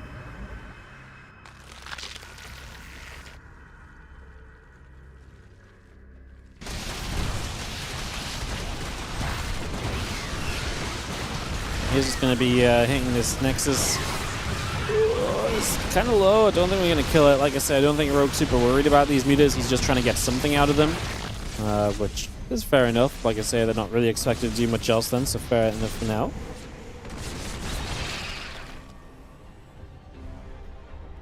And Microbial Shroud coming through.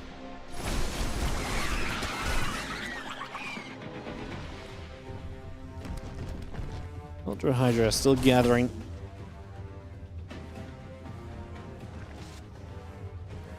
So we've seen the Phoenix going to jump onto the overworld for a moment.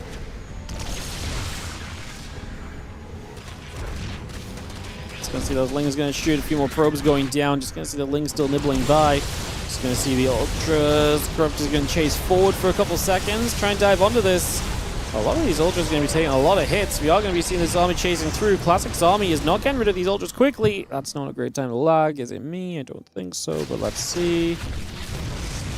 Classic drops the recall, gets back home. These Ultras going to keep chasing. Rogue's just not going to let up the pressure. He is absolutely fighting his way back into this. The Corruptors non-existent on the map really just yet. There's 4 of them left.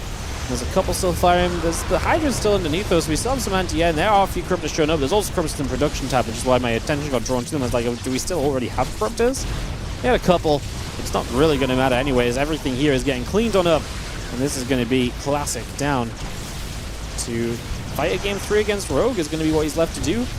So this is going to go to a 3rd and final game. The semi-final. Going to be quite feisty. And Zealot's got a base on the other side, so Classic is still doing some damage, but at 60 supply in the game, I don't think these Zealots are ever going to do enough. Reinforcements are starting to clean them out, and GG gets called. Classic has to tap to give Rogue a chance in this semi-final to make it a ZVP final today. Would be awesome out of Rogue. Would love to see that. As I feel like Rogue is really good and then never really makes it kind of deep in the weekly cups. Like, he never makes the finals and stuff, even though I feel like every now and again he should. Maybe today is the day. Rogue Classic Game 3 coming up in a moment. herO and Showtime on the top side semi-final will be waiting to play after this series wraps up as well, guys. So that will be coming up when this series gets wrapped. 105 to go to get me back. Love the Wardy streams. Thank you, Cosmigo, hitting the big watch stream streak and working your way back. Appreciate it on the 25. Hope you're doing well. Thank you for joining, supporting as always. Alright, fun game. Can Rogue win a game without something like a bit quirky like Meters is my question. Or what is his approach going into Ruby Rock then, I guess? Because I do think it's one of those maps that's a little bit more standard. And to me, Rogue having to play more standard in this ZVP does not fill me with confidence, right? Him playing more standard, I think, is exactly where Classic just shines. So let's see what happens. Classic double cup win for him last week as well. He went out in the Winter Night Weeklies as well as the Kung Fu Cup in a 5-game epic against Beyond. Sorry, no, it wasn't Kung Fu Cup last week. He won the Korean Star League. I just saw this on TL a while ago, but the Kung Fu Cup image bugged out, and so I was looking at something that wasn't. Anyways, let's get back in as we jump to Game 3. Classic and Rogue, 1-1. In the bottom right-hand corner, Rogue is our blue Zerg player. Taking on Classic, our red Protoss in the top left here on Ruby Rock.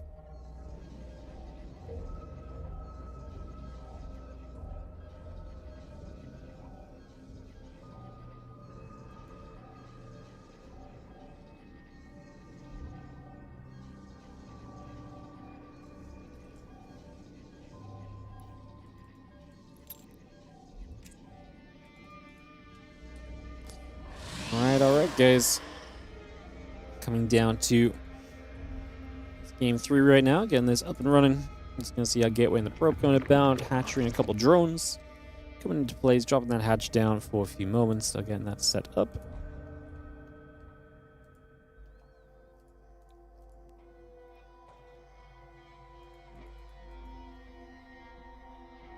Just trying to see what we can do in the next couple of minutes then. Overlord's on the journey around. And yeah, we just take a little bit to settle in to Game 3.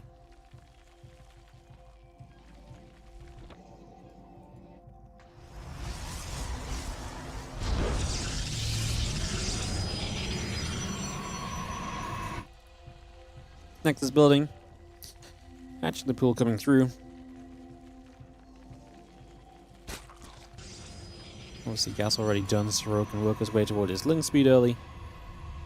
And first Overlord straight across the map. Very standard PVZ, 1.5 to 2 minutes.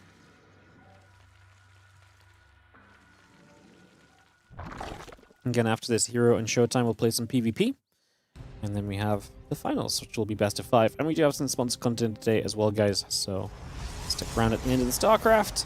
And we can do some sponsored stuff. Helps us to run our own WardiTV tournaments and so on as well. So check that out if you do so wish.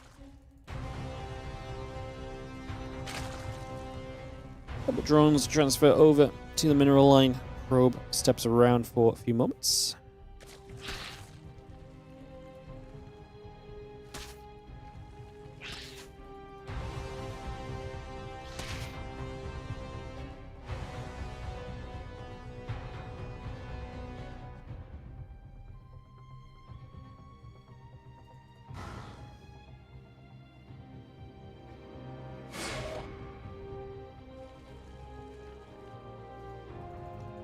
The hatch coming down, bring that through for a couple of moments. Just going to be seeing the warp gate coming about. And this setup, and that on the way.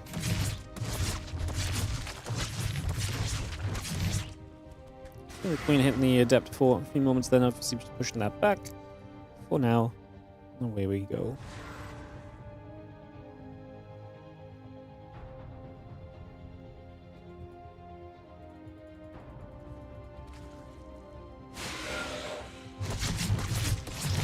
Queen's gonna shoot, and the Devs will take a few shots of damage. As soon as the Ling's gonna get there, bit of damage being done, so some work coming through.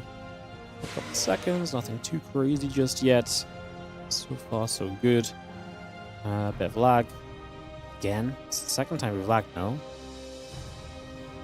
Lagged in that last game too, and what felt like a pretty critical moment, no one said anything. It's not just me, like, having game freezes though, like the time is stopping and stuff.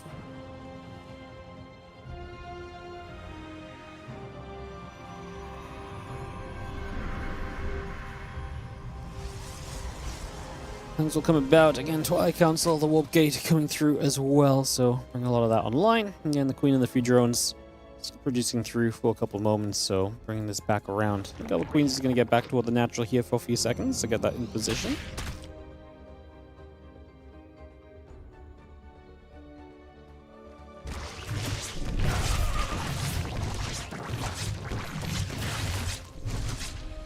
Couple of oracles coming through. Just going to be seeing the Lings are going to be there. The Adept continues to come about.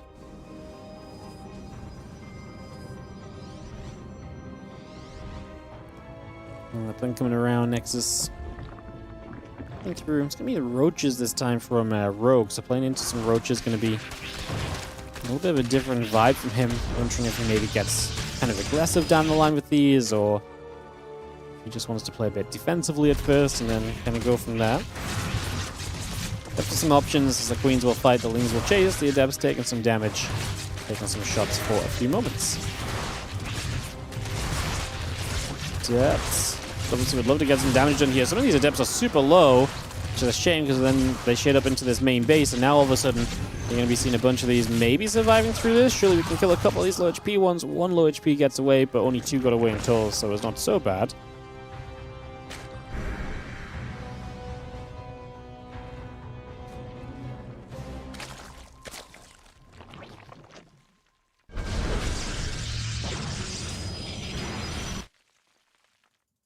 Melee upgrade will come over, +1 blink.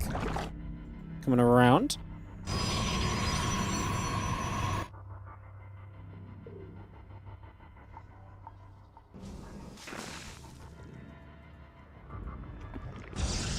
Melee upgrade coming around, just getting set for a couple seconds. Blinking the +1 coming through.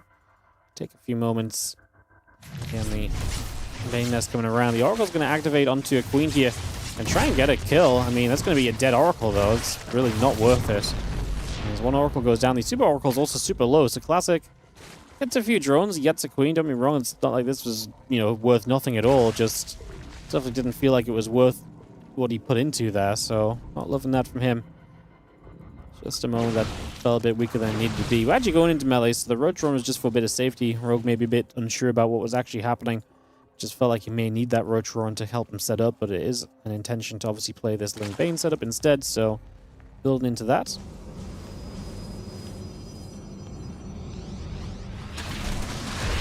we're seeing the Lings are going to run up over here, actually going to catch an Archon in a bit of a surround initially as well. A few probes already going down, getting some grabs initially, having ourselves the run by actually has a lot of potential, doing some work. We're not going to see Stalkers are busy on the other side of the map, but they're kind of getting dealt with as well. So Rogue is not taking damage while dealing damage. He lost a few drones. Okay, so it's not like he took no damage. He's also got units elsewhere killing those workers. He's going to go after a few more probes. Now, the problem is those lings are just not getting dealt with on the other side. Some more stalkers warp in. Rogue just has to hold position micro to actually get some of these units as well. So we work our way through that for a little bit as well.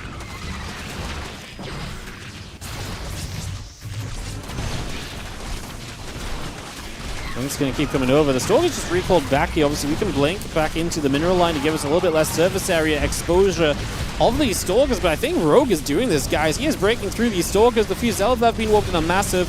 Storm is now going to be done for the future as well. That's also going to be huge. Rogue is just spamming lings, which it's not going to be good enough to keep this going. I think this is very good for Rogue. He did a lot of work. He did a lot of damage. He reset the Stalker count down to almost 0, which is amazing because he's going Spire.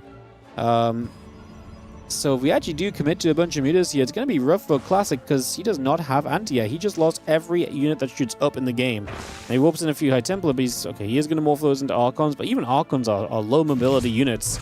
So chasing around mutas with those Archons is not exactly going to be a good time, to say the least.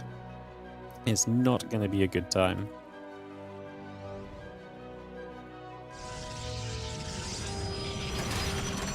Things in around the front actually is going to try and just keep the pressure up, keep the opportunities going of maybe being able to break through and so on. And you have the Zealots and the Archons on the other side going to hit this 5th hatchery. Rogue is back on the 3rd base. Immediately you can see the worker kill count increasing massively. 11, 12 workers going down. We're actually going to wrap around the Nexus. We may get the 3rd base here.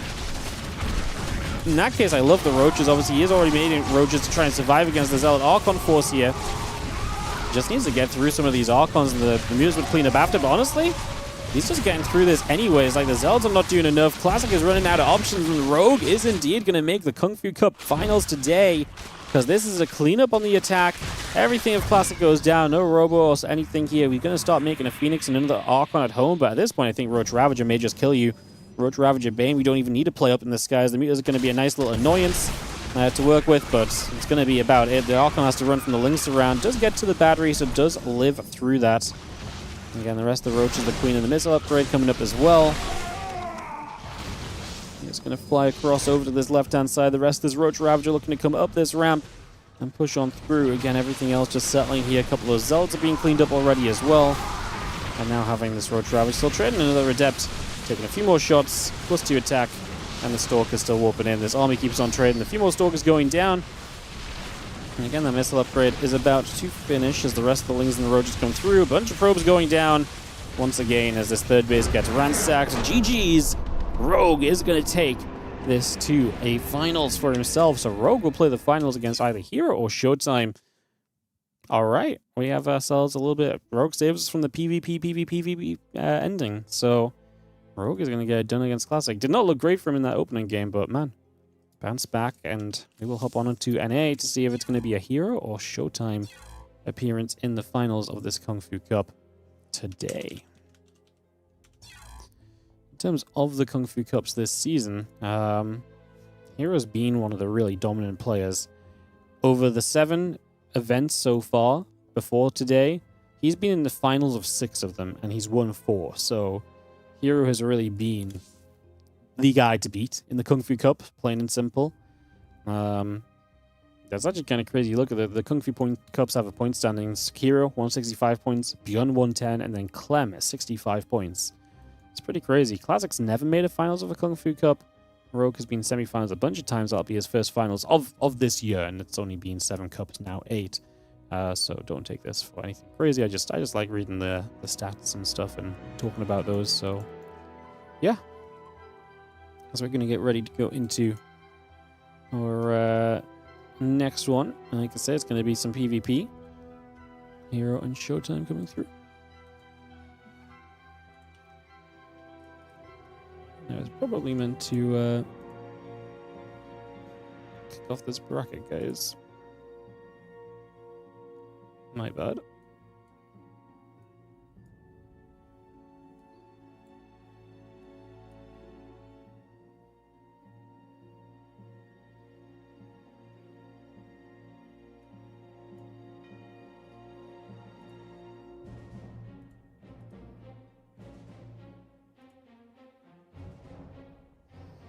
Cool. I'll jump in that and get that going. I forgot. to sort that out, but we're good. Cool.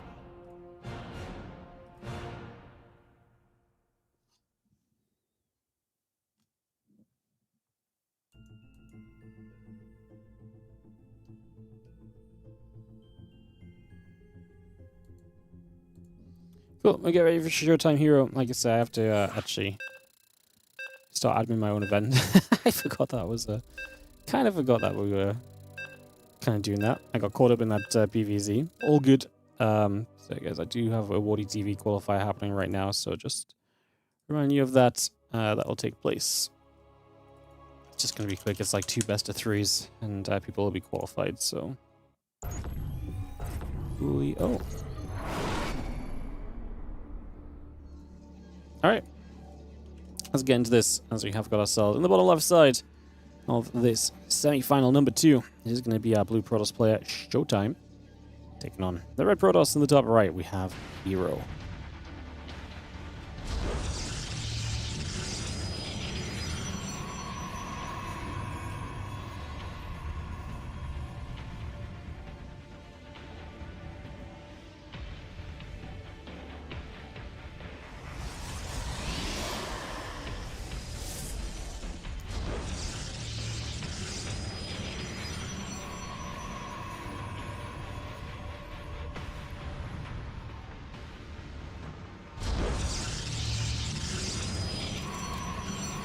Alright, let's get into this PvP then, guys. Let's see what we have going for ourselves. Get into this and get this started off PvP style. This one underways.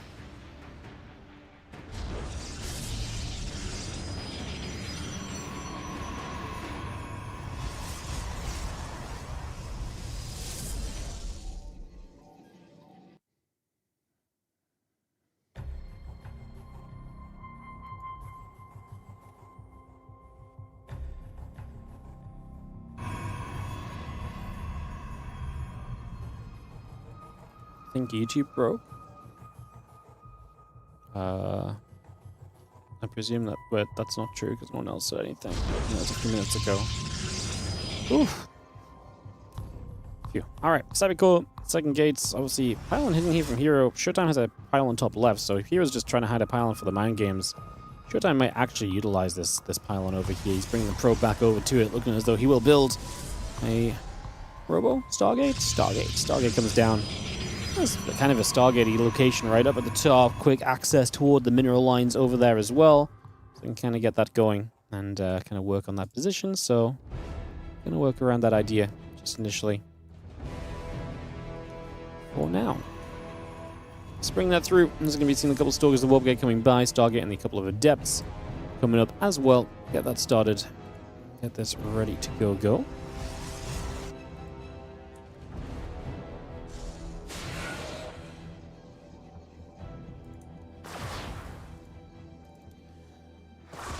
We'll clean up that probe, and we are going to be having Twilight cancel just the initial attack from herO, so he's going to play 1 base Twilight. I'm going to give him a very fast blink here, so good ability to get that going. And just see the couple of Adepts going to be chased. Twilight cancel, a couple of Stalkers coming about, Warp Gate coming through, and again the Oracle, the Warp Gate coming around. Just going to see the Stalkers able to grab 1 probe already.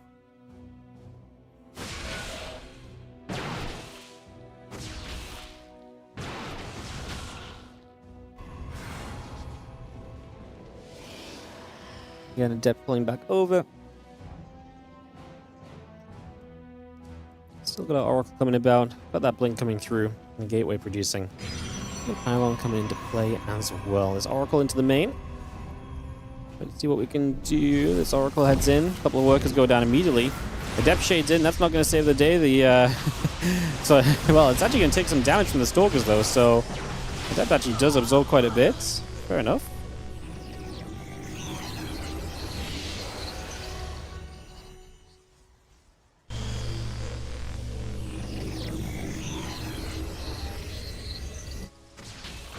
You can see the couple of Stalkers will hit that Oracle, so Oracle taking a few shots of damage, a few hits coming through, pushing that around for a couple of moments. And yeah, Robo Facility, Blink, on the way by for the moment.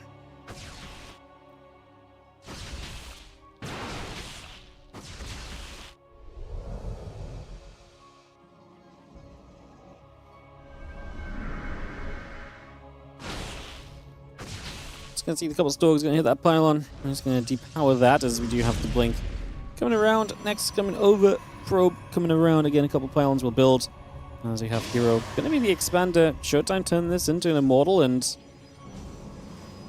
I mean, will he just expand himself? Obviously, he's got a little bit less map control considering his opponent's gonna have blink. This Oracle's a bit cornered in. I mean, he either expands or he comes across to try and bust this down, right? And he's going to throw an expansion down, so Showtime will expand, going to build that immortal count higher, and let this game continue to establish over the next little bit. That's the plan.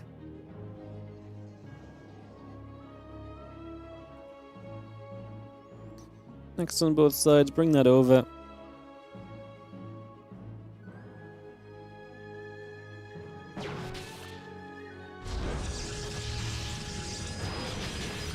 I see the Stork's gonna hit, Hallucination can take some damage.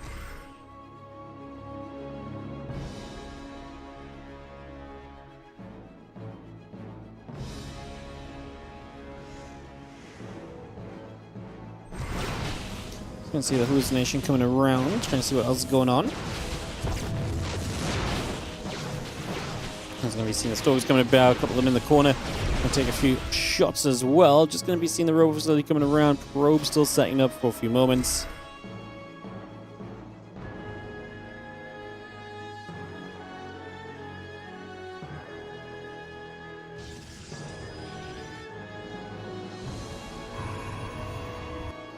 I'm just gonna see that charge coming through. Again, the orb's coming about, gates coming into play. Just gonna see the Twilight Council coming through from Showtime. Already got that glaives in from herO though, so herO is obviously going to be purely on glaives. Showtime still has the backup of the couple of immortals and so on. So that's where the game sits. Showtime also still has his Oracle to utilize as well, which is good information. Obviously stasis wards here and there. I love this, just a stasis on the blink impotent positioning. Just to try and make it more difficult for your opponent to kind of utilize their full kind of map controls. That's a good stasis, going to catch 3 Stalkers. They didn't blink into it though, so if you do surround that position, they're gonna be able to blink away, but you might be able to step far enough forward you can take advantage, right? Like, if you split these units like a little bit up to the top, a little bit off to the right, you can't blink away from everything. And we probably lose at least... I'm gonna say he loses 1 Stalker. Maybe 2. Well, he gets away to the top left. Top left was not what I thought he was gonna blink to, but... I guess you blink away from the Immortals. Obviously, you know the other Stalker's going to do less damage. And then you just blink basically towards the Stalkers, but away from them where you can. And top left is where that kind of opportunity was. So it does make sense to try and minimize effectiveness there.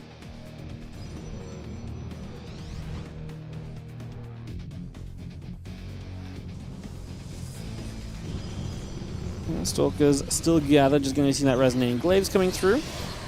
Again, the Prism and the Nexus all coming online. The Charge and the +1 coming up. Temple Archives coming into play as well for the moment. Bringing that into play. Big push from herO. Obviously, he's got that Glaives, but like I say, he doesn't have necessarily the backup to this Glaives that we'd typically be expecting, I suppose. It's going to see our Stalkers, Immortals, the Zealots all gathering up. And we do have our Charge and the +1 coming around. Gates reducing. Our Nexus finishing from herO on the top. So yeah, herO getting to 3 bases. Showtime trying to get to 3 bases too. How much can herO commit to? He's got a 20 army supply lead. He has also got an Immortal of his own. Actually feels pretty potent from herO. Does he have a Prism here? He will in a sec. So yeah, he's going to have a Prism for Warpins. I imagine herO's going to try and do something. I mean, just having Blink is massive. The Archons are great from Showtime. Having Archons versus no Archons, especially just Archons against Adepts, are very good. So the Archons are really nice. Is that enough for Showtime to offset what is a massive army supply difference? Let's just be real. The Adepts of herO currently in the back. Want to try and bring those forwards again. Don't want them to eat too many Archon shots, but the Archons are dropping quickly. And this is one-sided. herO stopping into a 1-0 lead in this best of 3. No mercy given there. That was just straight through. No holding back. Alright, we'll go to game 2 then in just a moment, guys. Get this ready to rumble. Rogue in the finals. As, I'm just keeping an eye on the Wardy event as well, but I think everyone has found opponents and is in game, so no issues there. As we get ready to go.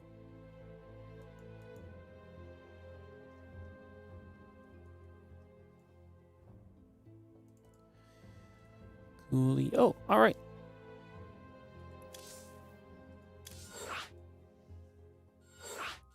ourselves into our second game. Let's see if Showtime can bounce back against herO. herO, a beatable opponent for Showtime, but obviously I think herO does come out a little bit more frequently on top when these two play, so current situation does not seem too surprising. I remember a few times for WardiTV Mondays, Showtime's seen the finals because he took herO down on his way, so... just get this going. herO won the last two times he met against Showtime, including WardiTV TLMC, as well as the Kung Fu Cup. But the time before that, in the semifinals of WardiTV Monday 77, bam, Showtime 2-1 herO. The last time Showtime won before that, WardiTV Mondays 70 against herO, both of those in the semifinals. So yeah, that's what I'm thinking of. Like, to me, Showtime can beat herO, and I think of it because of those Monday Cup semi-victories that send Showtime into the finals sometimes. And Showtime sometimes really does show up in these weekly cups and is able to contend and push in very nicely for himself and so on. So very cool. As in the bottom right side, we are going to kick this off. It is going to be our blue Protoss player. This is Showtime. And he's down a game against herO with the 1-0 lead in the top left corner of Taito Citadel.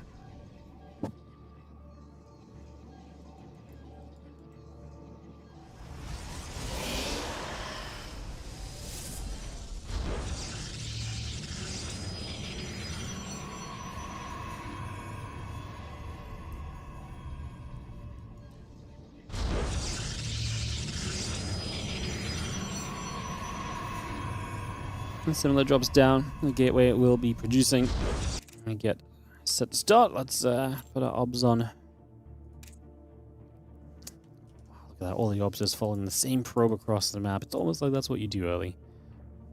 Follow that early worker around. Kill gates. Need some layers coming up then. And get that on the way.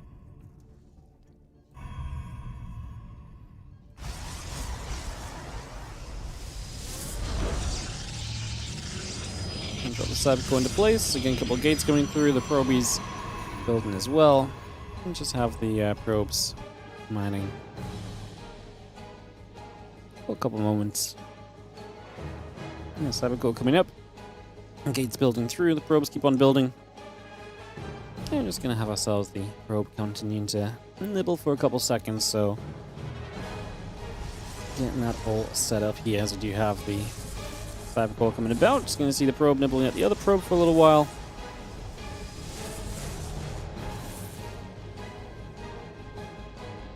And continue to wrap around for just a few moments. Still going to have the robo facility coming up, a couple of depths coming through as well. Bring that into place for now.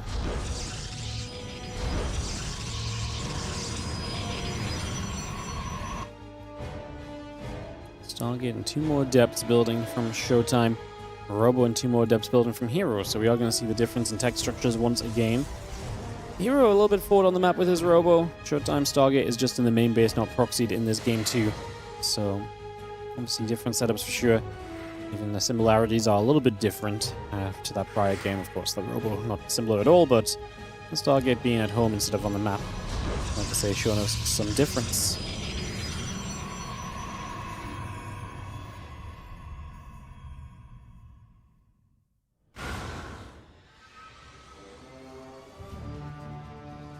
Prism continuing about, a couple of sentries still coming through the warp gate set lane as well.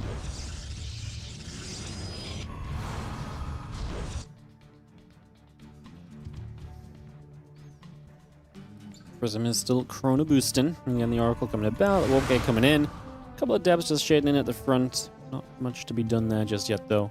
Let's continue around. Yeah, just have that battery and the warp gate coming up, the Immortal already producing, and the Phoenix building on the side of Showtime as well, so bring that over, get that set up. For now, away we go.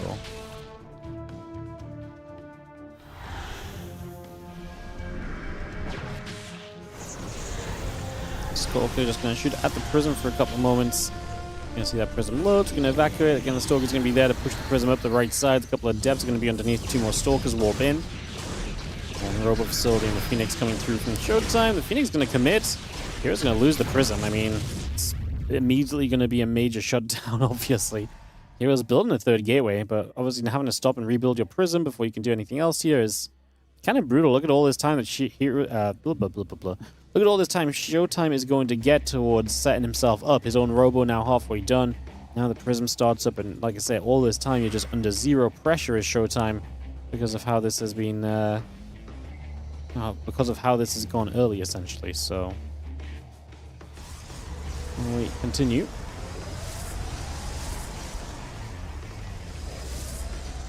And Prism is going to come around, just going to have the Phoenix result. Now an Immortal on the way up as well, just bringing that over. The Oracle going to settle into the natural for a few moments. Get that set up. Observer coming out of the Robo facility. The couple Phoenix lifting the Adept, handling that as well for a little bit. So dealing with that as the Oracle tries to work its way through the battery. It's not going to do much. The Stalkers are able to get a warp in and just deflect that while the battery holds, so no damage dealt. Now hero's going to poke on the other side. He's expanding to the bottom left gold at the same time, which I kind of love. He's going to have map control here for a long time, and if Showtime just sort of sits here and just plays the defense and plays the survival game, this is going to become a big problem if hero is then actually going to be mining from a gold base, right? So let's see how this continues through.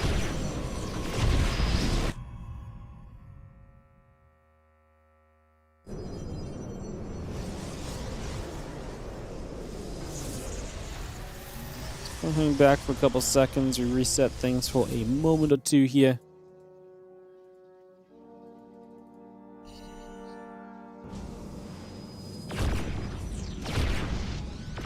Let's see the Immortal jumping onto things for a couple seconds, so getting a little bit done. Again, Twilight Council coming up from hero, but most importantly is just the fact he's going to have the expand. And the question will be, can Showtime kind of get onto the map and do anything about this? Because if he doesn't, hero is currently wandering himself into a very good position. Like, he is going to be extremely well set up, extremely well poised in this game super early on. So, looking very good for him right there. Just initially.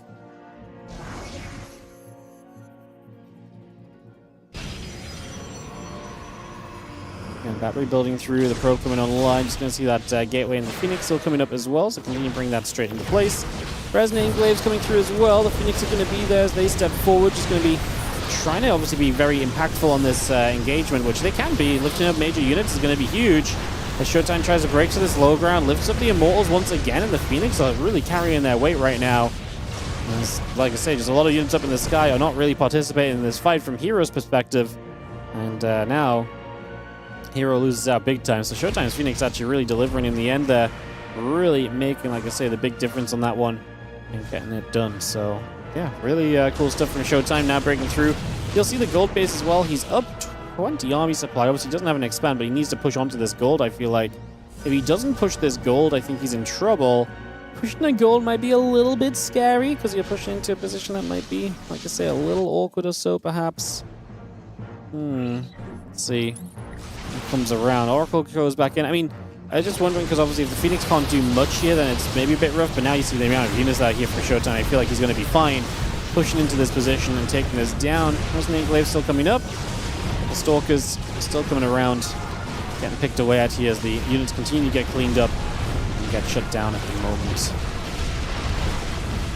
We just have ourselves the Adept still swinging the Nexus, taking a few more bits of damage. Again, Prism and the Pylon coming through too.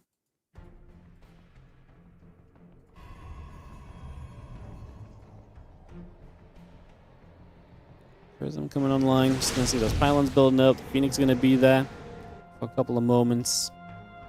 Still building that through for now. And just seeing where we can take things the next little bit.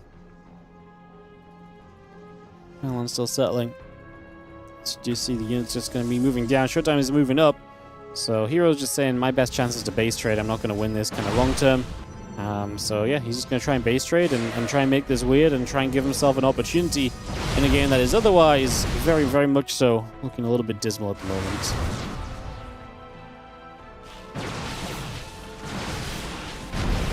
Showtime's army should be better at base trading anyway. The two Immortals whacking through armored structures is obviously going to be mega damage. The Phoenix, I guess, don't add much, but even this is nice, just going through, picking up a few Adepts, freebies, essentially right now, so we get a bunch of damage onto those, clearing up a bunch, and feeling good about things. Stork is still pressuring, and X is taking a few more shots. Just going to be seeing the Stork is going to keep on putting the damage out. And yeah, Showtime is definitely looking as though he's going to be good. He's going to recall just to try and fight this zombie. We're going to eat a force field. The Phoenix is going to commit on the Prism, so there goes that potential of anything else happening as well. Yeah, I think we're going to have ourselves a game 3. Man, banging games today. Entire tournament's been full of actually very action-packed series and a lot of back and forth.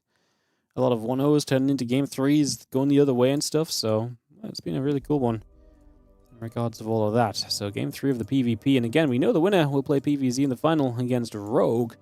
We know that that is coming up, so we'll be getting into that soon after as well. Amazing.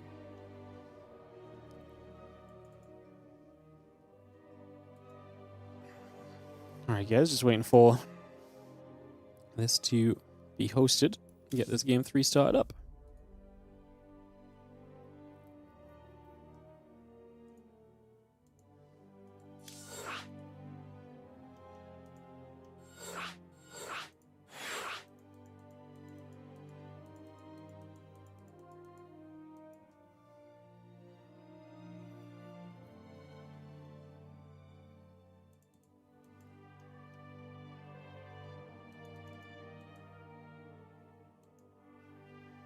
Ready.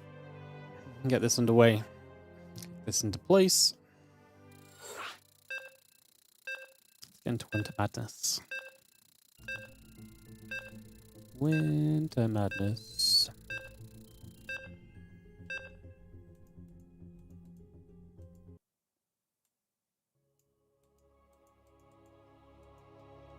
Alright, PvP.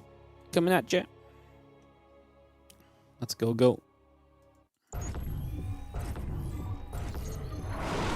In number 3, PvP, winner plays Rogue in the finals. In the bottom right side, our blue Protoss play here is Showtime. In the upper left, our red Protoss is going to be herO. Quite a lengthy Open Cup today as well, isn't it? 3.5 hours, finals left to play. On the longer side of things, I guess. Yeah, I mean, again, we just had a lot of cool back and forth series in fairness, so kind of makes sense.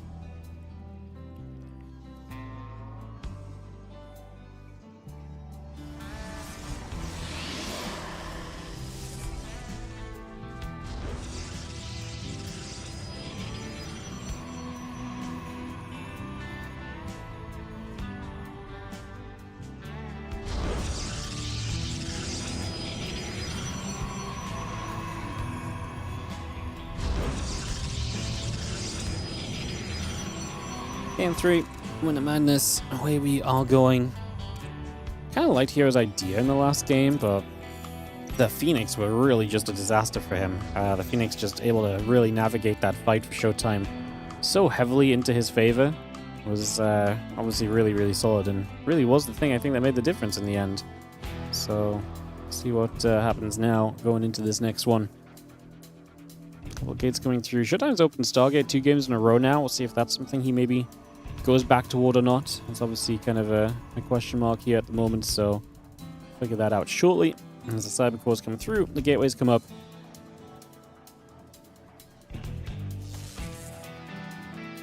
And away we head.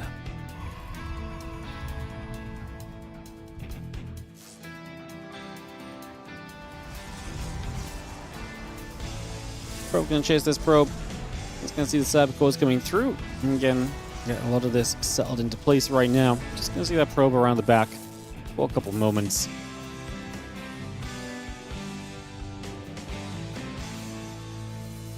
And 2 devs in the robo facility will all build. We just have ourselves the warp gate built into place as well. So get that all set up.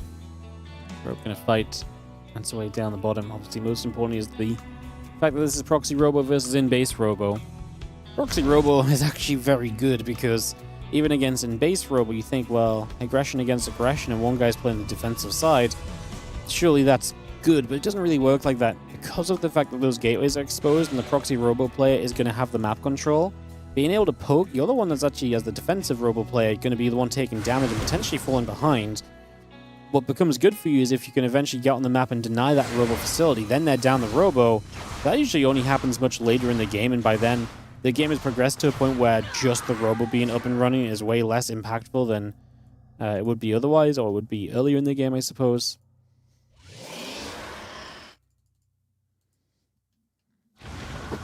I see a couple of adepts trying to threaten here, trying to keep some of herO's units back just early.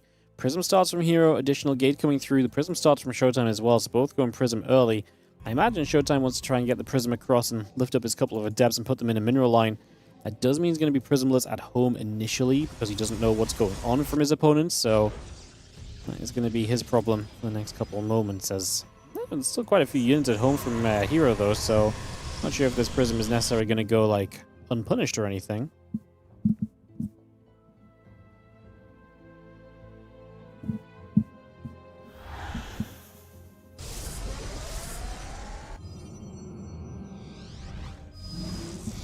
Stalkers, the sentries, walking forward. Like I said, the Prism about to arrive from Showtime. There's a couple of Stalkers in the mineral line. Adepts don't die super quickly to a couple of Stalkers. There is absolutely potential that this still does a fair amount, you know, get in, get rid of a couple of workers here, then just evacuate in the Prism. We're going to get two. Going to go for three. I think we did lose one Adept there. So we save one. Prism obviously needs to decide what it wants to do from Showtime's point of view. As he does have a defensive Immortal out. You got to bring the Prism home. I think it's just too important to your defense to leave it on the other side. It protects so many units. It gives you so much value in the army if we do get into it and fight. And right now, herO's sort of saying, hey, I could maybe move up here. He's going to threaten the Adepts into the mineral line with the Shade, which he does commit to. So he commits the Adepts in already. Decides that is something he wants to go for. And Adepts still trying to fight. The couple of Stalkers just going to be there. The Adepts still taking a few more hits. Again, Immortal coming through on either side. And again, the two Stalkers just going to come across. Prism is going to be there for a couple moments as well. Adept will take a few more hits, and it's going to get cleaned up, and the N6 probes go down. Like I say, I kind of knew that this was going to be a somewhat expensive amount of workers going down, I think, in the grand scheme of things. I think that part was kind of already somewhat known about, so not too surprising. Showtime is actually going to go straight on the map after pushing herO away, so he's going to start heading straight down the other side. We do have the Stargate settling in from herO. Obviously, get to a Stargate, get to some Phoenix, and you can shut down that Prism, which would be huge. herO is looking to backstab with his own Immortals and the Prism moving over. And his own Robo Facility now depowered as well. Like I said, these two Immortals are going to do some work. It's going to be really tough for Showtime. He's just going to send it. He's going to deal with the Prism by forcing the recall, I think. No, he's actually going to stop and recall himself. Okay. Okay. I thought he was just going to send it by, like I say, by committing to the other side. He's going to get some damage on that Prism. It's nowhere near enough to get a kill. And we do have the one Immortal here was maybe looking to flank after this as well. Hallucination tracks it, but there's just nothing really else we can do for the moment. So that is going to be about it in that regard for the moment, at least.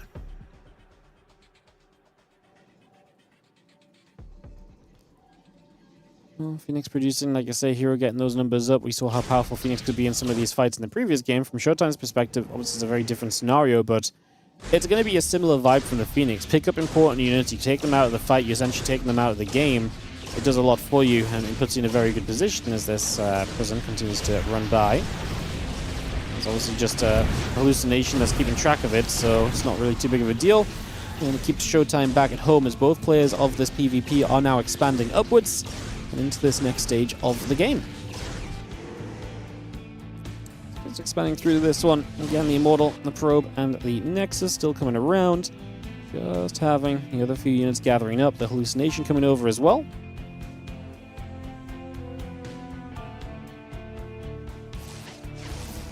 The Hallucination still just flying by.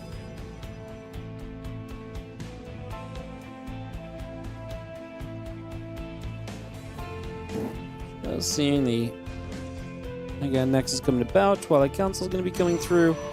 Just seeing the Oracle producing as well. So actually going to be Twilight Council pretty similarly timed from both. I kind of like the Oracle from herO. It's going to give him a lot of map control of the Revelations, Stasis Warp potential, maybe even some harassment opportunity if he wanted. Like, it has a lot of opportunity.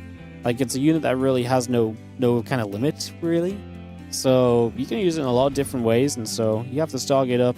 Have some resources. I don't hate the investment into an Oracle. Yeah, it's not the normal time to kind of throw an Oracle down into the game or anything, but I think we're chilling here. I think we're fine. Just gonna see those Stalkers getting lifted up. This is exactly why you can see the Phoenix coming into play. And just kind of lifting up some big units, letting the Immortals kind of do the work behind it, and once again, just the value of Phoenix being shown. Phoenix are just so good in PvP when you have a few of them, and before your opponent's really set up to deal with them properly. hero's going to go Glaives, so we're going to see the Twilight Council used for different things. Showtime wants to set up for the Blink, and hero just says, cool, I'm going to go Glaives, because Glaives has been the killer mechanism as of late. Glaives has been the way that people have been kind of ending games, and again, like, these Immortal Adept pushes have been so deadly recently, so don't really doubt that that's exactly what hero is just thinking. Let's be aggressive, let's get set up, and let's just go. And I think that's absolutely what he's aiming for right now. Oracle comes about and just resets for a moment or two. I'm just going to have the Resonating Glaives in the gateway coming around. Just going to be seeing the Blink and a couple of gates going up as well. Prism just sits there.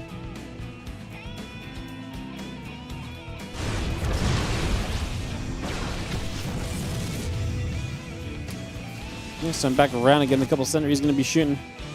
I'm going to see hero 93 to Showtime is 85 supply at the moment, so just continue to bring that into place. A couple Phoenix getting a few shots off, so a little nab or two. Nothing too crazy. Obviously, again, just the map control they provide is huge, and this Immortal drop just stays threatening throughout. Obviously, Showtime having Blink will help a little bit with dealing with these. Having the ability to jump underneath the Prism or the Phoenix as well could maybe help you to get some of the cleanups across the board here.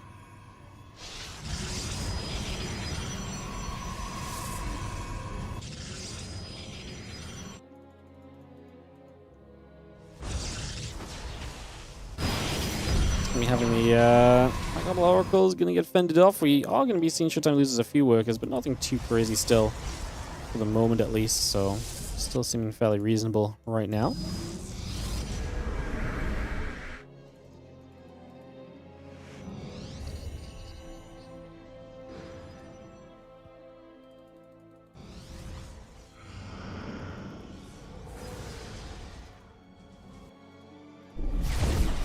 Oracles show back up once again. It's Showtime is just taking a bunch of damage here, so damage racking up at the moment.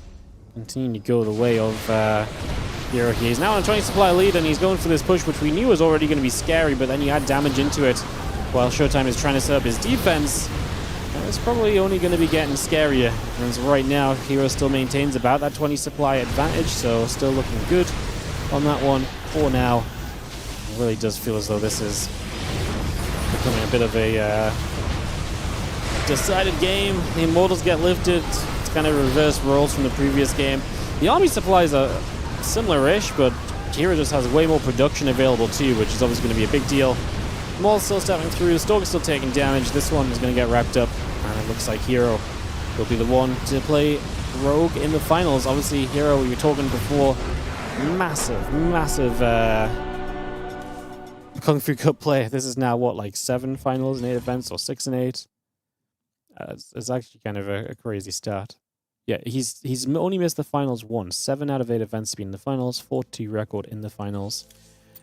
We'll swap to Korea. I'm going to be a couple moments, guys. Best of 5 finals coming up. I'll be back with you for that in just a few. See you guys in a couple. Be right back.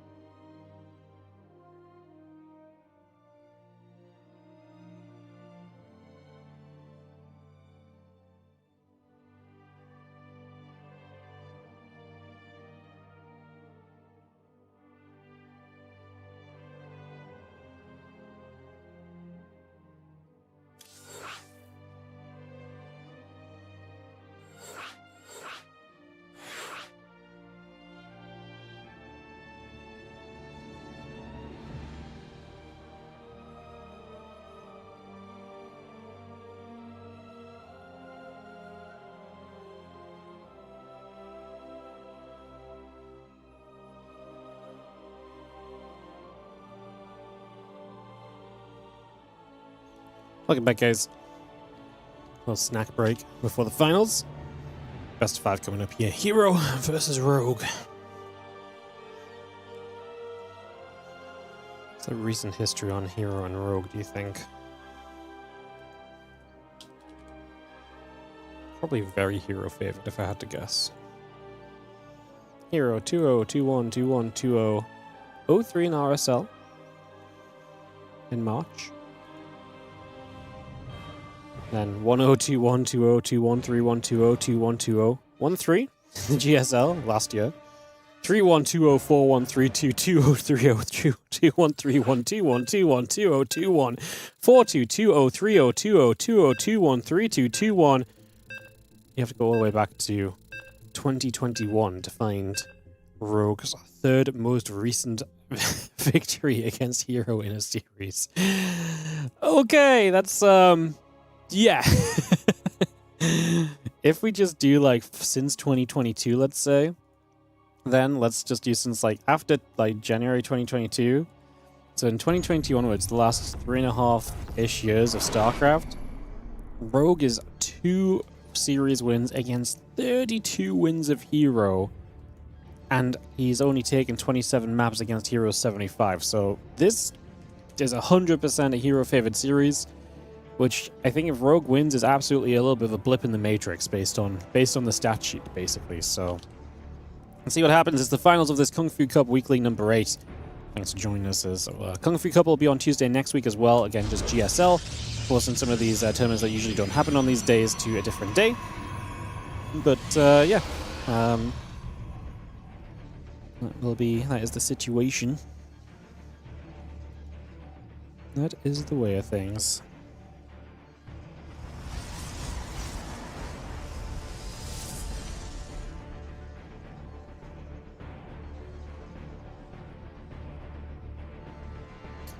All right, PvZ, herO and Rogue, best of 5. Finals kicking off right here. Let's see what the two have in store for us. I mean, Rogue just took out Classic earlier. And Cure, he's on a good run, honestly. Like, he's taking down good players today.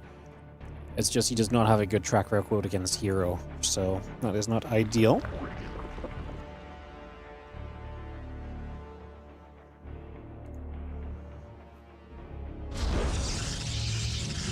Next coming about, just going to see that gateway coming through. We have the hatch, gas, and pool all coming up.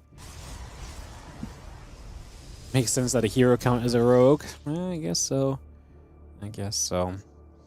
Alright, next is Cybercore coming through then. Old Republic for this opening game. I kind of wonder what this series is going to look like. I kind of think Rogue's going to throw some aggressive stuff at herO. Like that's my initial intention. That's my initial thought process.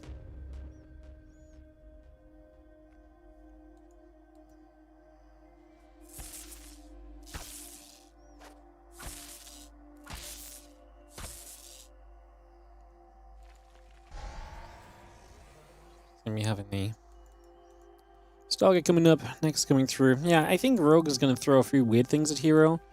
I think mutas are probably going to be a big part of this series, kind of how they were a big part of the series of Rogue against Classic as well, to be honest. So, I guess probably just that's my vibe. I think anything that goes a little bit longer, anything that goes towards like Hydra Lurker more so than just Lingbane Hydra, that's why I 100% start to favor herO a whole lot more in these series. And the thing is that herO's so good early as well, it's hard to kill him. And so that's why I think the odds stack against Rogue very early on, basically. So, I guess we'll see. We'll see what happens. We'll see what takes place once we get up and running.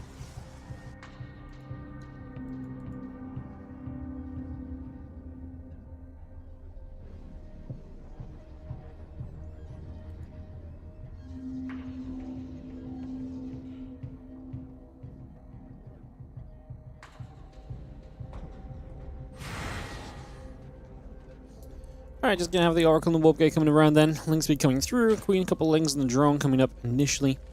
Bring that into place for the first few moments here. And we do have our Nexus dropping down that third base location, so just gonna start off with that. Nexus coming straight into position again. A couple of Queens, a couple of drones all coming through. So we take a few moments on all of this. Get set up. I'm just gonna be having the few drones coming about. So far, everything looking pretty decent for a little bit. Adapting the Oracle coming around, the Warp Gate still building. Just have ourselves the Queen, the drones, and the Overlords are going to produce by as well, so again we get that on the way. Spore Crawler going to be coming through. It's over halfway done, coming up to being finished, and obviously we'll be seeing how these Oracles fare in the early stages. I think my narrative for Rogue in ZVP, one of my main narratives for Rogue in ZVP recently has been definitely the case of that fixed early game.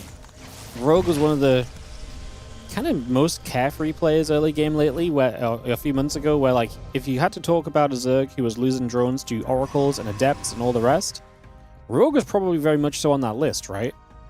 Like he was one of the first Zergs that came to mind. But actually recently he's really put the effort into, I feel like, cleaning up that early game, and by cleaning up the early game, he ends up in so many more playable scenarios where you're just in better positions early so much more frequently. This is a wild opening from herO, by the way. He's going to open double Forge, so he's going to have double upgrades. So herO's not really playing into like a super aggressive, kind of typical sort of style here. Oh, this is actually going to be fascinating. So he's going to be playing into the double upgrades. So what that really allows you to do is just to be very, very kind of committed, I suppose, in the gateway department. You're going to be like really powerful. Now, I would imagine against melee upgrade Lings, you're actually going to be loving this. As long as you survive, because you're not going to have tech for a long time. That's going to be one of your big negatives. But if you survive, you're going to have really well-upgraded units against units that are typically trying to take advantage of you because of how powerful that melee upgrade can be. But if you can somewhat negate that melee upgrade, yeah, that's going to get real interesting then. Let's see the Stalker going to kill the Overlord, so Rogue is not going to get the info of the double Forge. And that's the thing. Rogue's playing this game expecting Blink to be done soon, expecting, you know, whatever tech that is normally online at this point to be done. And if you don't have the info to play around that, like I said, it definitely makes this a much more difficult scenario. As a couple Stalkers show back up. And the Adept's going to threaten on the other side. No early game damage really done, like I say.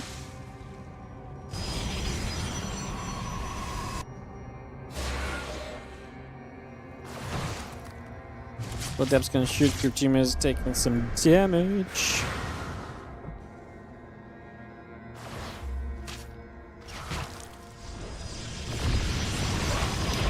I'd say those Lings are going to be there. Stalkers and the Immortal are going to be able to push those Lings back.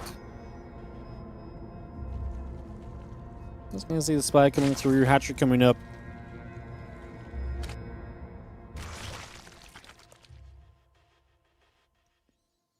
Going to see those Oracles peeling away to the left again.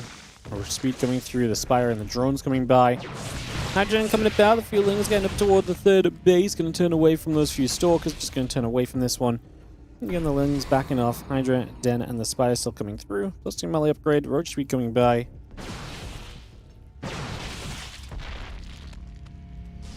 Those Lings gather, Oracles join up again, 2 upgrades on the way. I mean, again, the upgrades are going to be so good compared to usual. We're building Colossus, not always seen in the matchup. It's funny, that Spire is going to have some good potential for Rogue. If Colossus are out, you could actually build Corruptors here maybe against them. Let's see what he does build. Hydrogen's done as well, so he has the choice of Hydras or Mutas. I imagine is his kind of initial go-to, unless he's thinking it's Colossus, in which case he might go blind Corruptors. I think that's probably a little bit on the crazier side of it all, though.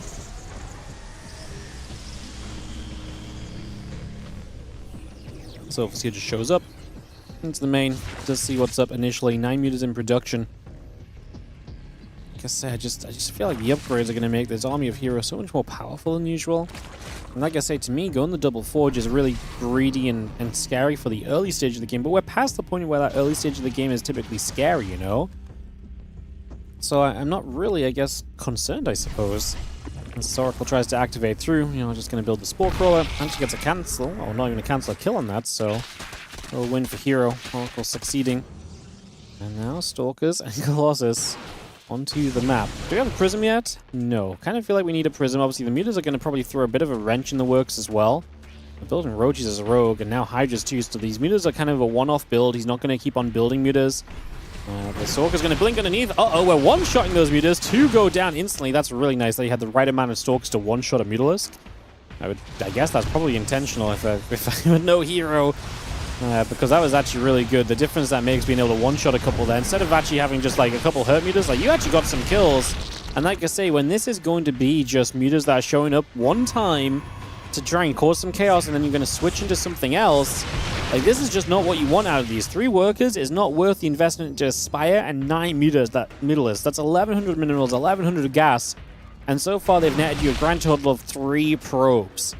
So that's a bunch of wasted money. However, herO shows his best self right here. The door is wide open. He could not have played this any better for being called herO, as he does see those lings running in. But he recalls in, and this is honestly going to be a cleanup. All these lings just died for no reason, basically, so... There's one of those moments where you actually question, does herO's lack of a wall actually just have a reason? Because in this case, it was good that those lings got in, because he actually, yeah, okay, he used the recall cooldown, but he kills every Zergling, and now he's pushing across the map, knowing that Rogue is missing a bunch of stuff. First lurkers are on the way, but they're not ready yet. herO is pushing in, +2/+2 against just +2 melee against a missile army. So this is basically unupgraded Roach Hydra. The Mortals in the front are going to absolutely smack. We are going to see the Colossus would love to target fire the Hydras a bit. Man, look how long it took for that first Immortal to fall. It's only just now gone down. Stalker's blinking through. A couple lurkers get burrowed as herO. Do we have detection here? I'm not sure if he's got detection, as he does see one of his Colossus getting picked off. If he has detection, this game is just over. He could just dive on the couple of lurkers. It's not even that many. He's going to go for the hatchery instead, maybe the safer play momentarily. But this first game is looking very, very good for herO, as we do see the hatchery going down, everything else starting to drop. Seismic Spines, the +1 missile upgrade coming through. Roach Hydra and that lurker still coming around. Just going to see a bit of the Roach Hydra there. Push the Stalkers back. Coming back the other way. BRB, 1 second, guys.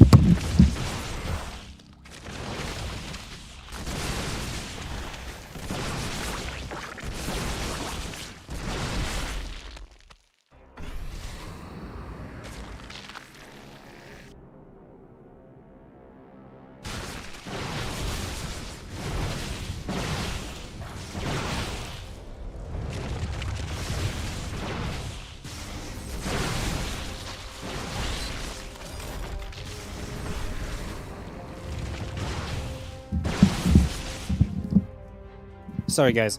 I heard Helen shouting, but it was just at Ellie. We're good. All right. Stalkers, Colossus, and the Immortal continue to come by. Just going to push over a couple of moments. Hydras and Lurkers continue to build.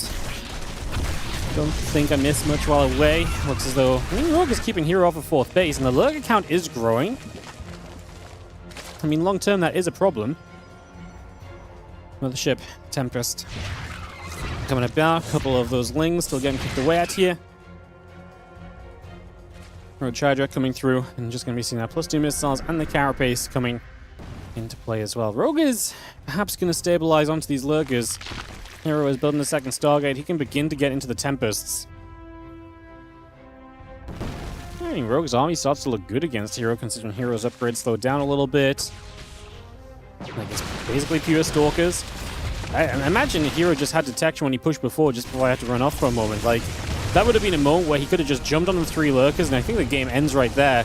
As it stands, this is actually not great for Rogue, because he's going to dive on these lurkers, and that's just not enough, and this split from Rogue gets punished hard, as herO finds a great fight onto this right side army, and now he's going to go chasing these other units. You know he's just going to be blinking forward. 1 lurker, 2 lurkers go down immediately on the back of that blink, and it's going to see the rest of the Hydra Roach coming back through. It's going to see the Spore Crawler getting picked off. It's going to be continuing to blink through. This base is in trouble, and I think herO is still just going to take this one down.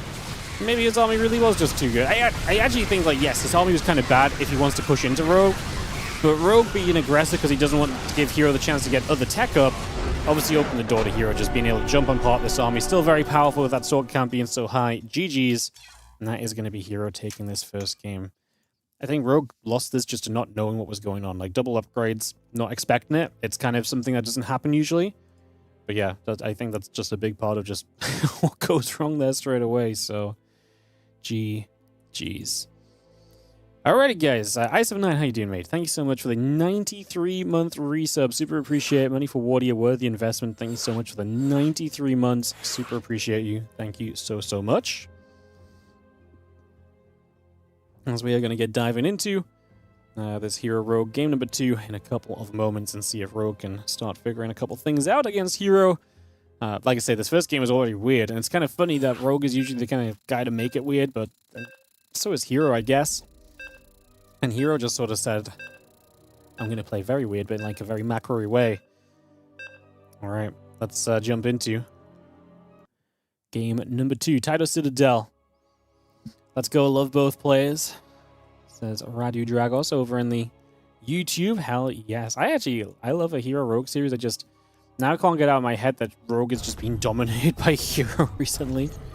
I'd love to see him stand up and fight back a bit in this match. So let's see what happens as we get this going. We are going to have in the top left-hand side, the blue Protoss player.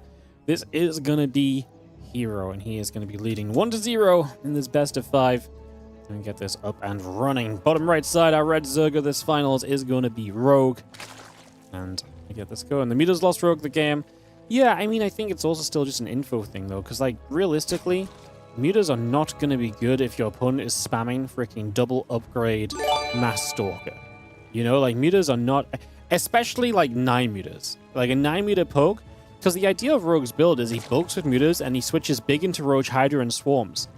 But herO wasn't doing anything where he's, like, overcommitting to, like, tech or anything. Like, he's still in a very unit spammy phase of the game because he's playing double upgrades. So he's naturally in kind of a unit spam phase of the game for longer than a Protoss typically would be, especially in a game where Rogue did not see early Stalker pressure, right?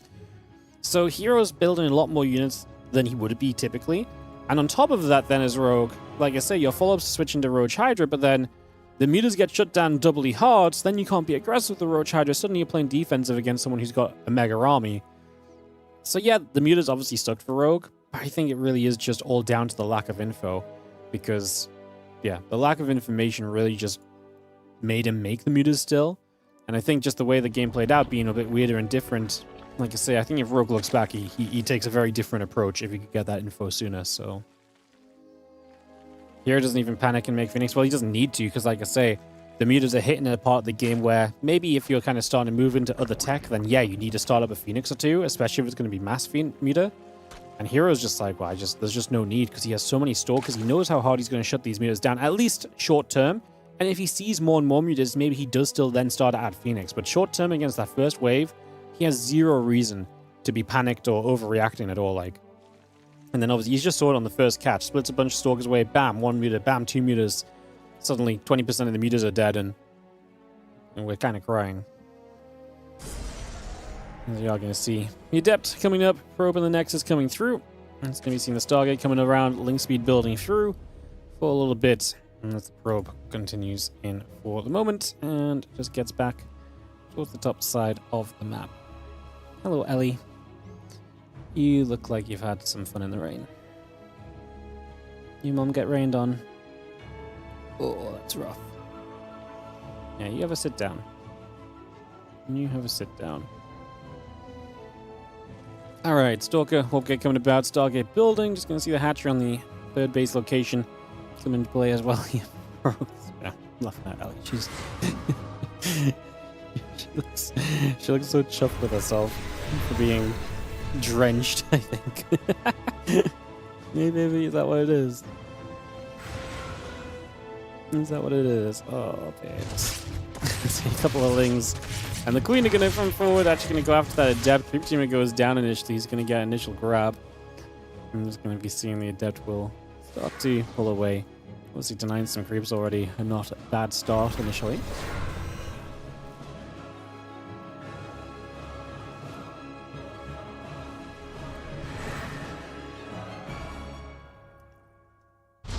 Hawk on the Warp Gate all coming up.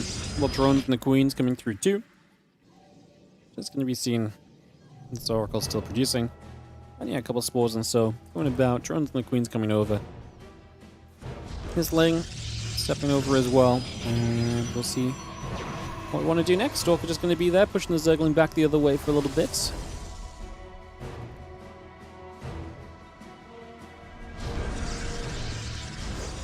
Still Chrono boosting out. Just going to be seeing the Evo Chamber, the 3 drones coming through, the couple of Zerglings still building.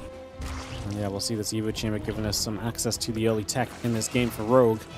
Getting that up and online. Thank you as well, by the way, Schwartz, for the 3-month resub on the Prime. Haven't really said much today in terms of selling out, guys, just before this PvZ gets super exciting. Obviously, do consider supporting the channels. If you're on the YouTube, take a moment to like and subscribe to the channel. It really helps. It does so much for us. Just getting those numbers up helps so much on YouTube. Obviously on Twitch you can follow. If you've got a Prime sub available, do use your Primes. They support the channel massively. They help us to keep the StarCraft 2 coming your way. And they help me to keep on casting and running events myself. So do check that out. Much appreciated as we do have this game about to spice up a little bit, so TLDR support, and we can continue to see how things play here over the next little bit. Lings are going to come running across. The couple Oracles are going to pull back over as well for a few moments. Those Lings want to try and get a catch on these Adepts already, so trying to get set up there for a couple of moments. Again, Lair building through, Hatchery coming in. Seeing a lot of this coming by. Just going to see those Lings wrapping onto the Adepts currently. Oracle active, just going to chase those few Zerglings away still. Just going to push that back. Again, +1 and Blink continuing to come through. And yeah, melee upgrade coming about. Lair on the way in. And the Oracles are going to come diving by. Going to get themselves in position to do some damage. It's going to be one dead Oracle. Just getting a little bit too involved. Going to dive for a Queen. Going to go for a second, but one of these Oracles is going to run out of energy, so we don't really have the damage output to really justify sticking around on that. So not going to be able to get too much else done. Continue to back this up. +1 Blink still building. And when we resume, this Oracle still taking just a bit of damage. Melee upgrade coming by as well. What's up, Dominator? How you doing, mate? Thank you so much for the 5-year resub. Love to see it on the Prime. Thank you so much. 5-year and it up is incredible as always. Thank you so much. I super appreciate. And you've been awesome. Thank you for supporting for so long. As you are going to see these Adepts trying to put some pressure on Rogue, getting good damage on them. The Adepts will just try and shade away. Good targeting, making sure we do not let the low HP Adepts get away when they're easily targetable. Adepts to the third base, just going to try and keep maximizing some damage output here, it seems. Seems to be their target for the moment. And that will be that for now. Adepts will come back around. So what's up, Fireball, as well? How you doing, mate? 70-month resub on the Prime. Also appreciate you. Thank you so much for all the Primes, guys. Thank you for clicking the buttons. Thank you for using them here on the channel. As always, really do appreciate it. Thank you so much for the support.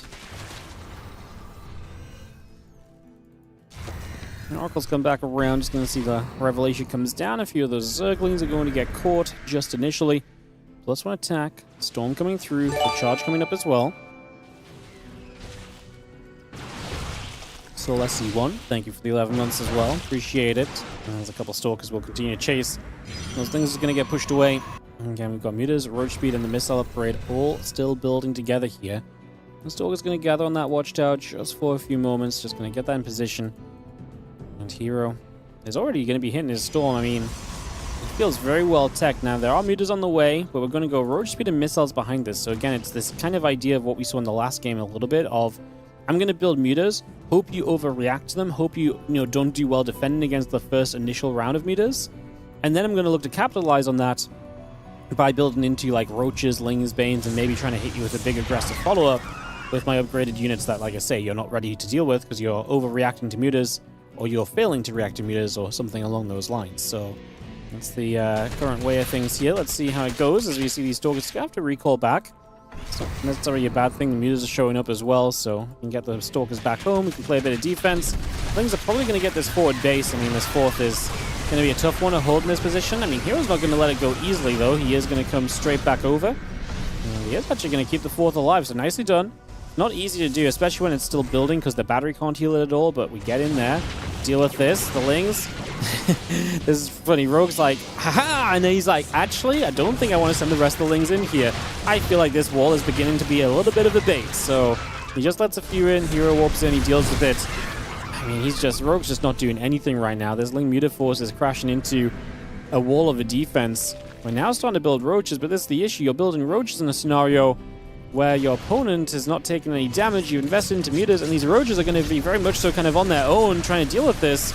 Stasis gets cancelled. A couple of Zealots in the front tanking. The Archon's already getting down to business. As these Stalkers are going to show up, they just blink forward. They want to fight those Roaches so badly. So he blinks in. He wants to kill as many as possible before the Mutas show up, and it becomes awkward, I guess. As we are going to see the Mutas arriving now into this fray. Just going to see... I mean, it's brutal, right? I mean, at least we get rid of the Archon, so the Mutas are not going to be taking too much splash. But even just the Stalkers right now are going to do so much. Stalkers just showing up from across the map as well, just walking straight in and putting on the pain. These Mutas are going to go down. Like I say, we're not looking to keep the Mutalist count up or anything, but I mean, it just means that these Mutas are not going to do any more. And once more, this investment in Mutas seems to just be killing Rogue, as herO seems to be absolutely on top of it and handling it so very well. And yeah, just making this extremely difficult to really do much else with. The Ravager's trying to hold this position, but the supply is going downwards. It is not looking good right now. And I think we are going to probably have ourselves a 2-0 lead for herO. Just blinking in. Those Ravagers still in trouble. A bit more being done. I'm just going to see those Stalkers continue to jump back over. Ravagers getting caught. And that is going to be a 2-0 lead here from herO. The Mutas are going to dive in for some probes on the other side. So the Mutas actually do make themselves useful, to be fair. Maybe it's not a 2-0 lead for herO. I'm thinking this army doesn't die, but if enough lings go down, don't forget we don't have a prism here or anything. These units are just not doing anything. These Stalkers should be able to trade well enough. The Zealots are keeping them busy in the front. And the extra Roach is showing up. The Stalkers will step through. The Ravagers are gone. Like I say, herO's still taking damage because of the Mutas on the other side. herO should have a warp in a second or two. Where's he going to go? Going to come around this right side. Yo, I'm calling this for herO. It's really not true at all. I apologize. This looked like this herO army wasn't going to be stopped, but like I say, those Mutas have done a lot of work. Stalker's now at home defensively. This game's going to reset a little bit. Rogue, 55 drones to herO's 51 probes. herO is mostly just on Stalkers, and Rogue's going to morph a bunch of Ravagers in, spending some of that money. Adrenal Glands coming online now as well. Oh, Stalkers should have a blink for at least one Muta. Doesn't have enough. Oof. Sad not to have enough there to get the kill initially, but a few lings moving on the map. And herO's actually going to start building some Phoenix. Even just a couple Phoenix to just finish off these Mutas is probably not a bad thing at this stage. Because then you're just, I mean, the thing is, you're still aiming towards just playing a very simple army here, no? Like herO's is going to be playing with a lot of Stalkers against, you know, Force I feel like he should be fine against. It's just Ling Roach Ravager. At least Adrenal Glands is coming up. One Phoenix, trying to get the kills. herO's a little bit micro back and forth. He's got a new Phoenix. This is going to get cleaned up. Rogue is very clearly not going back into Mutalist production. So yeah, those Phoenix get the cleanup. You can see the supplies evening out. So yeah, maybe it wasn't as dramatically in herO's favor as I was saying, but it is generally speaking looking as though it's still going to be enough as the Bane Speed coming through, the +2 melee and the Adrenal Glands all coming through as well. And we just have the Zealot Stalker still building, extra probes coming by. And the Stalker's going to blink across, a couple of those Banes coming up. Ling Ravager coming through the Corrosive Vials. Going to get going. Phoenix lifting a Ravager at the moment. A couple more Vials. herO just feels as though he's got enough to push forward. And I do think with a few Zealots in front, he can do very well, but the Banelings are nice. However, the Banes don't have speed yet, so if herO keeps his Zealots away from the Banes for a little while, and then just lets the Stalkers kill them, then that's obviously not going to be great for Rogue. Phoenix is lifting one Ravager just to bring it out. Banes are used, and extra Zealots just showed up. GG, herO is going to take it to a 2-0 lead, and is a map away from being, yet again, a 5-time Kung Fu Cup champion this year out of 8 events. Would be pretty crazy stats, realistically, at the end of the day, so pretty crazy stats. Guys, we're going to jump into this game 3. As soon as I'm in the lobby, I'm just going to BRB for a couple of minutes, and we'll get back at this, but yeah, give me a minute or two to BRB again, so just want to make sure we jump into the lobby first. I'll be right back.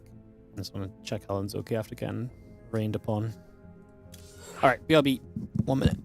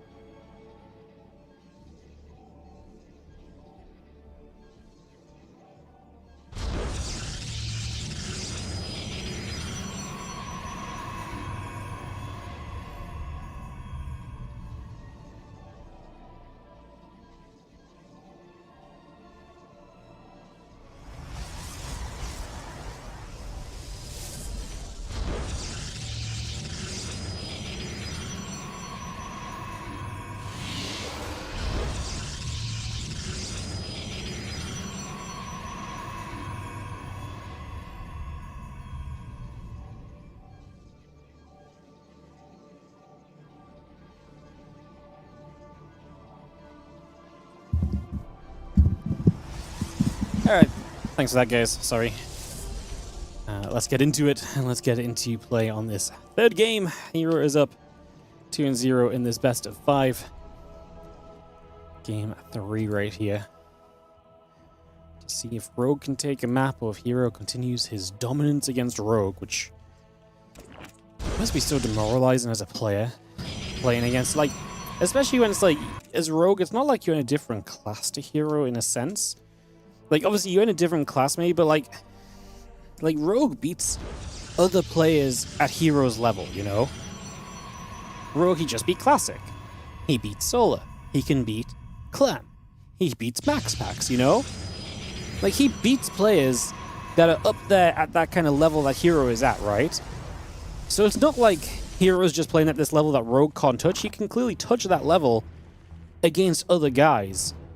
It's just against herO, he has so much more brick wall. I would imagine that no one else has a history like what herO has against Rogue. If I had to get, I really could not imagine it.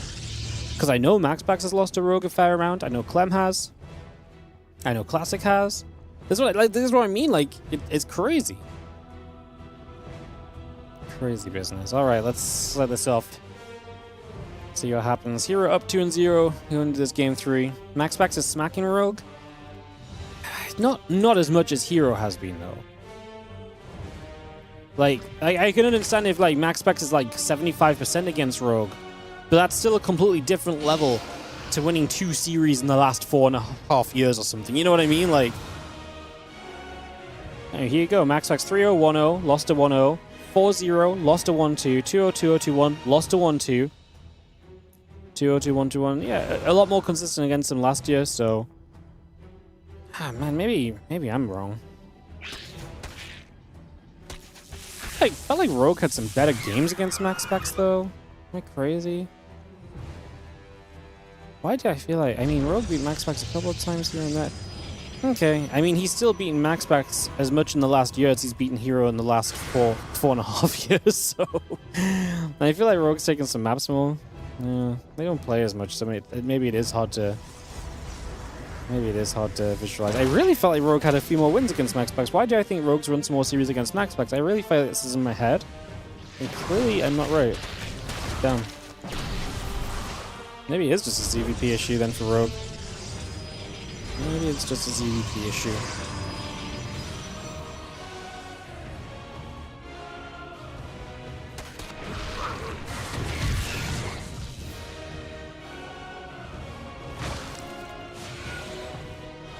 You can see the Oracle coming about. Again, Nexus and a couple of probes coming through as well. Let's bring that over for a little bit. Getting that on the go. Just gonna see this gate going down for a moment.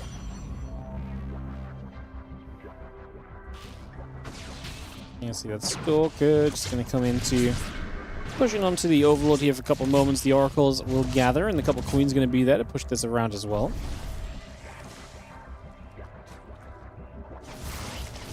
Oracle's activating, a couple of drones already down.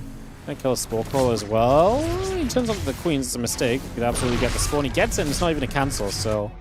Minus the drone, minus some minerals. Things run through, and they scout that herO has got a Stargate. It's not really, not really much info to work with either, is it? Far from ideal. Does any Zerg have a good ZVP nowadays? I don't know if any Zerg has a dominant ZVP, no.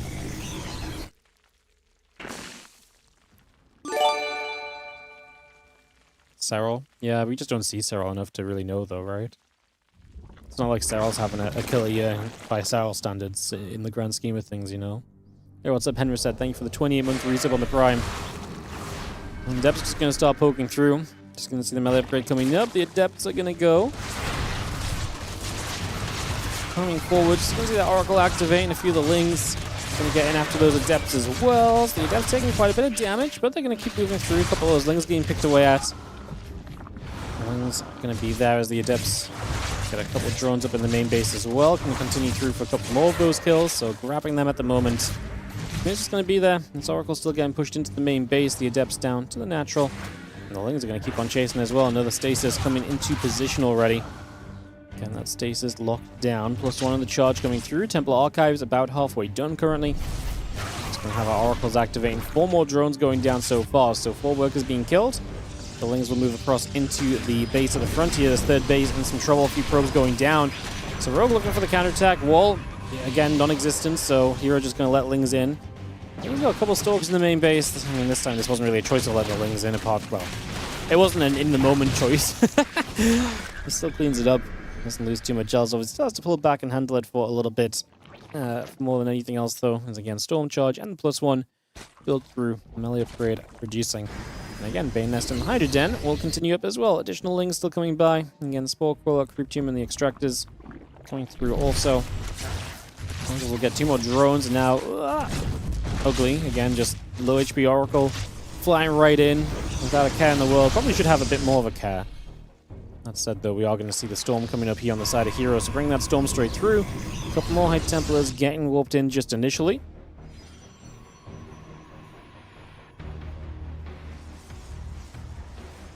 Spine's building. Again, Baneling Nest is going to be done in a couple moments. The Zerglings are still coming over. Extra Hydras are building. 9 of them on the way up just for the moment. And a couple of Oracles pulling back just out the front of this base. A few more Zealots are going to warp in.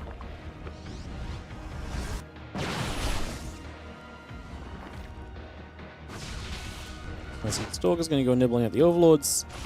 Nibbling's going to run through. Are we going to push up into this position? Are we going to break through into this forward place? Lings and Hydras gather. The Zealots are going to run forward. How many Banes do we have? He's going to Storm. Oh my goodness. All the Banes are going to die to Storms. And the Morphing Banes as well. One Baneling got towards these High Templar. We kill the Hatchery. The last High Templar dies to the Lings. Oh, ugly for herO at the end. Obviously, we killed a Hatchery. We killed a lot of units. This Archon is going to be able to actually make an attempt to run away. So Archon going to get away alive? That'd be nutty. New High Templar already shown up. I just love that herO's like playing without a prism today. How many times are obviously there's no robo, so sure you're not meant to have a prism, but I feel like so many games today, herO's been out on the map aggressive with no prism. I guess some of it was classic as well earlier. Stasis coming through, another Storm coming down onto those Queens. The Hydra's settling as well. Just gonna see the Zealots and the Archon getting pulled back once again. The Queen coming through, helping to chase.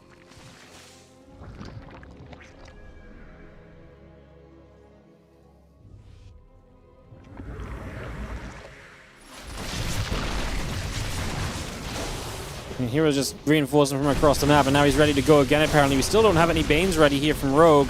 Gonna lose this forward hatch again. There's a few Banes morphing. It would be nice to have a Storm on the morphing Banes, because obviously denying them would be massive. These High Templar are very low. They don't have a lot of energy, but if they get another Storm or 2 off, that would be amazing. And Tempest and the Mothership still coming about, +2 about to finish.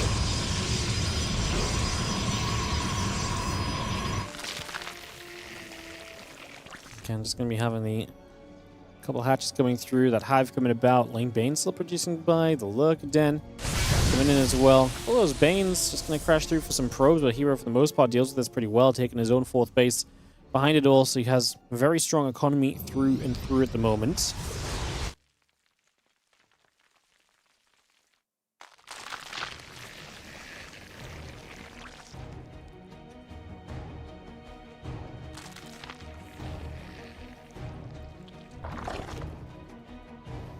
Finishes in that bottom left corner. Just going to see the few Lurkers coming about. The Overlord's coming over as well. Just going to be seeing the Archons gathering for a little bit. +3 attack, +1 air weapons coming by. Again, Hive getting sold. The few Lings going to try and run forward. High Templars are going to be there. And Overlord speed still producing through for the moment. So bringing that around for the moment there. Couple of Hydras. Going to hit those Zealots a few moments. Bit of damage being done.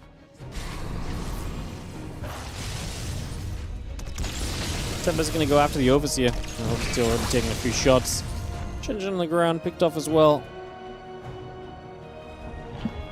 Getting a couple of Robos coming by. The Tempest coming through. The cannons are getting going. Bringing a lot of this up and rolling for the moment. Just going to see that Zealot Archon Tempest Force. Still settling in the center. Rogue is hanging in there, and obviously getting to Lurkers keeps them kind of alive a little bit where you might not have been before.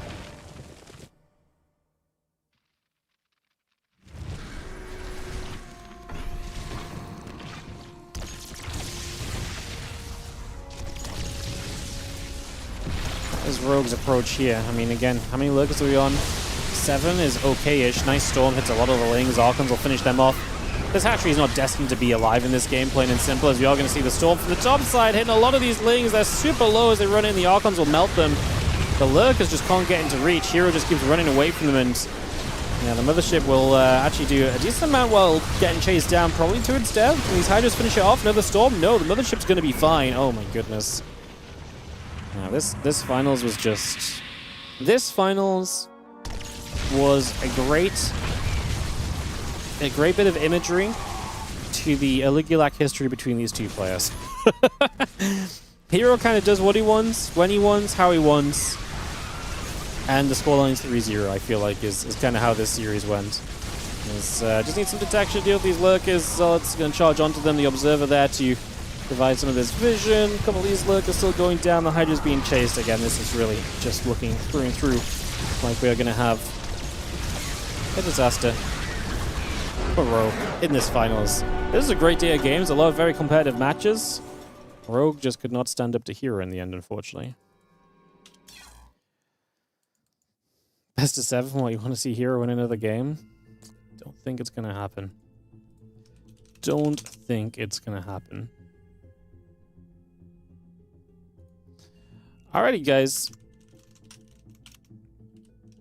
We are going to be diving into some sponsored content on Twitch. If you're on YouTube, we're going to be tapping out on YouTube as usual, but we will be going on Twitch for some sponsored content. So if you want to hang around and watch some sponsored stuff with us, you're more than welcome to. We're going to be streaming this. This is a great one. We're going to be streaming Angry Birds 2 for the next hour. Angry Birds is like a game I played when I was like literally a freaking teenager, before I even knew what StarCraft was. And then Angry Birds 2, I think, came out like 11 years ago. And today we're going to be doing an Angry Birds sponsorship because that is the way that the world works, apparently. So we're going to be playing some Angry Birds 2 on stream. Shout out to herO, obviously winning that Kung Fu Cup. Like I say, we're going to wrap it up over on the YouTube. So I'm going to say goodbye to you guys on YouTube. Bye, YouTube. Thank you for watching. Can I turn this on already? Not yet. I need a couple of moments. My category is Angry Birds 2. It is. Yes, just needed to kick in for a moment or so. And yeah, we'll jump into some sponsored content, guys. This obviously helps support the channel and stuff, which is why we do it. So consider sticking around and hanging out and checking out Angry Birds. I mean, does anyone in the chat not know what Angry Birds is? Actually, is my first question. Like, genuinely kind of curious. Genuinely kind of curious. All right, well, we are going to be starting up right about now. So this section, guys, or this segment is now going to be sponsored by Angry Birds 2. You can download Angry Birds 2 now to play the limited time Subway Surfers crossover event and to try and collect Subway Surfers exclusive hats to power up your birds. This event ends on the 22nd of May, so you've got a little while still to do it. And to check that out, if you do so wish. I've got a YouTube video I have to watch for this, actually, so I'm going to bring that up first and do that, and then we can kind of go from there, I think, is probably my plan. Just need to actually find the link. It was in here somewhere. There we go. Control-C, Control-V. Let me just get this full screened, and we'll just go to full screen, and we'll watch this and see this little as is. But anyways, I guess we're going to check it out. We're going to check out the Angry Birds Subway Surfers crossover. So yes, there's a new Subway Surfer specific spell apparently available in the game. I think we're going to try and unlock that today. And yeah, we're just going to be sending it basically. So that's what we're going to do. That is the plan around. And we're going to be kicking this off and getting this ready to go. I just need one moment to get it open, guys. But yeah. We're just going to be diving through, like I say, sponsored by Angry Birds 2. And I'm just going to open this up, and I think we should be able to go. I'm just going to see if I can... I don't know if I can full screen this one, or if I need to... I can't remember what happened the other day. I think I can full screen it. I just need a moment to check, guys. Give me 1 second while I open this. Go to settings.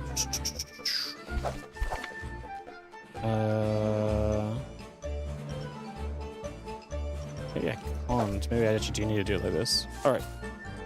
That's all good. We'll just do it like this, guys.